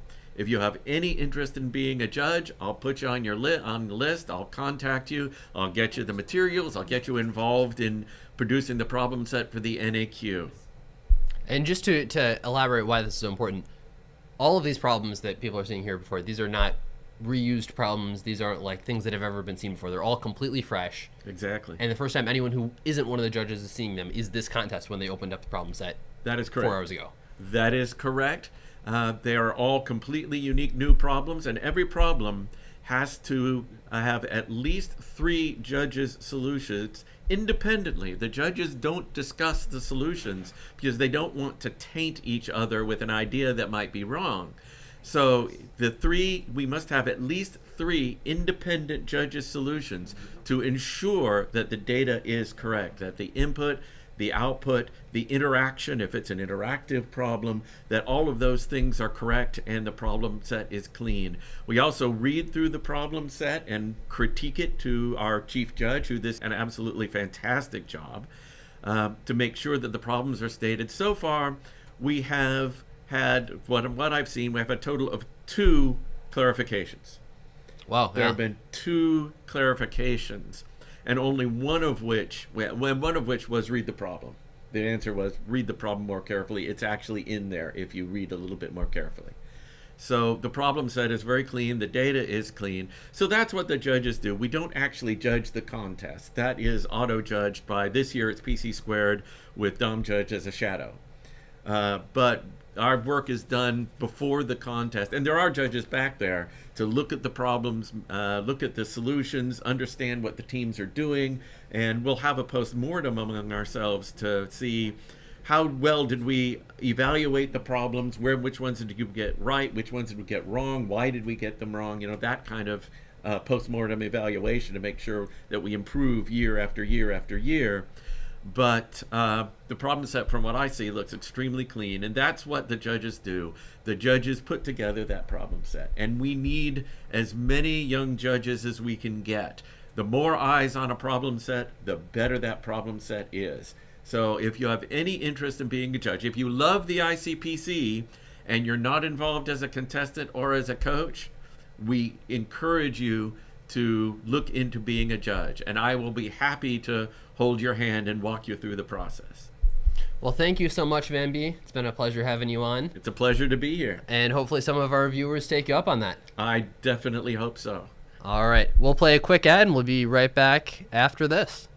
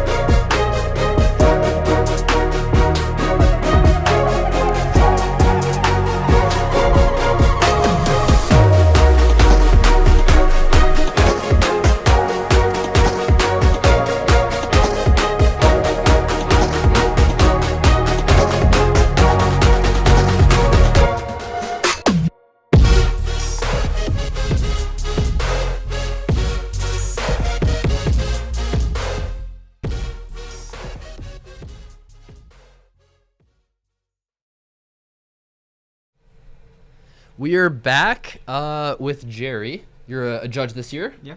Well, one of the many. One of the many, but one of the honorable who helped make the problems that happen. Yes. It's a lot of work. I wanted to talk a little bit about problem B, because problem B is interesting. We got the statement here, and you know a little bit about it. And while we were walking back to the stream room, you mentioned a crazy thing that seemed very unintuitive to me. So I would like the viewers to kind of see that as well, if that's all right. Yeah. Do you want to give us a quick summary of like what the question's asking? Yeah. So basically, you're sort of playing this like video game, and there's like N bosses or like monsters that are trying to attack you, and they each attack with like a period of time D. So like if one attacks at time 1 and like the period is 5, then it'll attack again at time 6 and at time 11 and so on. And so you have these like N bosses that are each attacking at some specific initial time Fi that is less than their period. And then nice like cat. F1. Oh, it's kind of supposed to be an owl. Oh. It's a cat now. Let's make it a cat. Okay, yeah. But yeah, so you have all of these like bosses that attack you. So and F1 plus like D? Yeah. Okay. So like yeah, so for one specific monster it sort of attacks at these times. And then you basically have this one move that you can do, which we call like a parry.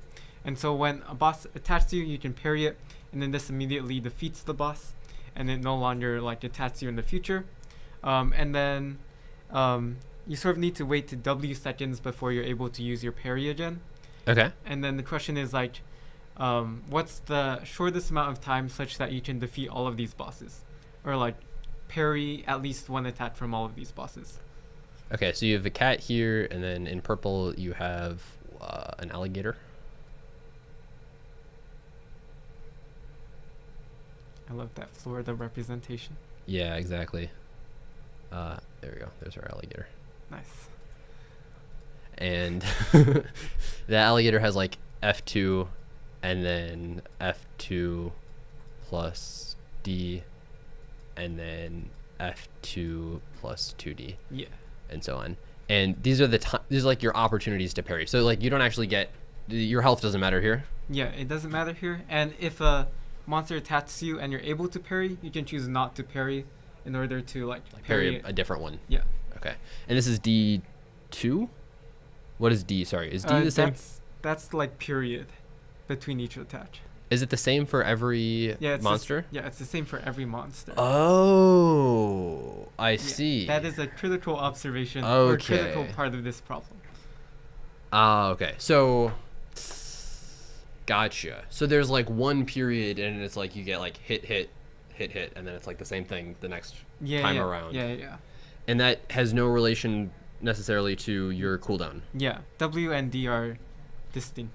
Or not distinct in that sense, but not correlated. Okay. Yeah.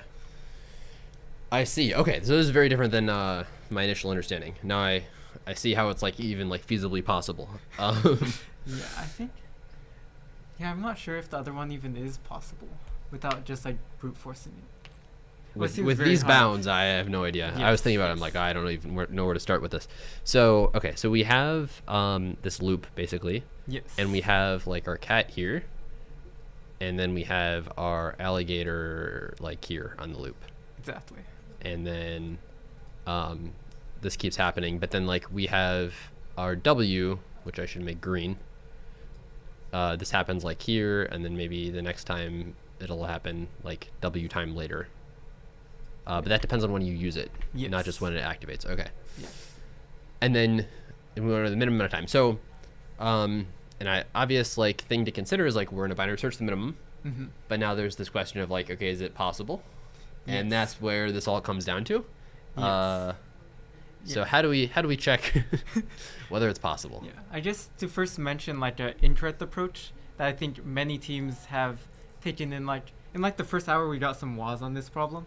I think most of them tried to do like a WAS greedy, being wrong answers. Yeah, wrong answers. Yeah, where teams try to do like a greedy strategy. So they guess a time, and then they pitch the monster that's like closest to the current time, and they use a parry on that, and then they jump backwards, W, and then they like keep on picking the like closest monster that they can defeat. And I think, or this greedy is incorrect. I thought we had a test case in one of the samples as for why this doesn't work. Sorry, can you explain why it wouldn't work?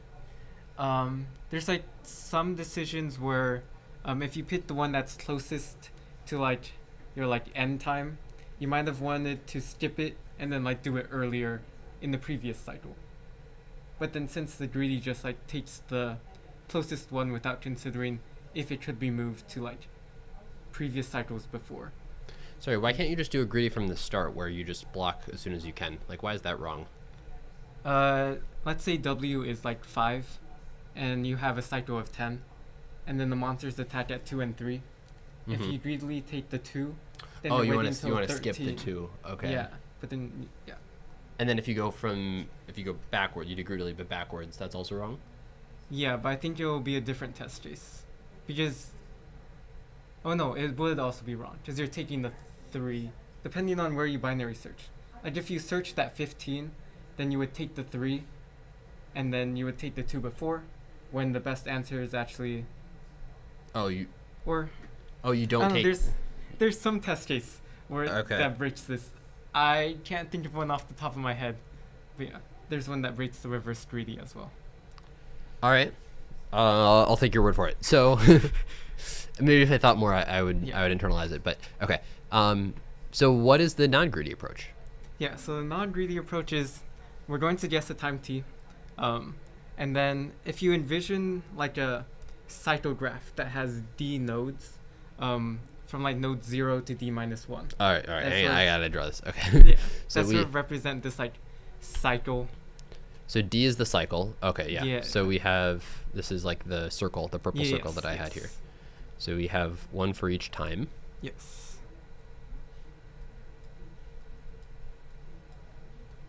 Okay, so here D is 7 or whatever. Yeah, and now if we sort of visualize what the directed graph would look like, if we're saying like, oh, we can move T time steps, then there would be like rings of like directed edges around this cycle, right? It's like, how many nodes are So there? what is T? 7.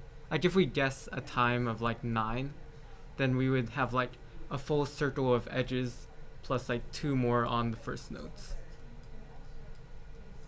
Right, and so these sort of like represent like, yeah, like how many paths we can sort of go if we're taking time t equal to 9.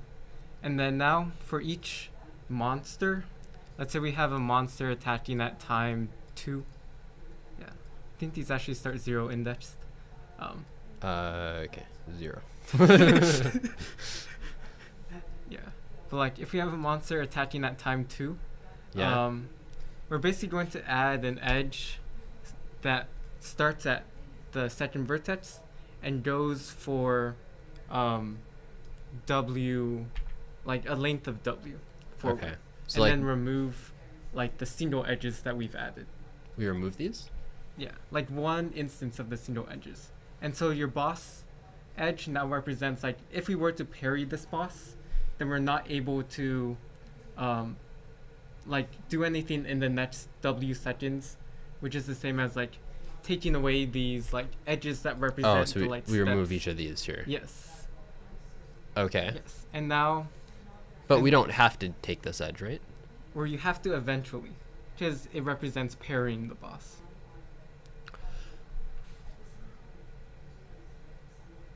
Okay. But you okay, I kind of buy it, but also what about after the last Yeah, yeah. So after like, the when it ends. Yeah, after the last one you sort of have this extra W. And that's constant throughout every time you might guess. So then the answer at the very end is like your binary search value minus W to offset the extra edge at the end. Oh, okay. Yeah, I see. Because like All if right. you like draw out the path you would take, it'd be like green, green, green, red, and then green, So green, like red. yeah, so like if you go around this circle like twice, you're saying you have to parry 2 either in the beginning or the end, or 2 is the one you end on, and then you subtracted that from you handle that in your binary search case. Basically, is that what you mean? Or at the very end. Yeah, like the last once you one have the parry. answer. Yeah. Okay. Yeah. Yeah. And then so I guess the problem now boils down to you've added all of these edges that represent your parries, and now you've also have these other like intermediate weight edges that you can use to like get between. Oh, so like let's do like 2 and 3. So we have this 2 one here, and then we'd Yeah. have this 3 one here. Yes. And so this would so be this is an not invalid possible? guess because we don't have enough edges to delete between 3 and 6.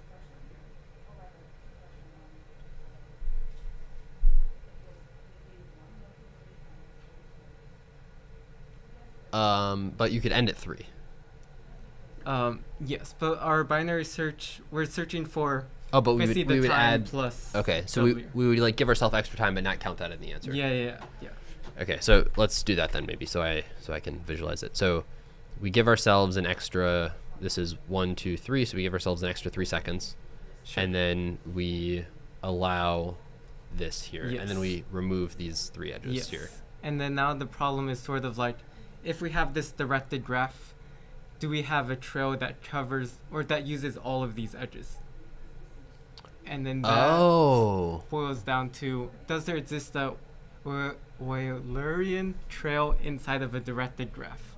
But we can't actually draw every edge because it can be a lot amount of time, right? But you can like, there's like compress them? Yeah, compress them into different intervals. Okay.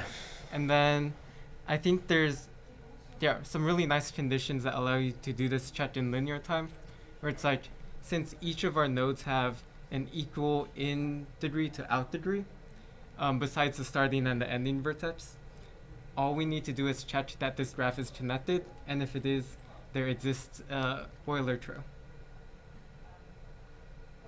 Oh, and then you know whether it's possible or not. Yeah, and then you use this as your predicate. That's pretty neat. Wait, okay, so because it has the same in degree and out degree, it has to be connected. or like for Euler trail to exist in a directed graph, if all of the in degrees equals the out degree except for two nodes, which can have Let's like start in the end. Yeah.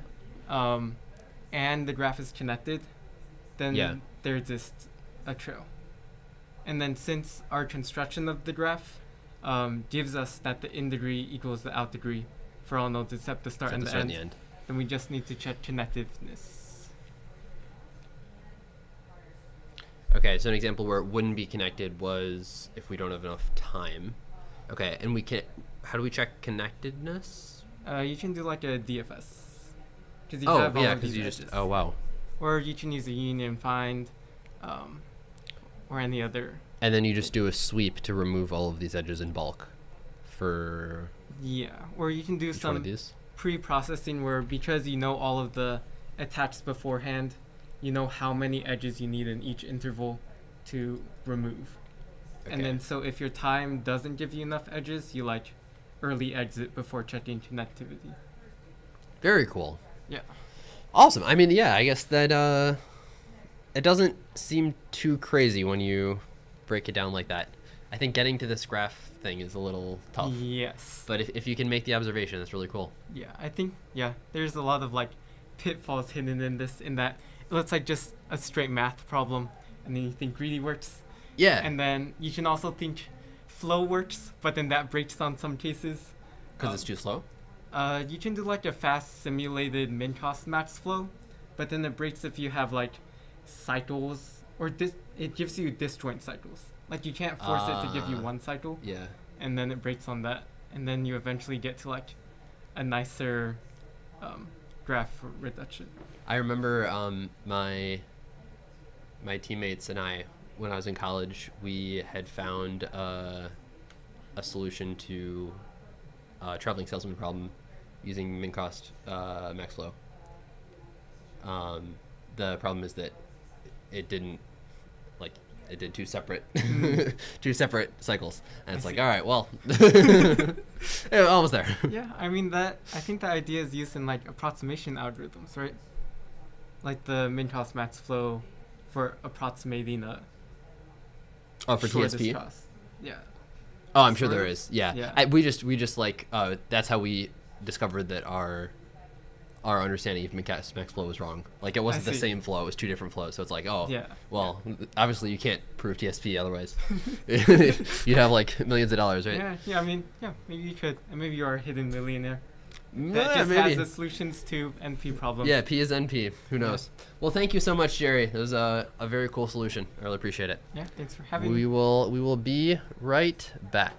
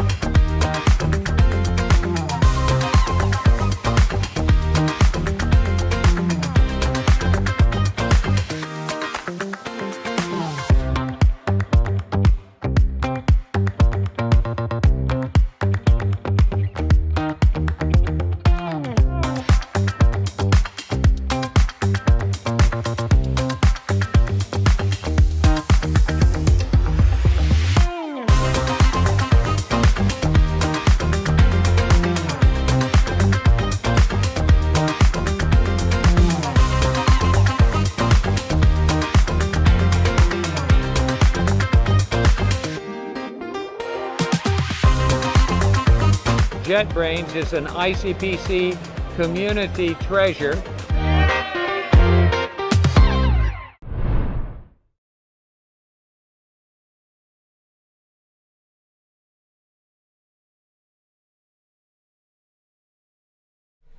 All right, we're back here. We have Tony Logar here, director of North America, the contest, and then also North America. Is that right? That's correct. And then you also have managed a whole incredible amount of things that I think most people watching probably wouldn't even comprehend are issues. I think that's fair. And yeah, I wanted to like have a chance for you to talk a little bit about what these things are and like what goes into actually making an event like this happen. Obviously, we talked to Van B earlier. You got to write all the problems. Right. That's a tough thing. I think people kind of understand that's one of the first things they see when they get to the contest. But there's a lot of other things here. Do you know like roughly how many people are stirring around I do. over here? I do. I think I grabbed a couple of numbers that I thought you might find interesting, and if you don't mind, I'll just give you a couple of numbers and stop me if there's something that you think is particularly interesting. UCF volunteers, we have 81 host volunteers who help with everything from hauling boxes and setting up computers and all kinds of things. Running all these balloons out. Well, actually, those are not mostly UCF volunteers. Those are different people. But in the background, there's an awful lot of stuff. The biggest challenge we have is getting all of the things we have to where they need to be when they need to be there. Honestly, that it's like the Army, you know. You have to have the guns and the bullets in the same place at the same time, right? There are 99 non-UCF staff, which, again, people who do everything from sharpening pencils to, setting up pipe and drape. And I pick those examples particularly because more than 50 of them have PhDs. And so I think the students would just really enjoy seeing these really fairly well-known professors sharpening pencils and getting things ready for the contest. Everybody does whatever needs to be done. It doesn't matter. We use 328 power strips. Well, you have to have those on hand. Because each of these computers, like you see this, there are like 50 some teams here, and each one of them have a computer. They've got water bottles. They got lunch. Yeah. All of these things, like the black stuff you see here, this was like assembled just for the event. It's not part of like UCF. No, all of that has to be built, put together, and supplied with everything that you need. You're looking at all those balloons on the floor there. We use 8,700 feet of balloon ribbon. 8,000. That's like over a mile, right? A mile's 5,000? 5,000, yes. Yeah, that's crazy. Over a mile of balloon ribbon. There are 31 network switches. And then there's the printing. We print 2,000 pages before we arrive. We use over 90 reams of paper on site. And the problem 90 reams of paper? Yes, sir. Like a whole... Yes. That's like box. That's like enough boxes to like fill a small room. Yeah, that's right. That's insane. And the problem set alone takes 8 hours on a single high-speed color printer. Like an industrial printer. An industrial printer. It's running the like big a ones. whole workday. Yes. And then the things that come out, you got to have people like grab and like put in all these envelopes. Because each one of these teams have like 3 problem sets on their table. That's correct. And then there was the challenge yesterday, which we also had to print. Even more. Yeah, we printed for almost 3 days, and then getting things into the envelopes. Cow. There's a whole team that does nothing but handle printing. And those 2,000 pages that are printed before we arrive, somebody has to go through and get them organized for where they go and get them to all the places that they need to be. And the print job is amazingly large. I do love this little tidbit. There are 110 do not touch anything signs printed. Because all these problem sets, like we talked about earlier, they're highly sensitive. Yes. They cannot get leaked because it's a huge amount of work gets put into making sure these things are well prepared. That's right. If there's a paper jam, nothing goes in the trash. Every single piece of paper that goes through the printer is accounted for. It's very secure. And I heard this year there was an issue with stapling. There was. The printer that showed up didn't staple, and so we had the opportunity to take those 8 hours worth of printing and staple them by hand. Oh boy. So it takes a team. You have to have a lot of people around who can handle things like that. You know, and we have to set up, you're looking at the ballroom. That ballroom is almost 12,000 square feet. That's a lot of space that has to be configured. There's a lot of cabling that has to be run. The amount of cabling out on that floor, I couldn't quite get a handle on it, but every time I look at it, I really want to, because it has to be miles and miles of cabling. Because each one there. of these computers is physically wired to our network. It's not just like Wi-Fi. No. Yeah. No. So I mean, just so you understand, like, so the viewers understand, under each one of these black curtains, there are cables connecting every single computer to this network. Yes, and they're like correct. these things you walk over to connect it to the room behind the gray stuff. And you should be here the day that the floor is laid out. It has to be taped, and then all the power has to be laid, and then all the network cabling has to be laid, and then you have to, as you said, you put the coverings on so people don't disconnect it during the contest. And it's just stupefying, the amount of cable that has to be put down on the floor. And it's not like you do this in a over like a couple weeks. No, like, you don't have the Pegasus No. Ballroom for that long. No, we don't. We don't have it for very long at all. That whole thing has to be done in a matter of hours. I would say we have about 5 or 6 hours. That's crazy. To get that done. And so you need a good team. You need an experienced team. But believe me, they don't take a break. They have to really move in order to get it done in the amount of time that they have. And what a great team! Everybody does. They just pitch in, and people work so hard. It's hard to describe. We also have to get 1,200 hotel rooms. Across like multiple hotels. Yeah. Like that's more than a hotel can handle. And we serve 1,200 meals. Also, 600 T-shirts, which doesn't sound like a big deal, but you might be surprised to know I also work logistics for the World Finals. The very first thing that has to happen for the World Finals is to get the T-shirts. Oh, it's settled. It's such an incredible undertaking. Everybody gets to pick colors, and every team has their own color T-shirts. Their own color T-shirts, their own color print, and it's just we always laugh. It's the longest path to the World Finals starts with the T-shirts, which I think is pretty funny. I mean, the other thing is like you don't really appreciate how heavy T-shirts are. Oh, they weigh a ton. Yeah. Until because everyone you just wear one around. But if you like, it's like your entire. You probably don't even have 600 shirts. Like most people probably don't even own 100. I don't own 100 shirts. Right. So it's like my entire wardrobe times 6 to 10 or something. Like 10 of my wardrobes, and it's just given out in a day. And that's right, and it's just given out in a day. And just on that note, 575 boxes, big boxes, arrived at UCF this year that have to be gone through, sorted. This goes here, this goes there. This has to get there before this gets there.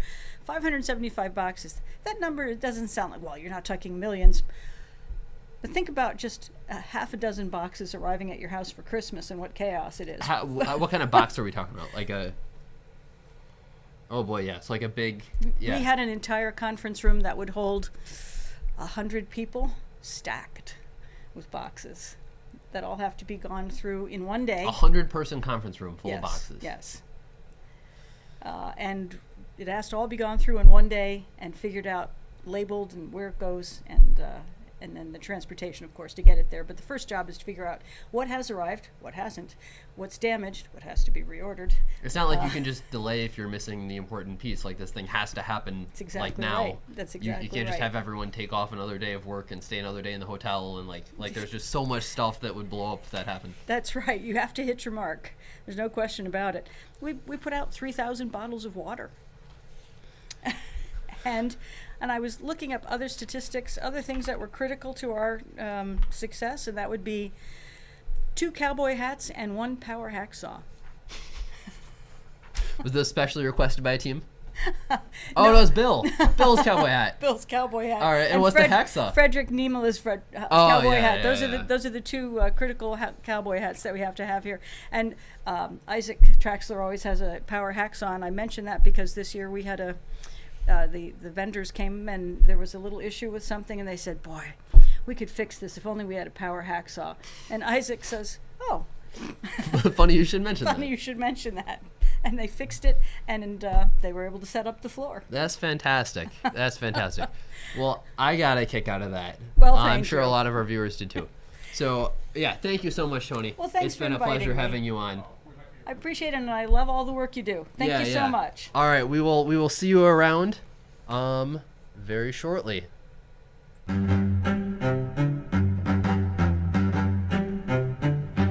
We do what we do like nobody else can, and it reverberates far and wide to investors, companies, and economies around the world. We are the next generation capital markets firm. driving the evolution of markets. To be liquid, transparent, and fully accessible. Powered by the deepest integration of financial, mathematical, and engineering expertise. We provide deep, dependable liquidity to ensure investors can trade what they want, when they want.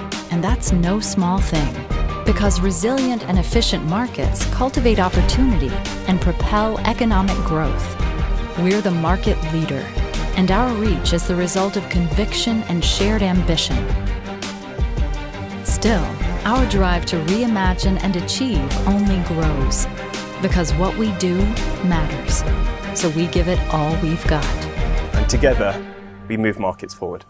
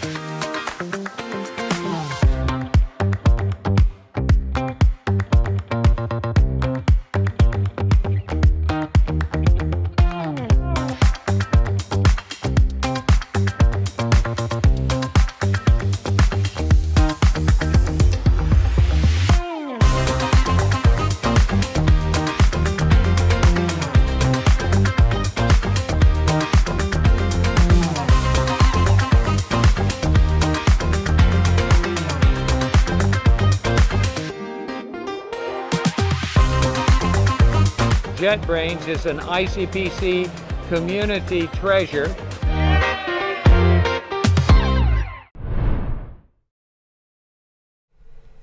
And we are back into our live broadcast together. Here with me is Sebastian Egner. Hi, Sebastian. Wonderful to have you here. Hi, it's so good to be here. And you are clearly our very favorite sponsor from JetBrains.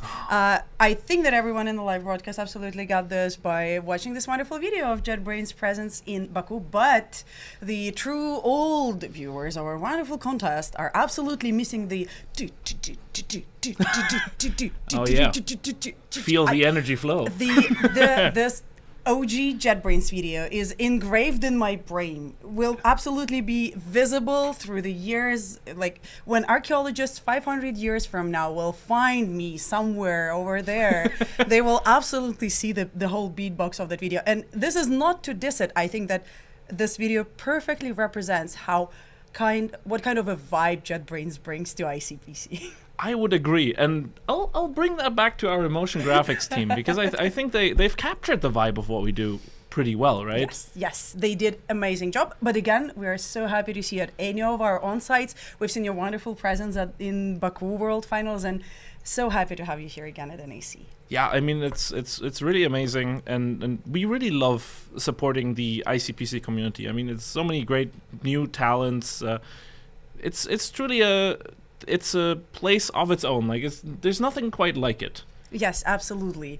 And a community that I think embraces JetBrains just by so much. For years and years, we've seen so many users of JetBrains IDEs. Clearly, all the JetBrains IDEs are pre-installed on our contestants' machines, as well as, in addition to the old crowd of languages that ICPC supported historically, being the C++, the Java, and the Python, Kotlin is the only, modern? Younger. You know how everyone in this building is like either a younger person born before year 2000 or a contestant born well after? This is how I feel about Kotlin, something that is so young and so talented and so cool. The next generation, so to speak. Yeah, no, I mean, it's pretty huge for us, both seeing people using all of these, like, super well established in the competitive programming community, using those together with our tools, right? Seeing like a third of the World Finals list teams using like C-Line to write their C and C++ code, and of course a lot of people picking IntelliJ as well when they're writing some Java. That's already wonderful. But then like the fact that the language that we've built, that we've like incepted, that also has found like a community and is seeing some growth in the competitive space. I mean, it's just amazing. It truly is. Yeah.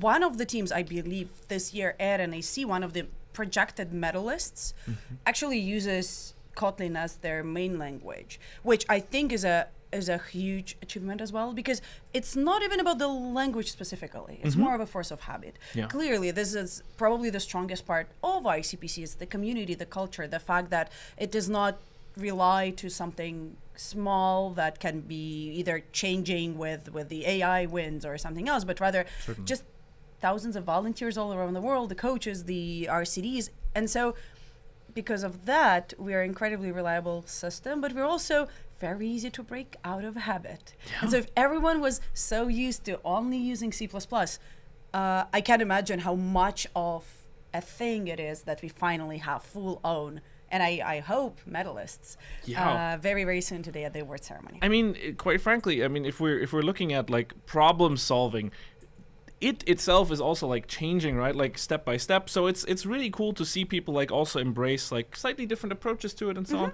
which is it brings a smile to my face. Yeah. 2 years ago, I believe, I was sitting in this room together with your Vice President, Andrei Ivanov. Yes. He is at the very heart of ICPC, has been delivering the first to solve balloon today, and is absolutely a wonderful person to have at our events. And I remember that I really enjoyed teasing him about actually participating in a programming competition, because this is something that ICPC is very much about. We don't want our wonderful contestants to go to their second World Finals and then never ever not touch a keyboard, but rather touch a programming competition ever again. Yeah. So I think that among so many programming competitions in the world, there are certainly ones where anyone can participate as an alumni, solve a problem, much like I think everyone should go to a gym just to keep a nice shape, and this is your brain gym. But it was also very close to the first AI endeavors of JetBrains back then. Thank you so much. And I jokingly said that, okay, Andre, if you're not interested in writing your code yourself and you feel conscious about that, then maybe together with AI next year, you'll be able to absolutely solve it. And this year, even though we have not done this on a live broadcast, we checked this last year, we checked this at the World Finals as well. So many incredible advancements in the age of AI, both by JetBrains and all the other incredible companies. 100%. I'm interested in your thoughts about AI and programming competitions. That's an interesting one. I mean, quite frankly, I think there's something in competitive programming specifically, which is it's just the pursuit of like being really, really great at something. And like it doesn't really matter like if someone or someone else is like really good at it, because you're like it's the journey of like self-improvement, right? Like iterating on yourself, becoming really good. So just like I'm not sure if this metaphor has I'm sure this metaphor has been made before, but just like the invention of the chess computer has not removed folks from playing chess, I don't think that the AI story is going to make significantly impact just people looking for doing their very best algorithmically. And I think that's just going to continue going forwards. Quite frankly, even in the industry, if you look at it, problem solving itself might shift around, but while it's very, very hard to make predictions these days, I think even in a different shape, a lot of the stuff that you pick up as an ICPC contestant is gonna stay relevant regardless of whether it's like the tiny little things, working in a team to solve something greater, to solve a problem that maybe at first sight looks like it's impossible to approach, and then still getting to that aha moment, still getting to a solution. I don't think that's going to change much. Yeah, and I'm very happy to see that surely with AI advancements in recent years, the speed at which AI figures out how to solve programming competition raises a lot. But also, I truly believe that contestants improve year to year just so tremendously, and it's such a treat to watch the contestants of the past be so baffled by how our contestants are able to solve problems within minutes. Like, first to solve today was like within what, 3 minutes? Something completely ridiculous. Like, I'm not sure if every single AI-powered IDE would boot in that moment of time, which will absolutely improve, but still a combination is absolutely fantastic. That's a force multiplier, I think, right? Yeah. Absolutely. I'm very curious about all the different JetBrains initiatives within the competitive programming. And I know that it ventures wide beyond just an in-person ICPC events. JetBrains has been doing so much for computer science education in general, Constructor University, Neapolis University, Paphos, and part of North America Championship is also North America Programming Camp. But I know that JetBrains also has camps of their own, and you've been organizing so many wonderful events. What is behind that for you? Do you feel like having those talented people at our events is not enough and you would like more time with them? I mean, yes, obviously. Thank you for the softball.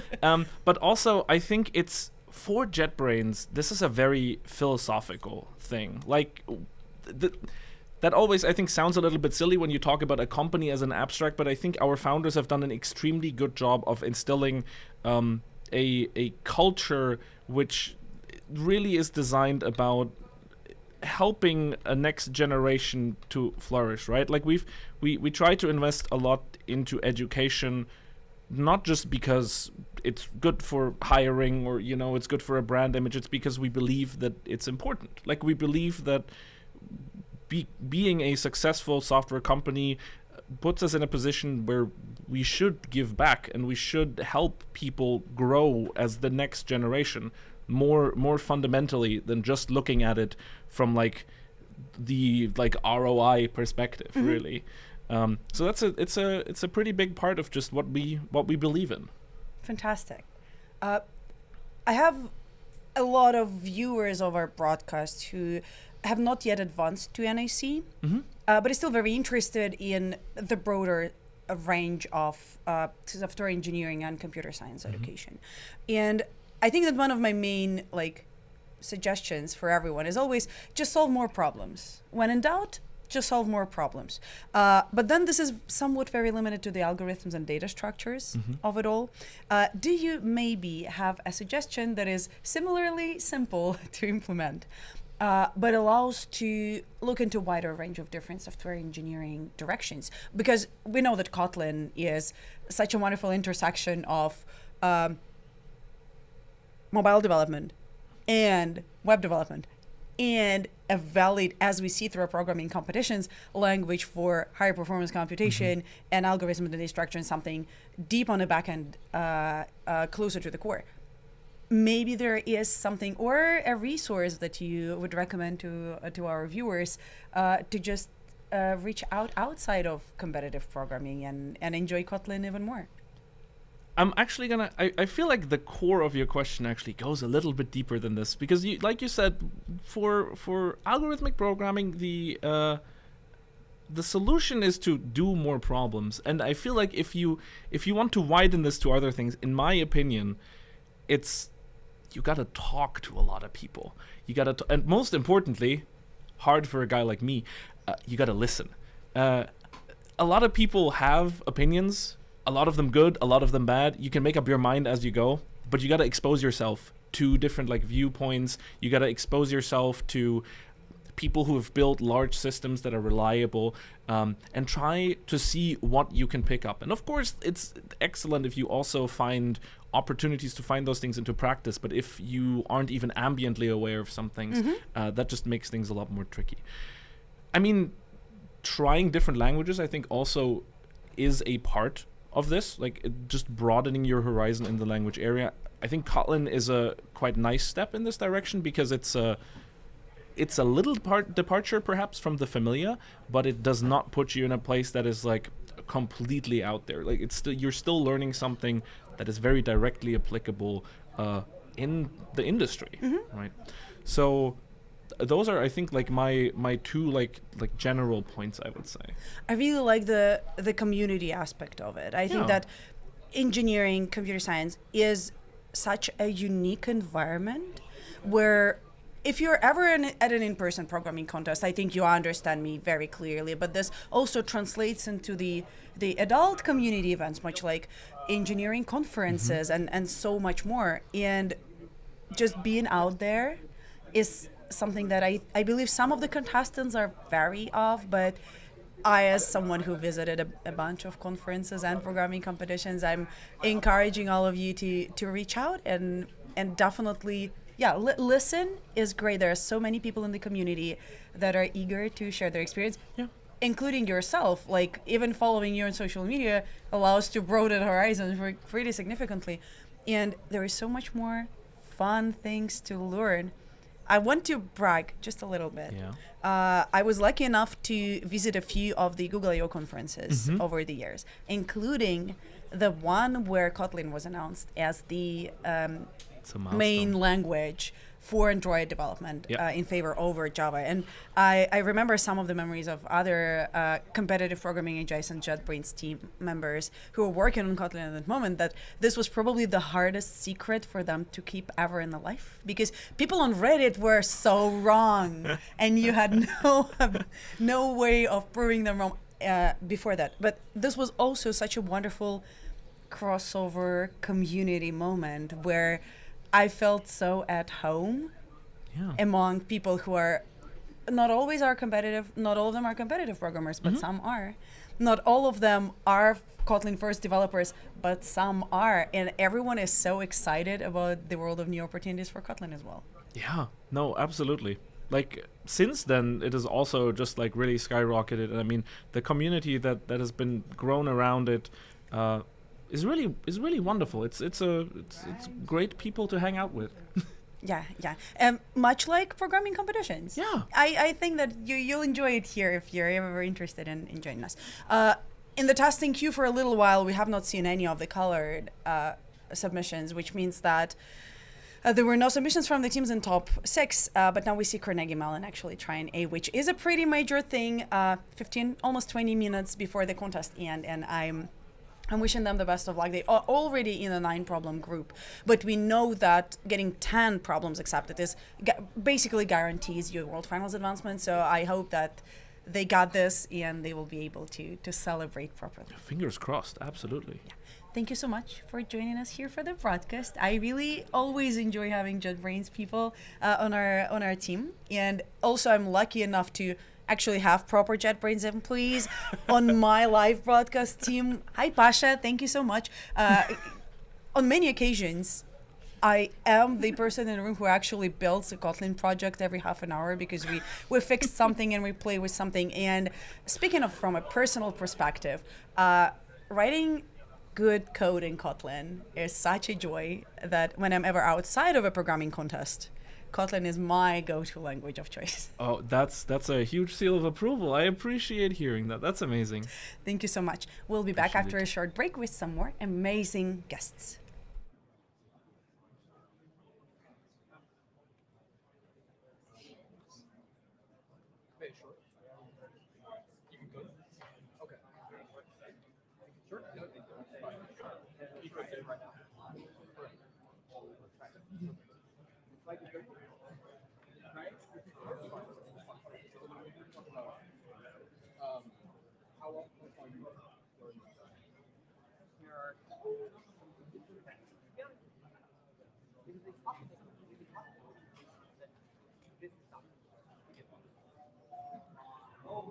And I am not convinced I'm going to get one. I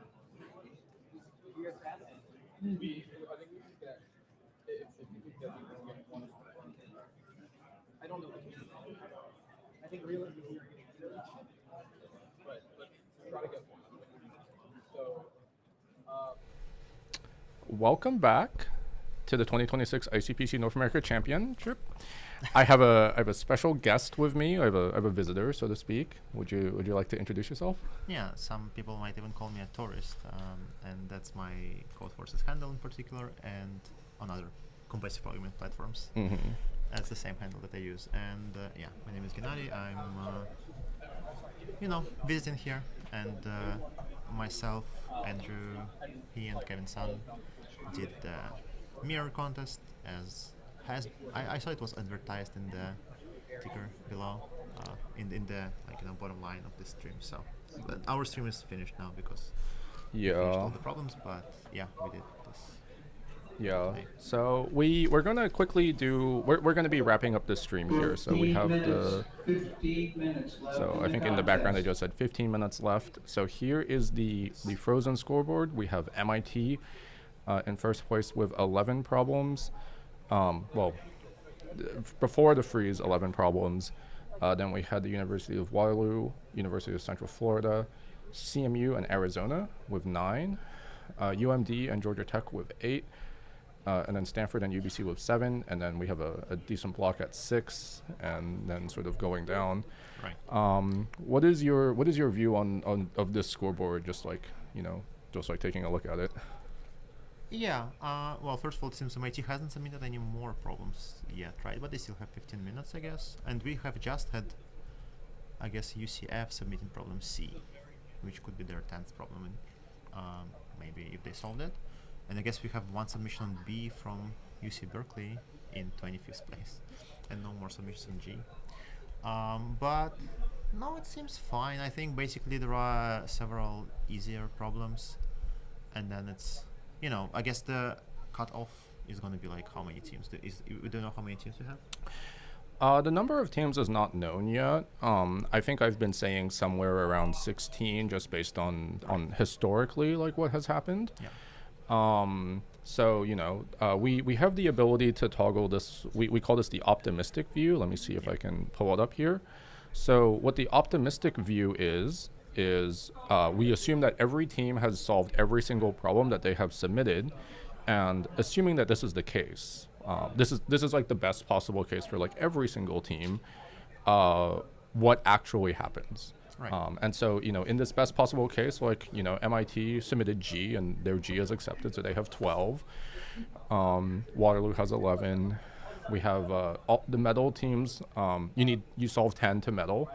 And then, unfortunately, the view's a little bit jumbled here. It doesn't cleanly show the... No, it shows the original places. It shows the original places, but not the final ones. But it looks like it would be a very fast 7. Yeah, like a very fast 7. Almost like slow 8, because we still have 15 minutes. Or a right? slow 8, yeah. Yeah, we also can see in the queue on the right that MIT and Waterloo almost simultaneously submitted their problem G. Yeah. And those are the top 2 places. Right, yeah. Yeah, so you can see how people get up in this optimistic scoreboard. It looks good. I think it's probably not going to be 8 problems to advance. I think 7, maybe even not that fast 7 is going to be enough, right? Yeah, I would expect a fast 7. I have now turned to the pessimistic view. Okay, but it doesn't change. The pessimistic view was exactly the same as the final scoreboard actually. So that's actually now that I think about it, there is no reason. So let's toggle all the freezes. Yeah, that's right. This looks a lot prettier. I think it looks. Oh yeah, with yellow squares, it's much prettier than red squares. I agree. But yeah, I think basically we can see that there are like maybe 6 easier problems, right? Which are E, F, H, I, K, M. I guess K and M are a bit maybe harder, but also H has some yellow squares as well. Yeah. And then basically there are some medium problems, which are A, C, D, J mostly, right? Yeah.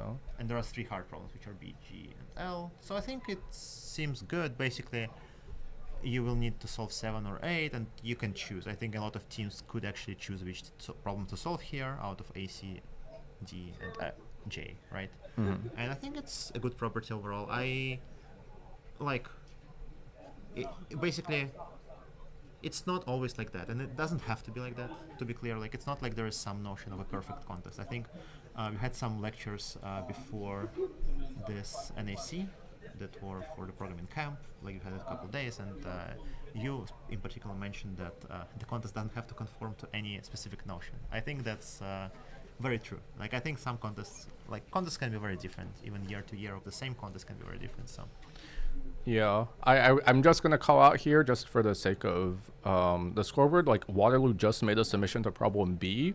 Right. So we haven't seen any correct submissions to problem G. We haven't seen any to B or G. These are the only 2 problems that have gone unsolved before the freeze. And actually, I think during the second hour of the contest, we talked about we talked about the traditional definition of the perfect contest, and one of the criteria was, every problem gets solved. So, maybe Waterloo did solve B. Now, if you go to optimistic scoreboard, we're going to see that every problem got solved, but no one solved all the problems, right? Yes. So here is the optimistic scoreboard, and then optimistically, MIT has won, and Waterloo was in second, and it was a for in everyone's best case, MIT won, but it is still very possible that MIT did not solve G and Waterloo solved both B and G, and then Waterloo wins on problem. So there is still a chance. Definitely still a chance. Like this doesn't mean that MIT has won. Like there is a chance for Waterloo to win, and we're going to find out in it's like an hour. I think it's like an hour or like 2 hours during the award ceremony. So all of you should stay tuned for the award ceremony. It's going to be, there's a separate live stream for that, and they're going to stream the resolver. So there's this really nice resolver view where they show all of the pending submissions. They're all I think they're in blue actually on the resolver, and then they'll for teams that solve the problems, they'll bubble up the scoreboard, and then we'll resolve all of the ranks from bottom to top. And it's an ICPC tradition, and it's a really fun one. That's right. Yeah, there was also ICPC challenge yesterday, and they also had a resolver after that one, and that one was also even more different from the traditional one because it had points for problems. Mm-hmm. So basically, you could basically unfreeze every submission separately, and you could get many updates for one team. So it maybe was even more fun for some people, and also there is some fast talking involved. Oh my God! The presenter. Yes. Which is interesting to watch. Okay, we have MIT submitting problem B. Oh. So they might have finished. But let's go back to the. Let's go back to the. I think this view is interesting to look at, but I think it's also a bit confusing sometimes because you just look at the scoreboard, and you're like, wow, everyone solved everything, and then you see actually not. So. Yeah. There's a question in chat. When is the resolver stream? So the resolver stream is going to be at 4:30 p.m. Eastern. So that's in an hour and 45 minutes from now, based on whichever time zone you're in. So we're going to be here until the end of the contest, and then after the end of the contest, wait roughly an hour and a half, and you can find actually, I guess I can just paste that stream directly into the YouTube chat as well. So I'm going to go ahead and paste that in right now. So that's now in the YouTube chat, so you can queue up for that. That's where we're going to go over the closing ceremony and go through all of the awards. We're going to award all the medals. We're going to announce all of the teams that have qualified for the 2026 ICPC World Finals in Dubai in November, which there's been a lot of excitement about it. And I think people are really looking forward because it's the 50th anniversary, so that's actually something to look forward to. That's right. Yeah, 50 is a big number, and it shows how ICPC has a very, very long history. And I also heard that a lot of people who are past contestants are excited to come to this event for celebration, I guess, and just for memories, and just there is also a lot of there are a lot of interesting stories basically for people who have been ICPC contestants in the past. They their life could go in very different ways, and there are a lot of very cool people stories, and that's we talk a lot about how ICPC is like a contest, but it's also in some sense it's like a reunion. People fly from for NAC, people fly from all across North America, or in the case of one of our trainers, he flew all the way from China to be here in Florida. And at the World Finals, everyone's flying from all over the world. We're all gonna meet in Dubai, and it's gonna be a fun time. For some people, it is that annual meetup. For myself personally, I find myself very frequently embedded in these like exclusive Russian speaking communities, and everyone is just speaking Russian, and I'm just like chilling there, and everyone looks at me and they're like, oh, wait, you don't speak Russian? And I kind of just like look at them and I smile, and it's a fun vibe. I actually it should inspire me to learn some Russian. Yeah, I mean, at this point, I think a lot of them actually think you do speak, or at least understand Russian. Yeah, as one of the people who speaks Russian, yeah, I can tell it's not that bad. It's not that bad. I think we definitely, at least around me, I don't know if there are, maybe when I leave the room, everyone starts speaking Russian without, restricting themselves. But I'm trying to make it, No, these groups are great. Like, when the Russian comes out, it's usually like, it's usually like, they like have there's just some like cultural meme that's like very easy to express in Russian, and then I get the translation afterwards. So I'm never like out of the loop. These groups are a lot of fun. Like if I wasn't having fun in these groups, like I would not be constantly embedding myself like in the middle of them. This would be like this will be my fifth World Finals, like being embedded in like all of these communities, and it's a lot of fun. The people in ICPC are amazing. A lot of my closest friends do come from ICPC, and it's a great community, and I always have fun attending these events.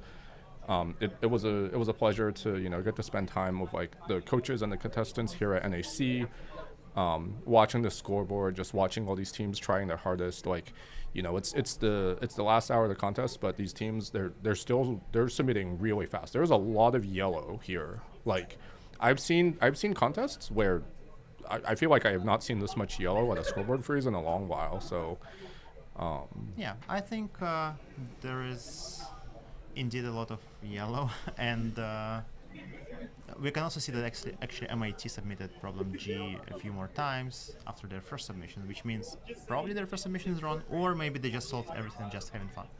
That's also possible. They're just trying to hide their, the fact they got it accepted already. But most likely they haven't actually. But yeah, I think the problems this year are pretty nice. I think that, like I said, there are a few medium problems that are going to decide the actual advancer to the World Finals.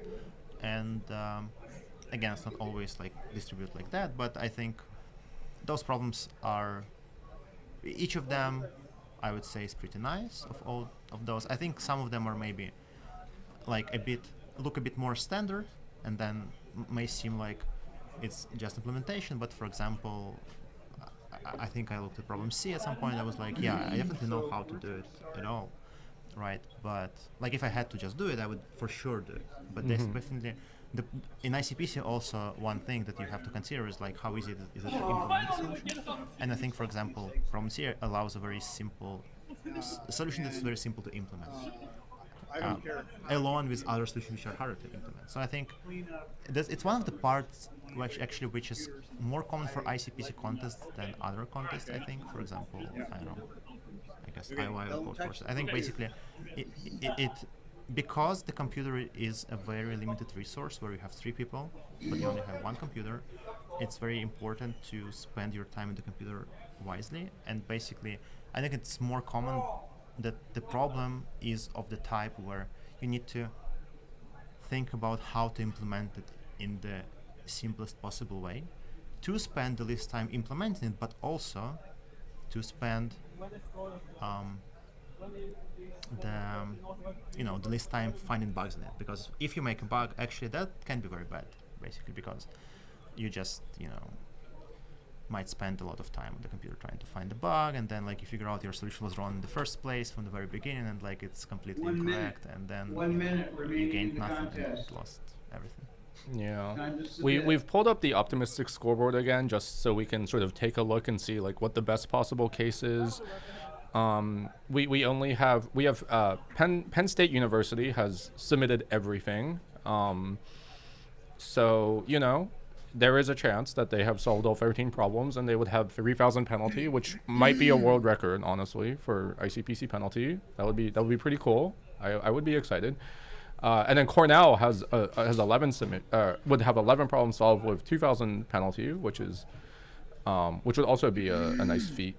I think in many contests, some teams decided it's a very fun thing to do is just to submit every problem, and then during the resolver that we discussed before, basically they go left to right and they like fail each of them usually. But that's a joke. Yeah. Anyway, and the contest is over. The contest is over. There's the cheering. You can see people are they're all clapping up there. They're going to slowly get up. They're going to talk to everyone. Congratulations, you did it. Yeah. We did it. Everyone did it. Everyone did it, yeah. Yeah, everyone did it. You can see a lot of balloons in the contest floor. Yeah, this is very pretty. Teams solved a lot of problems.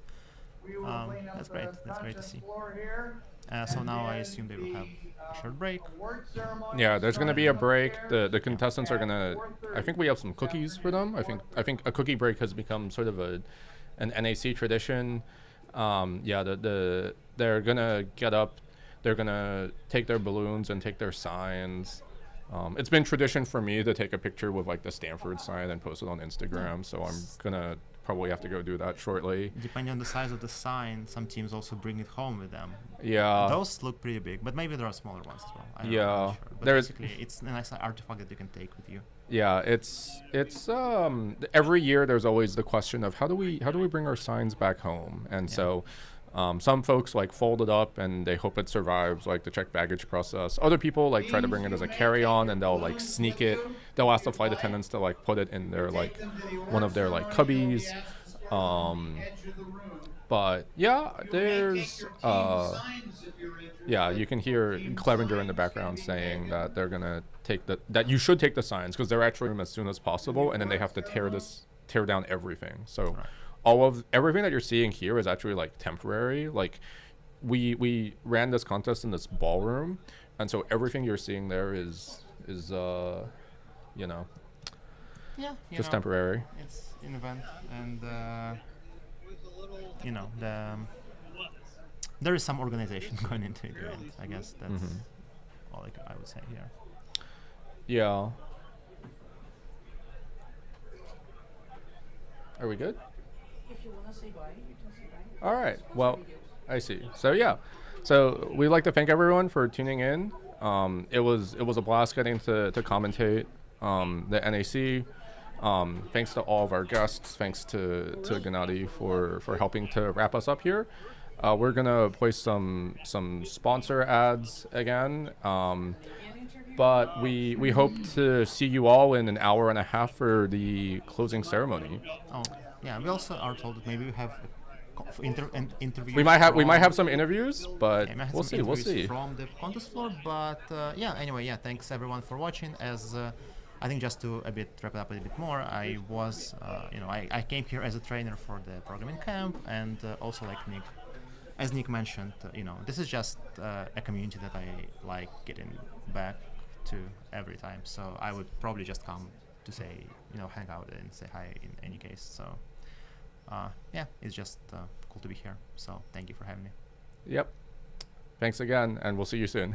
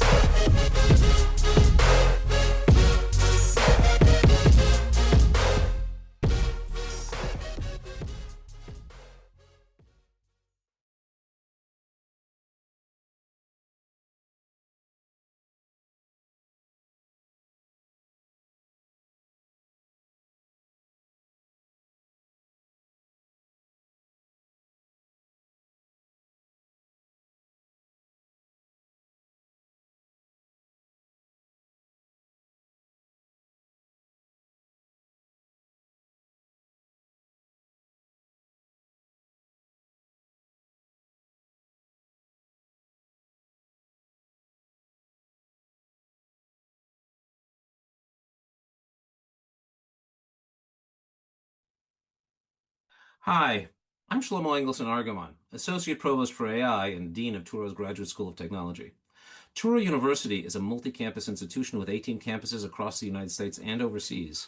We're proud to call our campus in the heart of Times Square in New York home. Here at Turo, we are excited to be hosting the ICPC Greater New York Regional this November, welcoming great computer science students to compete on our campus. And to all those great students competing today at the North American Championship at UCSF, good luck! Today is truly a glorious day for Turo University. After half a century of growth and service to humanity, Turo has arrived at the crossroads of the world, here Times Square in New York City.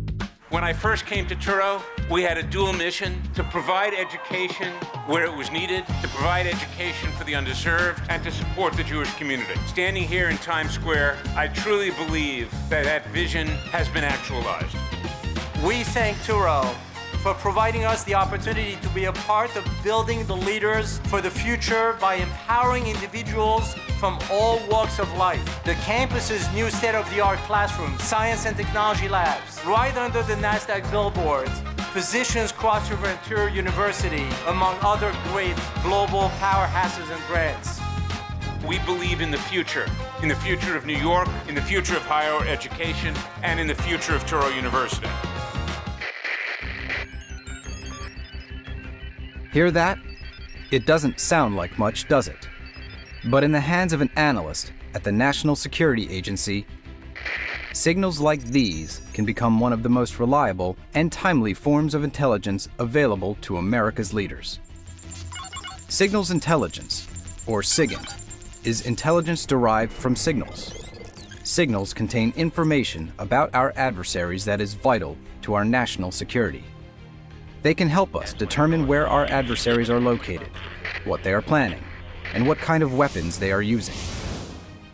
America relies on NSA to collect and process foreign signals, understand them, and share them with U.S. officials and warfighters so that they can take action to keep our nation secure. This is not an easy task. SIGINT is technically challenging to produce. It is both an art and a science. Many of the signals we collect are encrypted, and usually they're not in English. It takes a team of mathematicians, linguists, analysts, and computer scientists armed with the latest technology working around the clock to turn signals like these into usable intelligence. But the results are worth it. SIGINT saves lives on the battlefield. It stops terrorist attacks and disrupts their operations.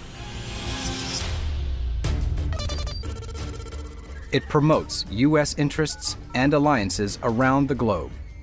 It counters the proliferation of chemical, biological, and nuclear weapons. And it helps to thwart the flow of illegal narcotics into our country.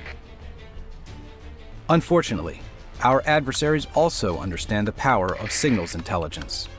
As we target their signals, they try to exploit ours. Hostile foreign nations try to gather information about official U.S. plans, policies, and capabilities by exploiting our communications, information systems, and networks around the clock.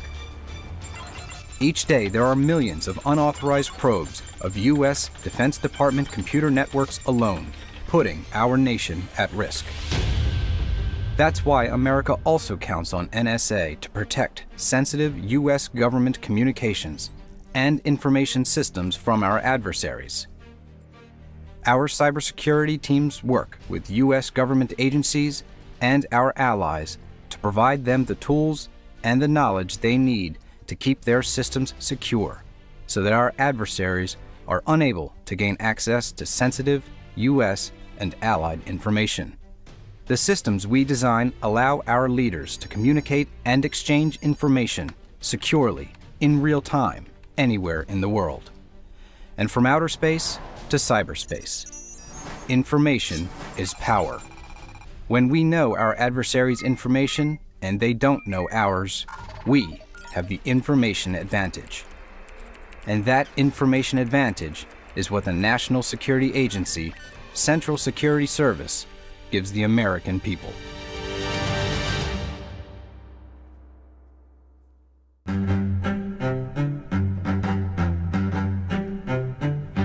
We do what we do like nobody else can, and it reverberates far and wide to investors, companies, and economies around the world.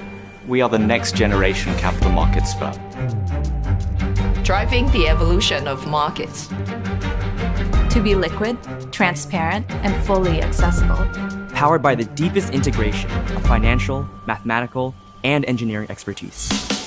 We provide deep, dependable liquidity to ensure investors can trade what they want, when they want. And that's no small thing. Because resilient and efficient markets cultivate opportunity and propel economic growth. We're the market leader, and our reach is the result of conviction and shared ambition. Still, our drive to reimagine and achieve only grows, because what we do matters. So we give it all we've got. And together, we move markets forward.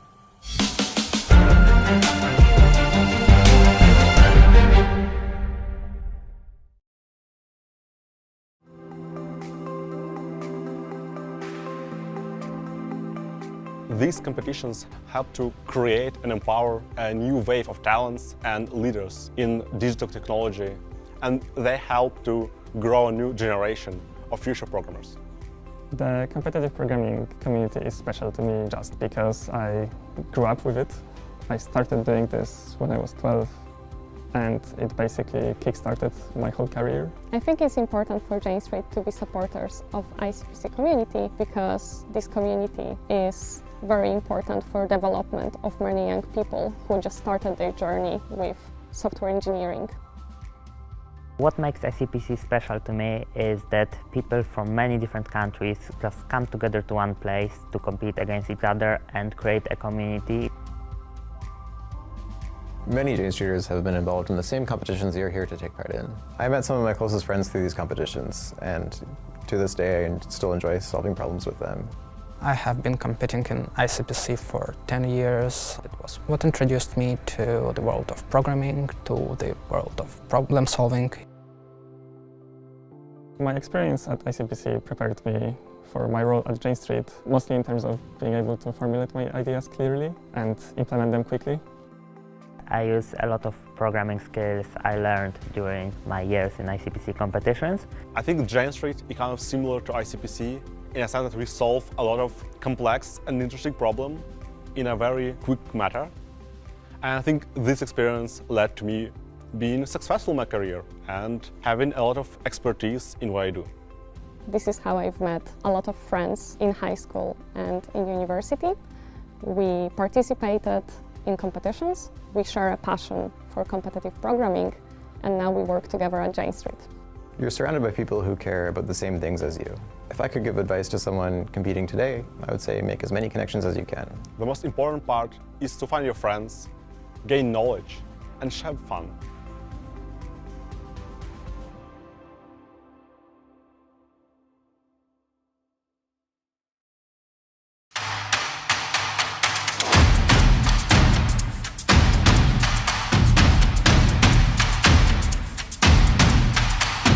People expect finance companies to be extremely high pressure, but I feel like at Jump, it's a great place to surround yourself with kind people. We wanted to be open-minded and very informed in what's happening in the world. I always wanted to challenge myself. If you have something that you think will help the firm, you can just go and try it. Everyone wants you to grow and be the best version of yourself. And the game evolves all the time. And so as that process occurs, you always have to keep changing up your approach and inventing new, more creative and smarter ways to approach the market.